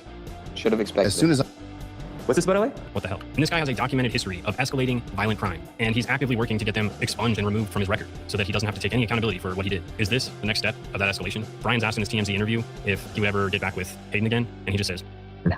What is going on here? He also calls her a Sunday girl, kind of referring to there's like Saturday party girls, but then there's the Sunday girl that you want to just relax with and hang out with all day, and that's Hayden. It's not about who you spend Saturday night with, it's who you spend all day Sunday with. And Hayden Panettiere is a Sunday girl. Her body was found on Sunday, August 16th. Hayden Panettiere is a Sunday girl, he said. Yeah, you heard that right. Dead on a Sunday, supposedly, right? Sunday. Jesus, the sun. Sun equals 33, like eclipse. Let's continue. According to the actual police report, he didn't even get emotional until she was actually declared dead at 2:32. Not on the phone, not when he woke up and realized that she wasn't responsive, not when they were doing CPR and she wasn't responsive, not at any point until they officially said, yeah, we're gonna have to call it. And then he just starts crying and getting emotional, conveniently. And it's also been documented that Brian deleted his Instagram account following all of this, likely from all the hate he was getting, but who really knows? Maybe he's hiding. Oh yeah, and Sunday equals 33 as well. How could I forget that one? Of course. Like Mason, like Masons, like Masonry. All 33, of course, right? Let's continue. There's so much more, right? Let's police. Order, secrecy. Let's continue. Something. It's also worth noting that Brian was good friends with Hayden's brother, Jensen, who also passed away, who was also heavily addicted to drugs. And Hayden, who had worked really hard to get sober, hadn't really talked about a relapse or anything happening in that time frame, so we're left to believe that she was likely still sober. But then this Brian guy comes back into the picture, and suddenly she's on the floor coding from an overdose. They're administering Narcan. Something just doesn't feel right. So we are left with no signs of foul play or trauma, still waiting on a toxicology report, which can typically take 2 to 4 weeks to come back. It's a suspected overdose with Narcan found on the scene. We've got a documented timeline that raises real questions. A restraining order that they had violated, but the restraining order had just lapsed, allowing them them to freely do whatever they wanted with each other. And 3 days prior, like I mentioned at the beginning of this video, he had lost his case in the courts trying to get all of his DV cases expunged or reduced or wiped off of his record and the punishments reduced. Brian exhibits every last sign of being a handler. And if we take into consideration all of this weird stuff surrounding James Blunt, Diana Jenkins, Room 23, was this guy a handler? Was he a plant? A weed? Was he possibly responsible for taking out Hayden? The people that she exposed in that book definitely don't want to be found out. And Hayden must still be scared of them because otherwise she would have likely just named them in the book. One thing I did want to bring up that I thought was peculiar is that this fake character in the book, this fake female that walked her down the stairs and put her in bed, likely she was on something to be able to put her in bed in the first place. But her name is Stella in this book, Stella McCamus. Now, Diana Jenkins' real first name is Sanella. Stella Sanella, Dr. Seuss. It is also worth mentioning that Stella Artois, which is a fairly famous beer, is a Belgian beer, but the name Artois actually comes from this area just on the border of Belgium and France, and it's actually a French name. Oh, damn, hold up. That's a French-ass name, Bob. Yeah, my little croissant, little cheese, my croissant, yeah. And Paris Hilton, I don't hopefully need to spell that one out. So you think I have your number? Can I have your number? And I'm really not sure what to make of this, you guys. This was just an Instagram post that I found, so I'll let you guys make of it what you will. But this Eye of Ra protection tattoo on the back of her neck, what's that about? Conveniently in a place where you can hide that tattoo? Just saying. And the last time we talked about Diana Jenkins, we were referring to the Jenkins Pen Foundation for Haitian Relief, which was a response to the earthquakes down there. And this seems to be a common denominator thread between so many of the stories we've covered here. And I mean, you could literally go click on any one video, probably talks about Haiti. The thing that I found to be really weird, obviously with her connections to Diana Jenkins, her ties to Haiti. I am obsessed with Jean-Michel Basquiat. Jean-Michel's dad was Haitian, like full Haitian. A lot of Basquiat's artwork depicts this Baron Samedi character. Now, Baron Samedi would be the Haitian voodoo equivalent of death, basically, but he also holds the power to grant you eternal life, cure you from diseases, any sort of ailments you have, whatever. And a lot of this stuff surrounding this Baron Samedi character revolves around black magic, voodoo. And there's actually this dictator from Haiti that fully embodied Baron Samedi, just like dressed like him. And because Baron Samedi has cotton in his nose, because that's like a typical death ritual in Haiti, this dictator was speaking super nasally, like his nose was clogged. He wore the same top hat, black top hat that Samedi would wear. Very strange. But for that reason, this whole Baron Samedi lore gets lumped in with elite black magic occultism. Very strange. So I've always had this feeling that maybe Basquiat's artwork, maybe the secret that all of these celebrities and wealthy elites, the reason they love Basquiat's artwork was maybe because it has something to do with this Haitian black magic. Now, I have nothing to verify that. I've just had this feeling and thought, and I found it to be interesting. But it's very interesting to note that Baron Samedi is actually represented in the show Heroes. He is the brother of the Haitian. Weird. Also, if you look at Jansen, her brother's artwork, it is Basquiat. Like I'm telling you guys, if he's not influenced by Basquiat, then I don't know what he's influenced by because it looks just like his neo-expressionism. Oh, it looks just like his weird faces, but not quite. It just looks like Jean-Michel Basquiat's artwork. He even includes the... His name's Baron, like Baron Trump comes to mind, right? He's got this picture with the giant 38 on it. I'm sure there's nothing to see here, though, of course. Upside down crosses here. Yep, definitely not to see. It looks just like his weird faces, but not quite. It just looks like lots of one eye. Jean-Michel Basquiat. Lots of one eye stuff. Artwork. He even includes the words with the pictures, very neo-expressionist. Might mean something, might mean nothing. But man, it looks just like Basquiat. And just like Cappy said, Haiti is really close to Epstein Island. The man with the island was suspiciously close to Haiti. That's right. So the questions I'll leave you guys with, was Brian a handler? And if so, who was he working for? And after losing this court case just 3 days prior, do you think that Hayden not being here will have any effect on future appeals? Drop it in the comments, because I want to know what you think. But that's all I got for you guys this week. I look forward to doing this again with you. Brackets and jackets, folks. Shout out to Isaac Cappy, man. You guys next week for another one. But until then, I want you guys to sleep safe, stay awake, stay alive, stay sober, and save the cheerleader, save the world. Let's go.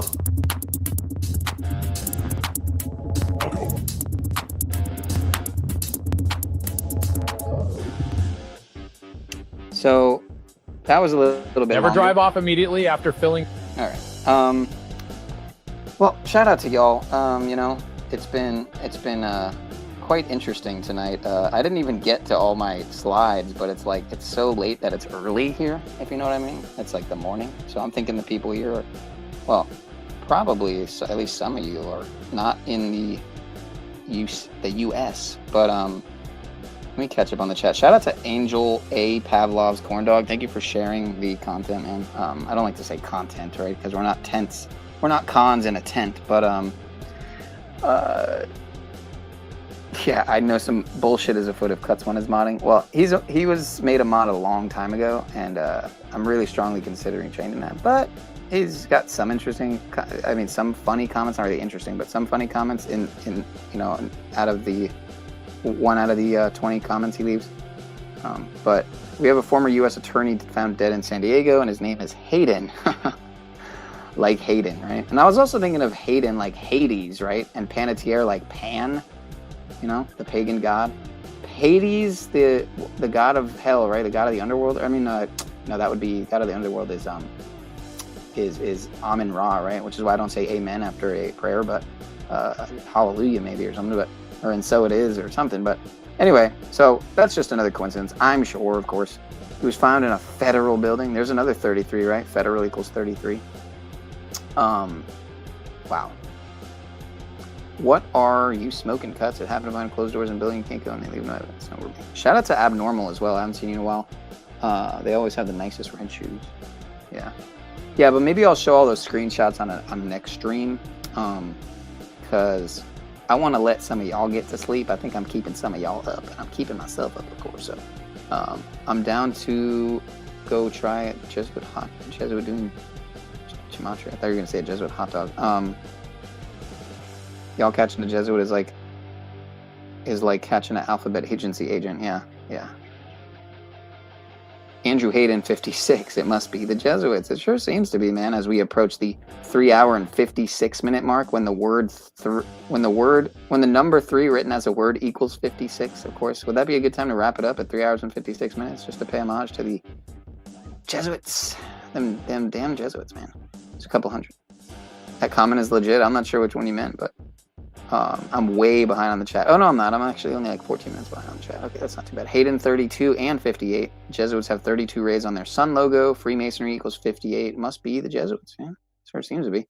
And it's 192. Also, Roman Catholic Order 192, more confirmation of the quote-unquote coincidences, right? The government says don't do drugs, kids. Do our drugs. The Pope can abolish any law in the U.S. It's so weird, Hayden, while I'm searching Hayden. That's why there's a war on drugs. They don't like competition. It's even more weird cuts does not compute. The Hayden in San Diego is curious. I'll give you that. Older bones. Interesting coincidence. Yeah. Former U.S. Attorney Andrew Hayden equals 147 like Freemason, like U.S. President. Oh, wait, you weren't saying SD like San Diego. I'm not sure what you're saying, but the stuff you're saying about service level stuff. Come on, that's solid stuff. Okay. Yeah, I don't think I'm going to be able to cut it at 3 hours and 56 minutes and 56 seconds, because that would be in like 10 seconds. So, former acting U.S. Attorney 107, ritual sacrifice 107. See, this is the thing. You're looking at numbers instead of what the numbers equal. Look at what the numbers equal and just forget the numbers. Unless, you know, well, you shouldn't forget the numbers because they help you to cross connect things and put the pieces together. So, see the numbers as words. Don't see them as numbers, because that's what they are. 1 is A. You know, 4 is D. You get my point? Andrew Richard Hayden 158. United States President Trump 158, like the Kabbalah. Perfect. The guy doing the interview looked just like the Indian in Heroes. Huh. Interesting. That's actually interesting to think about, considering what he represents in that show. But we are walking, talking spells. Yeah, you could say the gospel is actually just a God spell, right? But California U.S. Attorney 123. The Order of the Illuminati. The Order of the Illuminati 123. It's as easy as 1, 2, 3. Lyrics from the Police song "Murder by Numbers." Yeah. Yep. Like the movie, right? Like the movie "Murder by Numbers," where the E is a 3 and the B is an 8, if I remember correctly. Total coincidence, of course. After school club church or after school church club. That's what it means. Yes, coordinated to verbal information that we are giving you aside from the numbers all night. It doesn't mean something because someone else. Okay. Oh, you got a link for me? Oh man, that would mean I have to like go into the. I'll try to find it. Let me see. So, numbers work in many languages and codes. Engineering principles are everywhere. Federal Prosecutor 201, 81, and 58. Hayden, Order of Illuminati. 201 and 258. The Jesuit Order 201 and 84, or 258, like President Donald J. Trump. Look at the Fibonacci sequence. They do, but the words and numbers and meanings don't match. But it's languages that much people claim. Mandelbrot. You can make up numbers and ciphers in any language. All right, I'm almost caught up with chat, and then I'll try to find that link. And people or houses are made from maths. My bad. It's all free, so you can make. All right. Oh wow, Federal Prosecutor Hayden 107 to add to all those 107s with the Hayden Panettiere stuff. There's definitely something there. 4 ciphers, fake gematria is not real. Jeez, okay. Yeah, that's a good comment there. You forgot the hashtags, but it's all good. I done good in school. All right, here's another one we got. Prosecutor Hayden 223, and just Skull and Bones number, and 776. Oh wow, reminds me of 76, like Skull and Bones 76, right? Interesting. Masonic 223, like Order Out of Chaos 777. The Rule of Kal-El, right. Plus or minus 1, right? Right.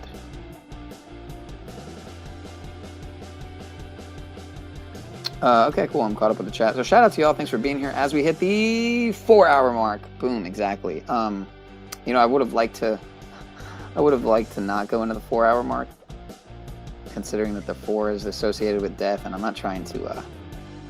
I'm not trying to associate the stream with death, but man, what do we do now? Do I find that link, or like, what do I do? Let me see what else I had here. See what else I had here. I think this was. Oh, okay. But the room 23. Of course, I had all the slides, but it's so much to get through that it would just make more sense to save it and do another stream. Was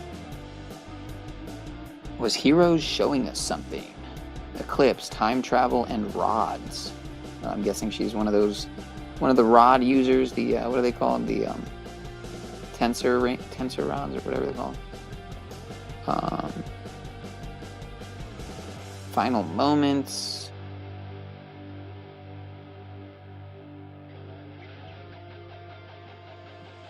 Announcers mocking the dumb fans. That looks funny. I might have to watch that one later. Yeah, so happy birthday, Hayden, if you're still out there. If not, rest in peace. Let's see here. See, someone replied to my comment, it looks like. My comment where, something else, talking about Donald Marshall. Yeah, what do you guys think? You think Donald Marshall's legit? I wonder. But yeah, so did we predict the like literally watching Heroes with a little flash of Hayden on the screen hours before she died, when I've probably never shown her face on any of my streams ever. It's just again, the pineal power and precognition is wild. But I said to somebody who said my heart is broken over this. Of course, they said my heart is broken and got like 99, got 100 likes basically. I left this comment and got like 1 or 2 likes. Well, yeah, I'm one of the 2 likes. I like to see if it translates, because I'll open it in a different tab. Usually my comments are just gone, but I'm guessing this one stayed because I actually got a like on it. But I said Hayden is a Leo, right? That allegedly died right after a Leo eclipse in the time of Pope Leo. And also Leo Messi just allegedly lost his father 19 days after the World Cup final, where he lost to number 19, who he was in that viral baby bathtub ritual picture with just 19 years earlier. Hayden reported, and to add to that, I didn't add it in the comment, but of course, you know, that World Cup, again, was exactly 19 days after COVID-19, which was 19 years after 9/11 with 19 hijackers, right? On and fucking on, right? And of course, the number 23 movie came out 19 years ago with Jim Carrey. And, you know, you had the other Jimmy Fallon, talking about the number 19 on his show. And then you also had the other James Franco, talking about the 2319. And his YouTube channel is actually at James Franco 2319. But I'm sure there's nothing to numbers. I'm sure it's all just coincidence. And I'm sure there's not people in positions of power and fame and notoriety, so to speak, that know about this code and use it every day ritualistically to maintain their positions in the world and on the world stage. I'm sure it's totally not a thing. But I also said Hayden reportedly died age 16, like her initials, HP, the 8th and 16th letter, and that day was supposedly Bonnie Tyler's funeral. She sang Total Eclipse of the Heart and Holding Out for a Hero. It looks like Bonnie got her hero now that she's supposedly dead from the Total Eclipse of the Heart, aka cardiac arrest. Illuminati eclipse ritual season. Wake up, Leo. Anyway, so. Let me watch a little bit of this and see if there's anything to it that's interesting, and then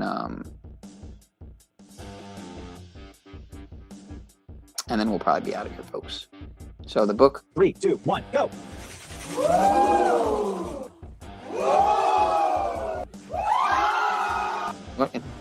Hi, this is where we're at, folks.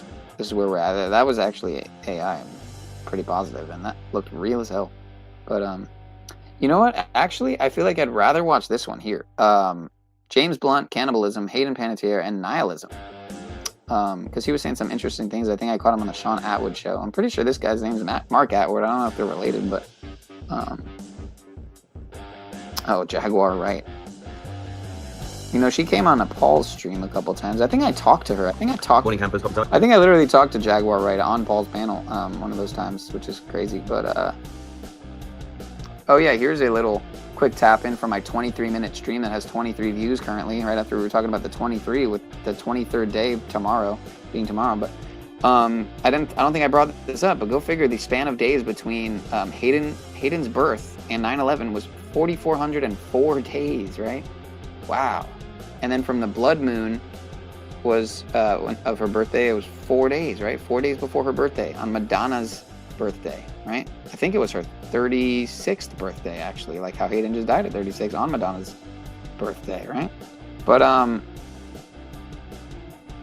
go figure that from the span of days from the Heroes episode, I think where she dies, to the eclipse 4 days before her birthday, it was exactly 4,444 days. And then 4 days later, after the eclipse, she's dead, supposedly, allegedly. And also 444 months exactly from the blood moon 4 days before her birth to her death? Is that what I'm seeing here? I'm not entirely sure. But it's also 9,110 days from 9/11 to her birthday that just passed. Go figure.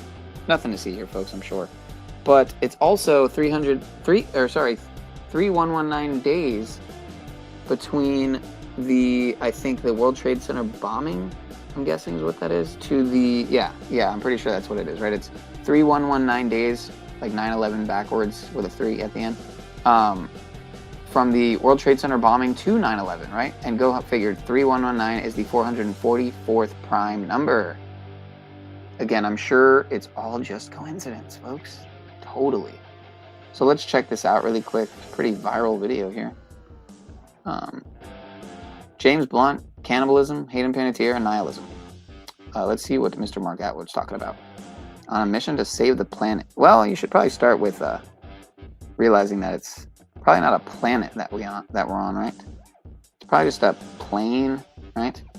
T minus, as they say in NASA, right? When you take the T out of NASA, it can't spell Satan anymore, but you add the T back into NASA and it can spell Satan, just like when you remove the T, when you T minus from planet, it's just a plane, folks. I'm not much of the flat earther kind of content guy, but anyway, let's see what Mr. Atwood's saying here. Morning, campers, coffee time.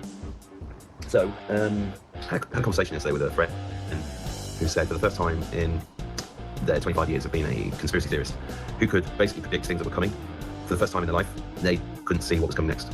And this has led to some nihilistic thoughts, one of which was the Q post that said the ending won't be for everyone.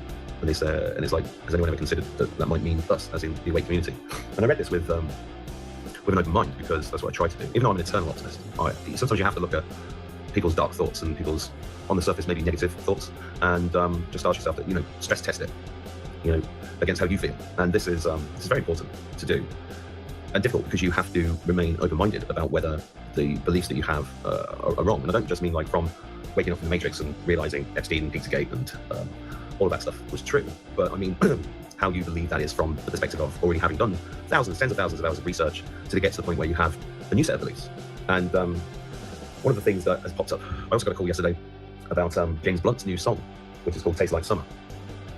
And on that call, my friend said, have you seen that song by James Blunt? It's about him kidnapping somebody, taking them to an island, and putting them in a Hessian sack, handcuffing them, dancing with them all week, and then basically eating them. And I watched the video. I just put this bit here. And this is where the guy that's been kidnapped sees the menu. It says main course for you. There's a sticky toffee pudding. And the victim looks down at the menu, is horrified by the fact that he's on the menu. And then he looks at the dessert and goes, as in, yeah, that's nice. So it's kind of like trying to be a parody.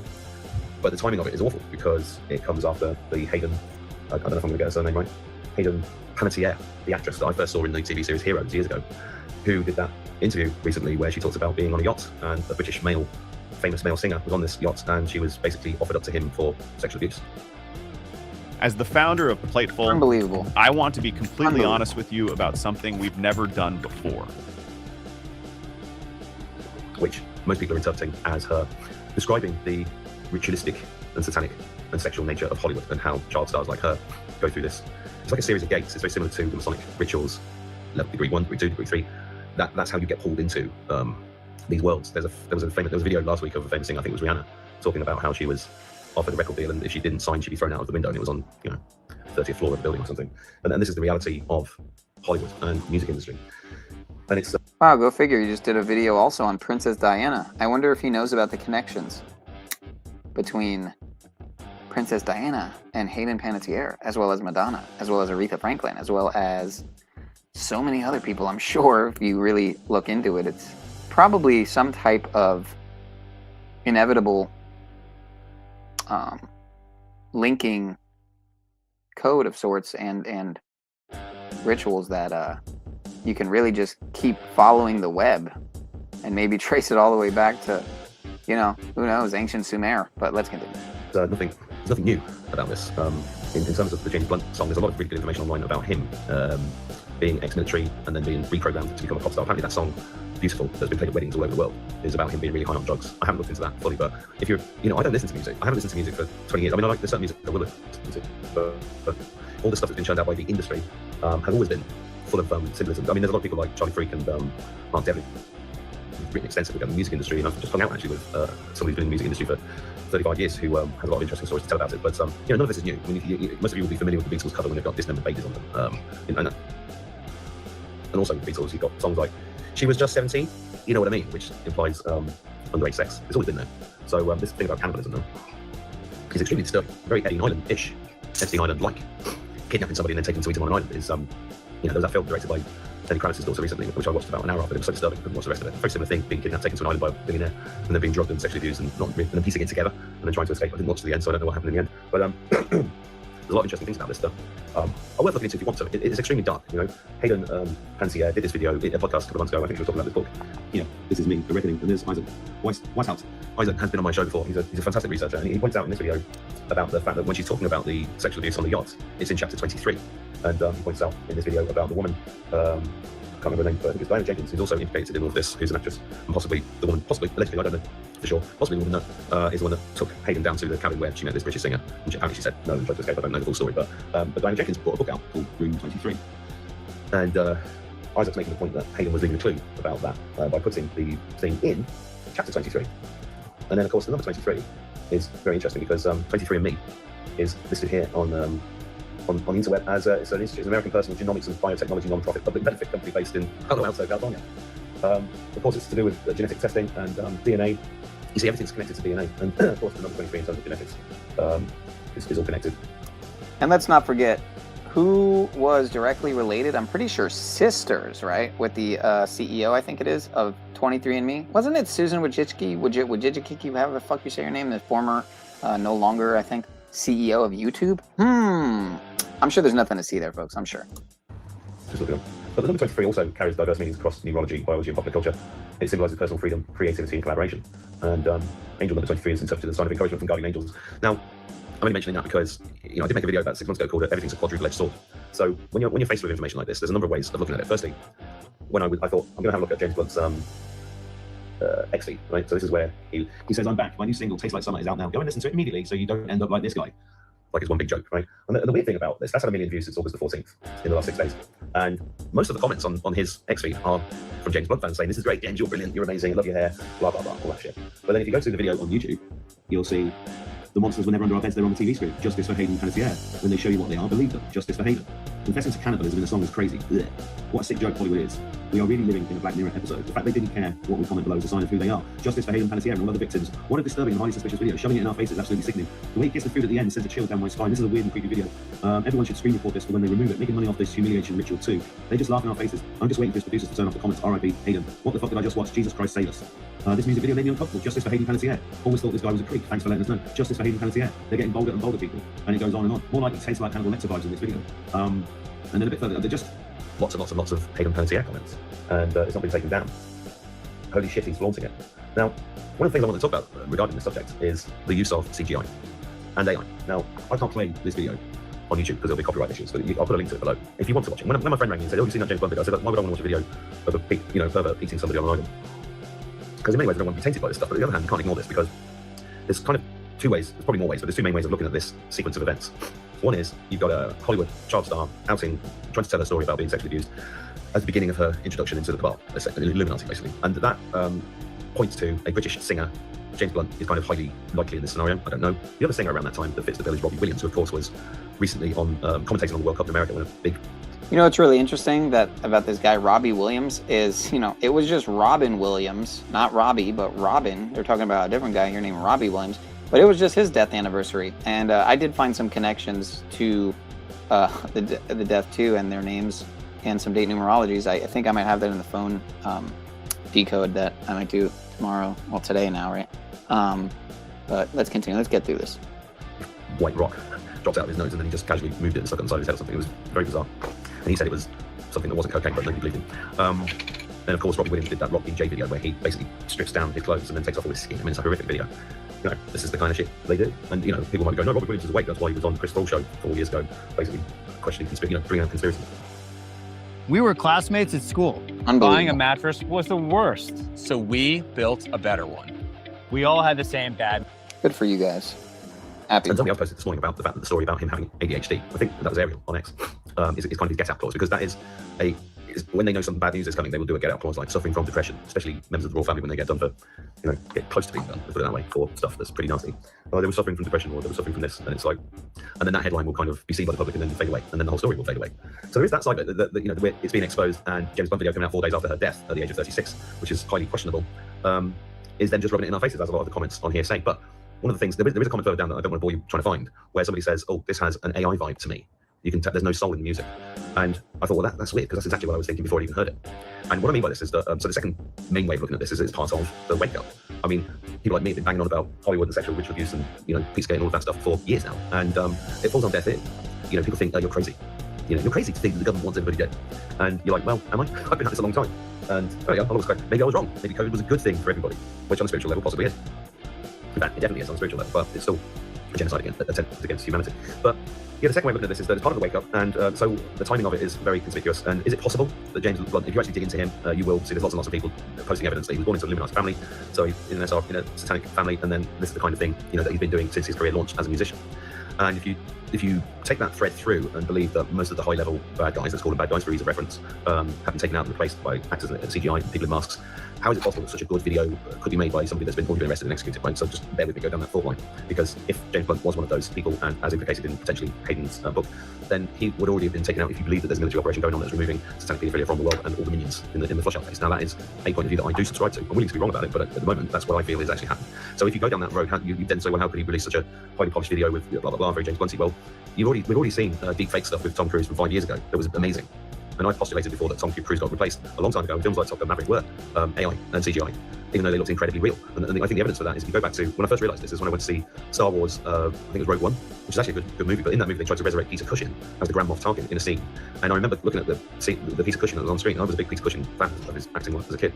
And I was like, why is that CGI so bad when they can do amazing stuff with CGI? And I think that was to throw us all off the scent, to basically say, well, it's good, it's really good, but it's obvious that it's not really Peter Cushing. Now, what I mean by that is that they have technology way beyond, the technology that's been hidden from us is way beyond anything we can imagine. Look how we've all been trapped in the internal combustion engine for 120 years. And they replaced it with battery cars that have no range. I mean, it's just nonsensical. Look how we've been trapped into believing that jumbo jets or Concorde had enough fuel in its wings to do a 3-hour flight across the Atlantic at Mach 2. I mean, it's just nonsensical. They have hidden technology.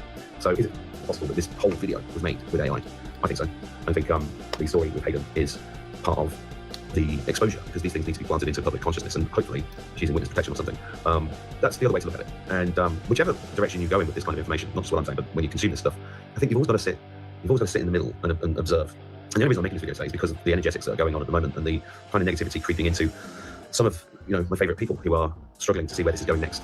And you may feel the same, and sometimes I feel the same. And my answer to that yesterday in that conversation was, we just have to dig deep, and we have to gird our loins, and we have to take one day at a time. Sweet Jesus. That's all I'm asking from you. Don't know why that came up, but it's been in my head for a couple of days. So anyway, a few thoughts for the morning today. I hope you're having make sure you have an amazing day. Make sure you have a good day.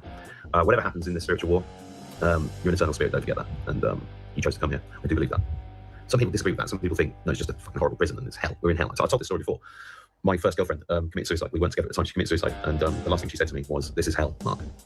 That was 30 years ago. And you could look at it that way. It's not difficult to look at it, but it's also heaven. I'm looking at the trees waving in the wind here going, well, if it is hell, there's an immense amount of beauty here that we've got to hang on to and remember that we are fractals of God. That's a fact. Who God is, I don't know, but I do think we're going to find out. And anyway, have a great day. Question everything I say. I'll leave some links below to some of these things underneath the video. Always check the description, like, share, and subscribe, and hype, if that's a thing, if you feel like it. I only say that because I get reminded. You never say it and I forget. Okay, so I'm saying it. And I'll see you soon. God bless you. Over the last 75 years.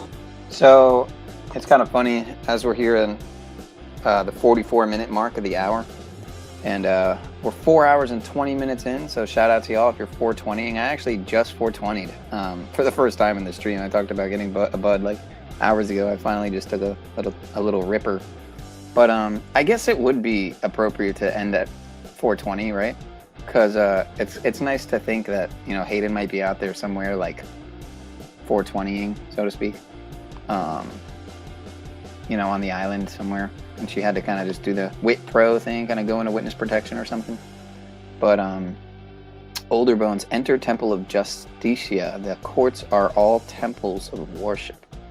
You think of worship, right? That word that I'm pretty sure I have in the decode. Doesn't worship equal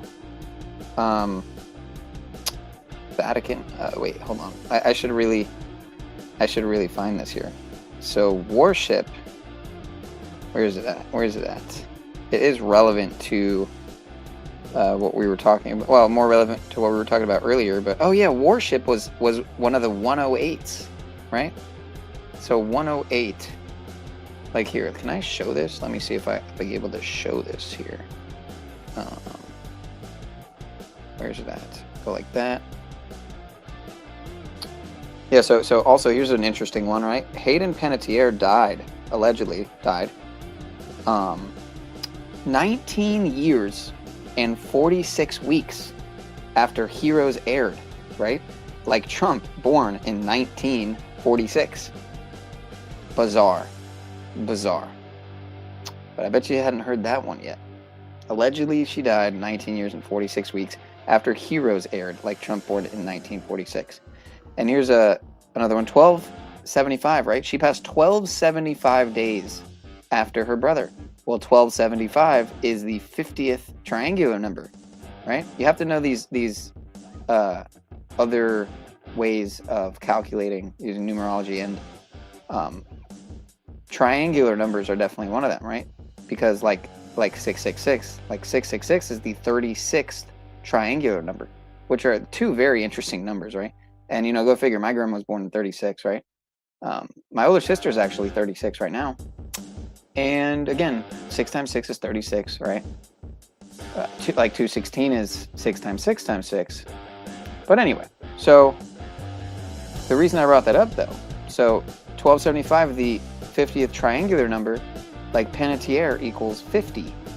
Her last name, Panettiere, equals 50. Like she passed 1275 days after her brother, allegedly. And again, total eclipse equals 70. Like Heroes equals 70. Like Hayden's mom is currently 70 years old. But the Heroes eclipse 2-part episode dates November 24th and December 1st. And from the second of the 2-part episode, thing they did, from the date of that second episode, the last one to her alleged death, is 108 days, right? Like her birth year, right? 1989, 19 plus 89 is 108. Her cheerleader, her character in Heroes, Claire Bennett, equals 108. Claire Bennett equals 108. Heroes is the famous David Bowie song, right? Yeah. David Bowie was born on the same day as Elvis, January 8th, 108. Okay, so this is the 1881 108 180 code, right? 1881 108 180. You could also, you know, have 801, I guess, 810, but that doesn't really, I don't think I have any 81s or 810, but I do have a lot of 1881s, 108s, and 180s. Again, David Bowie and Elvis were born on January 8th, 108. A half circle and a half eclipse is like 180 degrees, right? So you could say when there's an eclipse happening and it's at a halfway point, it's basically like a 180. Although there's kind of a curve, right? Allegedly a curve to what are the sun and moon really, right? Or a better question, or maybe more relevant question since we're talking about eclipses is, what is actually happening during an eclipse? Is it what they say is happening, or is something else entirely happening? Why do they never tell us about Sirius, let alone the helical rising of Sirius? Why do they never tell us about the other bodies out there that seem to be a lot more interesting? Again, including Sirius. Why is Sirius on the satellite that crashes on the ground in the Truman Show? Why? Why is that? I wonder. I really wonder. Do I have that here? Jamie, can you pull that up for me, please? Jamie? Oh, Jamie's not here. Damn. I just realized I'm not Joe Rogan. Damn. That was weird. I just thought I was Joe Rogan for a second. But shout out to Jimmy Savile and Aleister Crowley. I'm sure they're kicking back, having a cold one back in down there in the. Some people say hell is actually up and that heaven's down. Who knows, right? Agartha, Inner Earth. But yeah. Shout out to Owen Benjamin, man. What's Owen Benjamin up to? Shout out to David Icke. You gotta give the shout out to David Icke.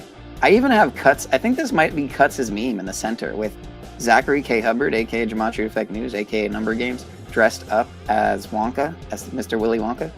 I thought it was funny, you know. But shout out to AJ, Mr. Alex Jones at InfoWars. We love you, buddy. Mark Passio, of course. Tim Pool, Donut, of course. Oh man, who do we have in that meme there? Oh, we got everyone there. You got Chalk Body Outline, EBT, Enslaved by Truth. You got Jesse from The Missing Link. Holy shit. You got Joe Cool. You got 6079 Smith W. Where the fuck has he been? Where the fuck is 6079 Smith W been? You got TML, The Machine Lies. You got Benton, JA. You got We Are Awake TV, right? He's not even putting out anything lately, but I commented on a wall post of his recently. And I don't even know if you replied to it because I never got a notification, but you got the one and only Jack Talcott, of course. I think you got Mitch. You think you got Mars Life, like really like a midget in between Talcott and Z, Zetetic Warrior. But then, of course, you got Illumiton. And then you got Flow State and Moose Creature, I think, there. And then Tim Pool. I had to put a little clown nose on Tim Pool there, a little red dot. Yeah, but shout out to D's Nuts again in the corner right there with the melting sludge face. And Anomaly. Is that his name? Yeah, Anomaly, right? Or, wait a minute, I'm butchering it. It's not Anomaly. Maybe it is. Who gives a shit? They're all shills. Well, I don't know. They're all shills. I don't want to say they're all shills. I'm kind of cool with Donut, you know. I'm kind of cool with Zach. And I don't think I've ever talked to Mark Passio or Alex Jones. Oh, well, wait a minute. Okay, so there was this one time where someone that sounded like Alex Jones fucking called in, joined my stream, and they didn't cam up or anything, but it really did sound like fucking Alex Jones, man. And he was saying he was Alex Jones, so if it was, you know, I just assumed always it was someone's impression, but shit, it sounded a lot like fucking Alex Jones, man. And I can't really do a good Alex Jones, but I do agree that they are turning the fucking frogs gay. And yeah, they're definitely fucking turning the frogs gay, man. There's no denying that. There's no denying they're fucking putting the atrazine in the water, man. They're turning them gay, and it's a shit show. And Sweet Lady equals 33. Oh man, that's that hot dog in Hawaii. Wow, white man equals 40. Okay, we're off the rails. So Hayden and Hayden both mean heathen or pagan. I like how that rhymes. Hayden and Hayden mean heathen or pagan, but it goes to the Supreme Court. Going before the man. Vatican is the bank. It's all coincidence. Indeed, it's all coincidence. Yeah, you said something. You said it earlier. 1812 is a big year. Yeah, the War of 1812, right? Was a big one. But wasn't that the one that only lasted like a very short amount of time? What was that war that was like the shortest war? It was like it literally lasted like minutes or something, or hours. Yeah, as far as the future stream schedule, man, I should probably just stream again while it's still relevant because, you know what I'm realizing? Speaking of, we didn't even get into HP, man. We got to get into HPL. We got into a lot of HLP. You could argue maybe too much, but HPLovecraft, right? American writer, sci-fi horror icon. Some would argue. Many would argue. Most would argue. Halloween special is the first thing that comes up, and yeah, we're coming up. We gotta hit 9/11 first. We're gonna get out of August first.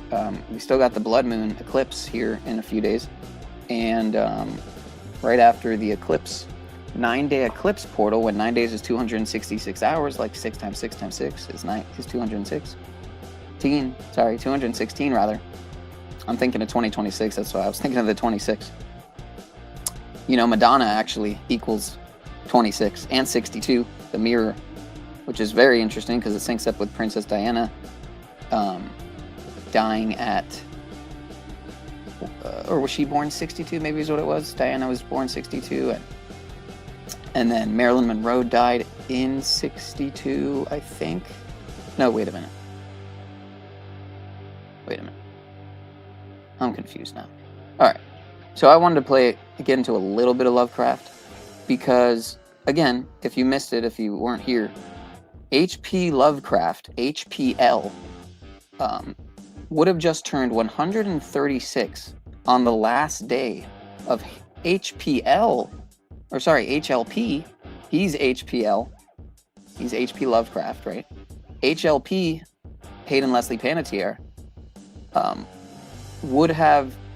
it would have been, or was, if she's still alive, the last day of her 36th year on the day that HPL turned 136 in the time of the Saros. Sorry. We're not in the Saros 136 eclipse cycle right now. If I'm not mistaken, it's the 126. Like how we're in 2026, or is it the 128, or is it the one? Help me out here. I might be. I'm forgetting, but very interesting because it does relate to the Saros 136 because if I'm not mistaken, so the first Saros 136 eclipse cycle, or the current eclipse cycle we're in, which, like, okay. Next year, on August 2nd, 8/2, it's currently 8/22, right? 8/22, August 22nd. Next year on 8/2, there is an eclipse. And it is, the thing about the Saros 136 eclipses, if I remember correctly, is that they're the longest eclipses. They last far longer, not just in length of their visibility during the eclipse, but it's the after effects, right? And the ritual portal, if you will, that is, there, that's present during those days. So Bill Hicks, you mean? Okay, so let's watch a little,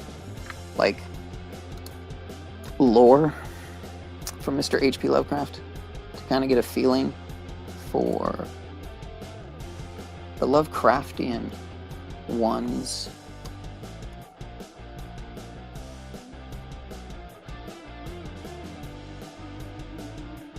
This guy kind of scares me, this fourth guy, whatever his name is. The videos he puts out, I never really click on them, they seem kind of scary. But Cthulhu and other Lovecraftian old ones explain Cthulhu mythos lore. Who is Cthulhu?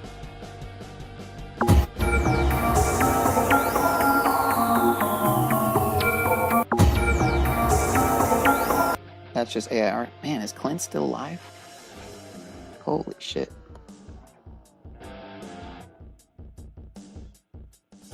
Oh no, he went for 7 hours though.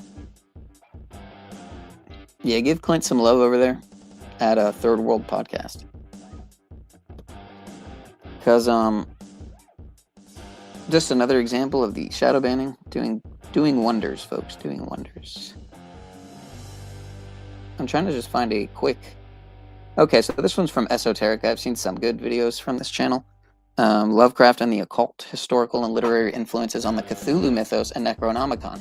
The reason why I think this also applies is because I think there are things about this reality that we really wouldn't even be able to fathom if they were made known. I don't think our brains would be able to wrap our heads around possible implications of not just technologies that are that exist and are being used unbeknownst to the masses, but contact with entities through and using those technologies, but also possibly contemplating, right, the thought that it's possible that that's where some of these technologies come from, is from another conscious type of being, another type of being altogether. Again, they call us humans. We're supposedly humans, right? When you're looking at etymology of that word, and pretty sure it means monster, essentially, right? So, just go figure. Right, Lovecraft like witchcraft. And the other connections I had, too, that... Here, let me see what I had here. Here, you know what? I'll play a little bit of this while I try to find something here. Oh, this is from years ago, too. A mattress that responds.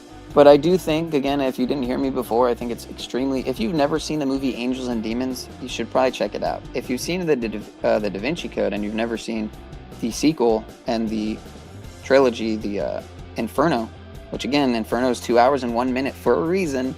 I really do think that it's 2:01 for a very good reason. And again, one of the first scenes, or the opening scene, maybe it was... I got to watch it again myself. I haven't seen it in a long time.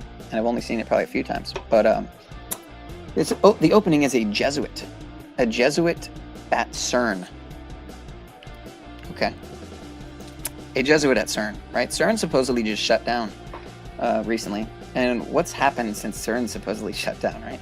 Everyone was saying time is like normal again.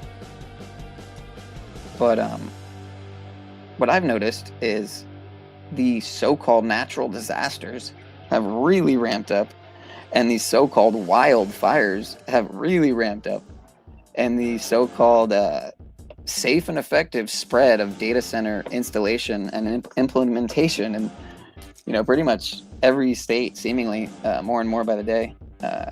Yeah, it's all that has seemed to really ramp up. Although the data center thing was already ramping up for a while. But yeah, the Jinn. Let's check this out, though.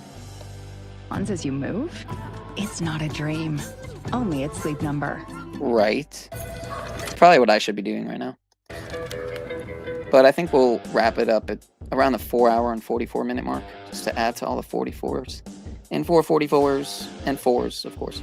And the 44s we were covering earlier. But this would have been a better video, but this is way longer. The Necronomicon. So let's just give it a go. H.P. Lovecraft and the mythos he developed from the insanity-inducing Elder Ones, Cthulhu and his legions of great deep ones poised to erase humanity when the stars are right, to the most horrid volume imaginable, the dread Necronomicon, have emerged from pop obscurity in the early 20th century and dismissal to become pillars of pop culture, literature, music, and beyond. His works are known for their brooding antiquarian interest, architectural and ancestral decay, profound, indeed even deeply racist fear of the other, beings whose cosmic scale and indifference threaten sanity and civilization, and occult knowledge that threatens to unlock the vault of eldritch nightmares from beyond the gulf of the stars. While Lovecraft and his often contradictory mythos have been explored at length, I want to actually explore just what occult influences operated and inspired Lovecraft. Was his mythos consciously, or even unconsciously infused with ancient occult lore? What exactly were the esoteric literary resources that Lovecraft relied upon to build out his mythos? And to what degree does authentic historical occult knowledge actually make its way into his tales? Just what are the occult origins of Cthulhu, the Necronomicon, Yog-Sothoth, the Narcotic fragments, and Nyarlathotep? If you're interested in magic, hermetic philosophy, alchemy, Kabbalah, the history of the occult, make sure to subscribe and check out my other content on topics in esotericism, including curated playlists on a wide range of topics. Also, if you want to support my work of providing accessible, scholarly, and free content on topics in esotericism here on YouTube for free, I hope you consider supporting my work on Patreon with a one-time donation or with a cool little super thanks option down below the video. But now, let's turn to the occult influences on H.P. Lovecraft and his mythos. I'm Dr. Justin Sledge, and welcome to Esoterica, where we explore the arcane in history, philosophy, and religion.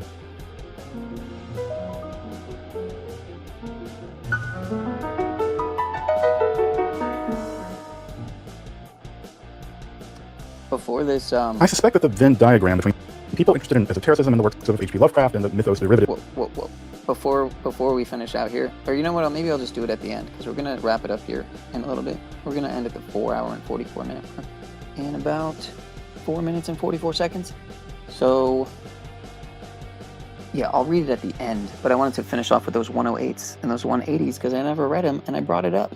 So let's play a little bit of this. Thanks for I suspect that the Venn diagram between people interested in esotericism and the works of H.P. Lovecraft and the mythos derivative therefrom form something of two pretty tight circles, if not just one. His world is populated with forbidden tombs, horrible cults, necromancer, alchemist, ancestors, dreadful aliens summoned through ancient rites, even the shocking intersection of advanced physics and witchcraft lore. Lovecraft's literary universe has inspired an army of writers, RPG creators, artists, and musicians. In fact, I was listening to Metallica's Call of Cthulhu while I was actually writing these very lines. And even contemporary occultists who have felt that Lovecraft had somehow tapped into something deeply and magically powerful, perhaps something at the very outer reaches of his own psyche. So given all of this, I think what drew me into Lovecraft's world as a young person was also something that drew me into the world of Edgar Allan Poe. Dreadful ancient books of occult knowledge. Indeed, just as Lovecraft will name drop dozens of such forbidding tomes, he's perhaps mimicking a device moldering in the earth before they even reach our hands. Thus, while Poe will name drop only a few volumes here and there, Lovecraft tales are imbued with references, quotations, and name drops to a veritable library of the arcane and horrible, volumes both real and imagined, thus giving his tales a sense of being haunted by past minds whose knowledge of occult or otherworldly secrets is simultaneously apparent to us on the references in the page, and yet hidden to us. Some of these works are so remote, and some of them never really existed at all. To trace out this occult literary landscape of H.P. Lovecraft's tales, let's separate three different categories. Fictional, invented volumes often taken from other weird literature or just invented by H.P. Lovecraft himself, while others are name-dropped or sometimes from which quotations are taken. The second are non-fiction volumes concerning the occult or the supernatural that influenced or actually informed Lovecraft himself. His knowledge of the esoteric is derived from these volumes. The third are historical non-fiction works, which Lovecraft merely references or name drops, their reliance being actually pretty doubtful. Let's deal with each of these types in turn. As for fictional invented volumes like the Necronomicon, I'm going to spend the least amount of time here for a really simple reason. There are already dozens of videos and book-length monographs about these books, so they're not going to get a great deal of attention here. But these volumes are either invented by other authors of weird literature, such as the Book of Ibon by Clark Ashton Smith, the Cooks to Ghouls of August Derleth, the book like the De Vermis Mysteriis by Robert Bloch of Psycho fame, or the slightly misworded On a Sprechlichen Kulten by titles, and the titles really alone, from the 9th edition of the Encyclopedia Britannica, which again I've put a link to in the description if you want to look up alchemy, magic, and witchcraft to see exactly what Lovecraft was looking at when he was developing his tales. And again, he admits this in private. Non-white races maintained ancient cultic connections, such as with the famed Call of Cthulhu text, or the dreadfully xenophobic horror at Red Hook. Again, a work that Lovecraft knew, at least at some level at least, but is probably again functioning more to add flair than substance to his tales, although this idea of survivals of ancient pre-Christian religiosity is a staple, in fact, in many of his tales. Back on spiritualism, in fact, Lovecraft ghost wrote for Houdini. But anyway, and both of them share a deep hatred for spiritualism and its rampant abuses. Of course, Lovecraft's personal philosophical commitment to scientific materialism and his apparently thin knowledge of the occult did not prevent his works from having an enormous influence on the very occultism that he would have no doubt dismissed as nonsense. By the 1960s, his works were making a splash in both literary and occult circles. Kenneth Grant would argue that Lovecraft unlocked occult truths in his vivid and often terrifying dream life, despite his, again, self-conscious commitment to materialism. The 1972 Satanic Bible would contain Lovecraftian rituals, and even the barbaric speech of some of the tales was part of the ritual melodrama of contemporary LaVeyan Satanism, which certainly had a flair for that kind of stuff. The Lovecraft mythos would also prove decisive in the emergent world of chaos magic, which proves basically monolithic and accelerationist nihilism, i.e. Nick Land and his ilk. The Necronomicon itself would spring from the pages of the mythos into reality several times, from the Evil Dead franchise to the 1977 mashup of Lovecraftian, Aleister Crowleyan, and pseudo-Sumerian mythology in the famed Simon Necronomicon. Now, I'm sure all of this would have him rolling in his I Am Providence grave, but the vicissitudes of his creations are well beyond his control at this point. Until the stars are right. H.P. Lovecraft's forays into the esoteric and the occult were, aside from maybe his dream life, rather superficial and primarily in the interest of, I think, adding spooky flair to his tales, but who can fault him for that? After all, he was a writer of weird tales, not an academic of the occult, much less a practitioner. But his creations, the world of his mythos, were so well imbued with the profoundly authentic feeling of the occult. And that's what matters, I think. They've done one better. They've become part of the contemporary occult world, and in that way, Lovecraft has done more than proving his worth as a writer of weird tales, but also as a profound inspiration to contemporary esoterica on virtually every front. Until next time, I'm Dr. Justin Sledge, and thank you for watching Esoterica, where we explore the arcane in history, philosophy, and religion. All right, so we're coming up on the 4-hour, 44-minute mark. Bring your agent into Monday.com. So it's been real, y'all. It's been very real. and it's been very fun, but I think it's time to shut it down. So I'm going to leave it here, right? To add to those 108s I was touching on, like how Elvis and David Bowie were born on January 8th, both. A half circle and a half ellipse are 180 degrees. In gematria, circle and geometry equal 108. Just like sacrifice, just like spiritual reality, just like transformation, just like worship, all 108. Was this a blatant sacrifice to transform spirituality? By the way, spiritual equals spirit ritual, right? But yeah, I'm out, y'all. I'll be back soon enough. Also, her initials equal 18, right? HLP equals 18, like IHS equals 18. Illuminati order equals 180 and 81, like ritual equals 81. Numbers don't lie equals 81. Government psyops equal 81. World is a stage equals 81. Speaking of, if you scramble her name, Hayden Panettiere, you can spell the words entertain sleepyheads. So, in other words, entertain sleepyheads is what's called a supergram. Look it up. It's called a supergram. It's a rescrambling of Hayden Panettiere. Entertain sleepyheads. That's beyond ironic, since she just did that as a superhero on Heroes. So, but now I'm over the 4-hour 44-minute mark and 44 seconds, so maybe we'll just go to like 47, a couple more minutes as I finish off here. But so we know they love to change history, right? Like they did, for example, with Chadwick Boseman's age after he died. They said he was 43 instead of 42, like how he played 42, Jackie Robinson. But it's showing that Cheryl Yost died at 34, likely changed from 36, in my opinion, because people were saying they saw it at 36. Now it's 34. But real life Cheryl Yost, the coach's daughter, who Hayden played, in Remember the Titans, reportedly passed at 34 years old, likely 36 in reality, due to, guess what, an undetected heart condition. Hayden allegedly died from cardiac arrest, or a total eclipse of the Heart.land ritual. But I think you get the point. Okay, attorney Hayden, 66 and 66 days after his birthday, he's dead. Go figure. Is he dead or is he out of office? I don't even think I know the name, so.